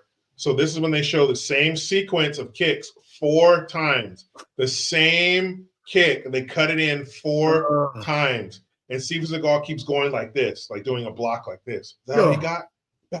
How you got? Is that how you got? Is that how you got? Like the guy's going to do the same kick 4 times, and you block it every time. And then you see the blood running down his face. Well, in some cuts, there's no blood running down his face. Hey. In other cuts, it is running down his face. It's called editing. I'm like, what the fuck? Then just shoot the whole thing with the blood running down his fucking face. Now here's he gets a shot off Seagal. That's what makes you ever seen anybody get the double nosebleed from a shot to the face? Right. He gets the double nosebleed. And then he keeps kicking, and you see Seagal rocking back, getting the timing down. And then he fucking boom, boom, kicks. It's fucking stupid. And golly. Here's one of the greatest $5 special effects I've ever seen in my life. So he kicks him through this sort of $5. You're eyeballing it. Now, that's wrought iron fencing, right? That's that twisted metal, wrought, the WROT or whatever. GHT, whatever, not ROT like rotten. I met someone that thought it was rot like rotten. It's rot like bent. Dude, I think your metal's rotten, dude. And he pushes him, he kicks him through it, and the guy's gonna go from the second floor to the first floor of this lobby. I don't know if you can see how bent those wrought iron beams are. As he flies through in the debris there, the wrought iron things are going like this. Slow motion. They show you it in slow motion. Rubber. Rubber for the stuntman's safety, but I would say as the director, if we have to use rubber, then we don't do it. We'll just have the debris, the drywall, because it looks so. Because like Jericho said, it's in slow mo. So this iron fencing is wiggling like a spaghetti. Waving. Why do you need that at all? He lands on the fence below. It's so distorted. It's awful. He lands on the fence below. So why do you need that? Look at how that bent that is, dude. That's embarrassing. It's like foam rubber. And when you see it watching the movie in slow motion, you can't even describe it. You can't do it justice. You have to see it. It's fucking awful. And why have that? Why not have that piece of window, just glass, no wrought iron, and then he lands on the bars down below anyway. Yeah. You don't even need that fucking piece. And that's how he lands in a crucifix. Oh, just like the murder victims were crucified. I get it. I mean, even that's stupid, but it'd be a lot less stupid if you didn't have that fucking rubber gate. And what does he say right here? I think he said, "I'm glad this piece of shit is over." Glad this shit's over. Did the check clear? What the piece? I can't remember what he said right there, but it was some corny fucking one-liner. The piece de resistance, the final insult of this movie. As they load Keenan Ivory Wayans into the ambulance. The final finger in your butt as a moviegoer. Yeah. He tells him that in the 24 hours he knows him, he's been blown up and shot and this and that and the other. And you need to stay away from me. Don't call me. Don't text me. Don't email me. Don't send me a smoke signal. Blah, blah. And it just gets quieter and quieter. It fades away. They close the door. Yeah. And just now it's ADR. And he's just saying stupid things like that. Just panning out. Fucking he folds his arms like and this guy who's just committed like 15 extrajudicial killings, no one knows, and the harassment and the assault and the fucking shooting the guy in the hand and the foot. What the fuck, dude? And they just laugh off, and then the credits roll. Yeah, that's it. This is a bad one, guys. That's it. But it is a so bad it's good with friends. You could just laugh your head off. The rubber fence at the end is one of my favorite parts. The credit card with the blade. Love it. Love it. So This movie is so insanely bad. stupid. It's crazy. So bad. What happened to Steven Seagal? Those first 5 movies are so good. Put him in the time capsule. What happened to him? But every movie after that, put it in the garbage. I We haven't don't know. even got to On Deadly Ground yet. I don't We think haven't we can got do to that next fucking week. Exit I think- Wounds. I think we need to honor Val Kilmer next week. We need to do a good Val Kilmer movie. I say Tombstone. We can do Tombstone. We can do something like that. Yeah. But yeah, Steven Seagal, he's an enigma, wrapped in a chocolate eclair, wrapped in a Japanese kimono, wrapped in a Tibetan prayer chain. I don't know what his deal is, dude. And wrapped in a Chinese kung fu jacket. Ugh. Wrapped in The contrast couldn't be any deeper for me this week because I told you I listened to Jackie Chan's autobiography. So good. I'm halfway through it. I listened to 2 of his autobiographies, and then I watched some of his old movies from the 70s where he's just a nimble 22-year-old. Watching him do that and watching this is like, oh boy, you know. Yeah, and people, unfortunately, they know Jackie Chan only from Rush Hour and Rumble in the Jungle, where he's doing more of the funny, like, hey, I don't want no trouble, and he's gonna beat you up with a fucking furniture set. That is Jackie Chan, and he's awesome at that. But before getting to like Drunken Master and shit, like it's the old school. Hey, where are you going? Did you kill my master? Huh? What style is that? Is that the flying crane? Huh? Right. All that kind of shit, like the old kung fu theater type shit. He's a real deal martial artist, man. You have to watch, all of you out there. Here's your homework. You have to watch Project A. It has a decent story. It's from like, the 70s. And he does like one of the biggest stunts he's ever done. He jumps off a building, I think it's like 58 feet onto like the cement or the hard packed dirt with nothing to catch him. There are like 3 awnings on the building that are cloth, like canvas, and he falls through each one, and that slows his fall a little bit. In his autobiography, he says it took him 6 days to do that stunt because every time he went up there, he couldn't do it. And his stunt guys set up, they took a bag, filled it with sand that weighed just as much of him, and dropped it off that building through some awnings to like, what's going to happen? The bag of sand exploded when it hit the ground. So he said every time he would get to the top of that building, and he was the director of this movie, he would get up there and he would look at the ground. He would just think about the bag of sand. He's like, you know what? The sunset's not good today, guys. Like the camera's not going to be blah, blah, blah. And he kept making excuses, and it took him 6 days and when he did it, he almost lands on his head. He almost breaks his neck. You know what? I sent it to you in a text here. Let me go dig up that text. I'll show it to the audience. I'm not doing it justice. Let me find it. Because YouTube's not going to get mad because this is like a 5-second clip here. Hold on. Yeah, I want you to see tough to watch. It's tough to watch because and it was Rumble in the Bronx. And at the end of all his movies, he shows blooper reels, I guess you'd call it, outtakes. Yeah. Of him, fucking up on stunts, bumping his head, stuff like that. And there's one in Rumble in the Bronx where he had a broken ankle. Right. And he jumps from like a bridge onto a fucking hovercraft with a broken ankle. He had a rubber or the cast on his foot or whatever was painted to look like the cast was painted to look like a shoe. So you couldn't tell that it was a cast. And he fucking did all the stunts with a broken foot. I'm like, damn. Yeah. Antonius, Project A, Jackie Chan. Go back to Jackie Chan's old Hong Kong stuff before he came to America. The martial arts is, I think, the greatest on-screen fight of all time is Benny the Jet Urquidez, another legend of action movies, versus Jackie Chan in a movie called Wheels on Meals. And the one thing Jackie Chan is always known for in his movies is comedy. They're always comedy and action. There's always something like it's funny, like some of the stuff they say and do. But watch this fall off this clock tower here. Hold on. Look how small the people are down there. Do you see that though? Oh man. Hold on. I'm gonna go to the part where he's hitting the ground so you can see that he's almost on his neck, dude. Well, he would have died. He almost lands directly on his head and neck. He would have fucking died. Hold on, let's see if I can pause it. Look at that. Look at that. His hand and his head is about to touch the ground. At the last minute, he gets his shoulder into the ground. At the last millisecond. Almost freaking killed himself doing this stunt. Damn. Yeah. And no special effect, no steel wire, nothing. He just went and he's 50 feet off that building. He's broken everything. Fingers, toes, legs, arms, ribs. No, his story is so inspiring, so amazing. I'll go real quick. His parents were servants in Victoria. You know that Victoria Harbor that I love? That's every Hong Kong movie. That's where he grew up. He grew up on the rich neighborhood there, but they were peasants. So they lived in the peasant quarters behind some French embassy people. And his dad was a chef, and the mom was like a maid, like doing laundry and all this. And he was a real roughhouser, a real naughty kid, always getting in fights and doing stuff. His parents put him in the Chinese opera gymnastics school, and he did 10 years there. And that's where he learned to flip and fight and kung fu and all that. But he never learned like math or reading. He was basically illiterate as an adult. He said it was embarrassing to sign autographs because he could do them in English because our language is much simpler. But in Chinese, he would have to have like an assistant like write out the characters for him, and then he would copy and stuff. And so he got a total education in martial arts and gymnastics and all that, but not a regular education. And but yeah, and then he the Chinese opera stuff, they would perform like opera. It was a cultural thing that was very famous, but it started to taper off in the 60s. He was born in the 50s.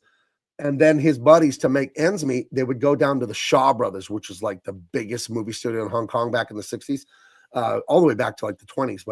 And they all would be stuntmen since they were so athletic and they all knew how to flip and kick and do all that stuff. And he's in Enter the Dragon. He's in like he's in a bunch of Bruce Lee movies, like as an extra and all that. So he does all that, and then eventually he gets a starring role and blah blah blah, and he fails and he succeeds and he fails, and eventually, and then he's Jackie Chan, who we know today. But I recommend his biography. It's an amazing life story. Like, what an amazing guy, and it's really compelling shit. So, but yeah, that stunt, what a crazy ass stunt. He almost fucking killed himself. Dude. Why didn't they use a stunt double? Oh, because Heather, his whole thing is he was a stunt man for years. And his philosophy, the way he got noticed was there was a big dangerous stunt in a Bruce Lee movie and nobody would do it. And the stunt coordinator was arguing with the director, like, no, we can't do that. You're going to get him killed. And Jackie Chan was like, I'll do it. And it was a crazy stunt, also falling without a wire or anything like that. And he did it. And he like landed on his feet and like rolled out of it and he was fine. And everyone was like, oh, they all went crazy. And he got the reputation as the guy. But the stunt coordinator who was arguing with the director said, I wouldn't do this stunt. I will never ask my men to do this. And Jackie Chan's like, I'll never ask someone to do a stunt I wouldn't do. But the whole thing about Jackie Chan, he's known for the most over-the-top, insane stunts. Yeah, crazy in all of shit. his movies, this dude should be dead like 50 times by now. Like so much of the shit he's done. So, yeah, like I said, showing the outtakes at the end of his movies, like all the funny ones and shit, you know, that are popular in America and stuff, First Strike, Rumble in the Bronx, all that. Right. Man, seeing those outtakes, you're like, dude, you're fucking crazy. But it's funny, when he first went to that Chinese opera orphanage school thing, whatever it was, he was only 6 when he started there. And there was a kid that was like 3-4 years older than him, and he was big brother. You know, they have that whole thing in the culture. It's very much deferential to your elders, much more than we are in the West. And that one of the big kids there bullied him, and they're lifelong friends. That kid is Sammo Hung. You know who Sammo Hung is, right? Mm-hmm. He's one of the greatest stunt coordinators in Hong Kong movie history, and he's also in a lot of movies too with Jackie Chan. He's in Enter the Dragon, the opening scene. Friend of the show, Todd Senefonte, when he did Knockoff in Hong Kong with Rob Schneider and Van Damme, Sammo Hung was the stunt coordinator. So there you go. So we are one person away from Sammo Hung. Almost there, Sammo. There you we go. Can almost touch you. Anyway, I'm a big Jackie Chan fan. I never really talked about much. I want to start doing some of his movies, but in the places I look for these photos online for the movies, I can't find many at all. So we're going to have to figure that out. But we'll do some Jackie Chan on here because we love it. Next week will be Val Kilmer tribute. We'll do Tombstone, though. I saw in the audience, people were saying that. And I didn't answer you out loud, but yes, it's Project A starring Jackie Chan. It's corny, but it's fun. And it has a compelling story to a degree. So there you go. And Meals on Wheels. The fight with Benny the Jet and Jackie Chan is probably one of the greatest martial arts fights ever on film. So there you go. Take that. All right, Mr. Jerry Co. What do you got for people? Anything to promote? Anything that's going on? Hey, keep your eyes peeled. I'm actually about to record a video after this right now. Tons of shit coming out. New merch. Google my name. You know where to find me. I've stepped away from live streaming and recording videos because I am busy with it. I'm always busy, but I'm doing the lettering on Empyrean, my sci-fi book. So that book I plan to wrap that book by April 15th. Do not hold me to that. That's my own personal thing. That doesn't mean it's going on sale right after that. That doesn't mean I'm printing it, but just my own internal deadline to just put that book to bed finally after some delays that were not my fault. Is going to be just a couple weeks. So I'm working day and night on that. It's coming out gorgeous. And then, of course, the Tyrus book is 70-something pages complete. We're doing 120 pages there. And follow me on X. I'm Big Man Comics here on YouTube, Facebook, and Instagram. I'm Gabe LT. You see how to spell the screen. And, of course, we got to stay safe, get enough sleep, vitamins, water. Do you have any medical question for me, Jericho? I went to Harvard Baby School. Not right now. I think I need to really come up with some good questions to be, worthy Okay. of someone of your baby ilk. Okay. Make sure you're not letting stress bother you, because that's a silent one that bother people. Okay. Thank you. Okay. Night-night. Night-night. What a good kid. A good, clean, wholesome kid. Yeah. Good kid. It's a good doctor, too. Smart Good, guy. great doctor. Smart guy. Probably better doctor than a kid. All right, guys. Hit the like, hit the share. Tell everyone about it. Let's grow the show some. I need your help. You got to help me grow it. You guys can do it. All right. The great Val Kilmer. Rest in peace. Next week, Tombstone. Yes. Adios, adios, adios.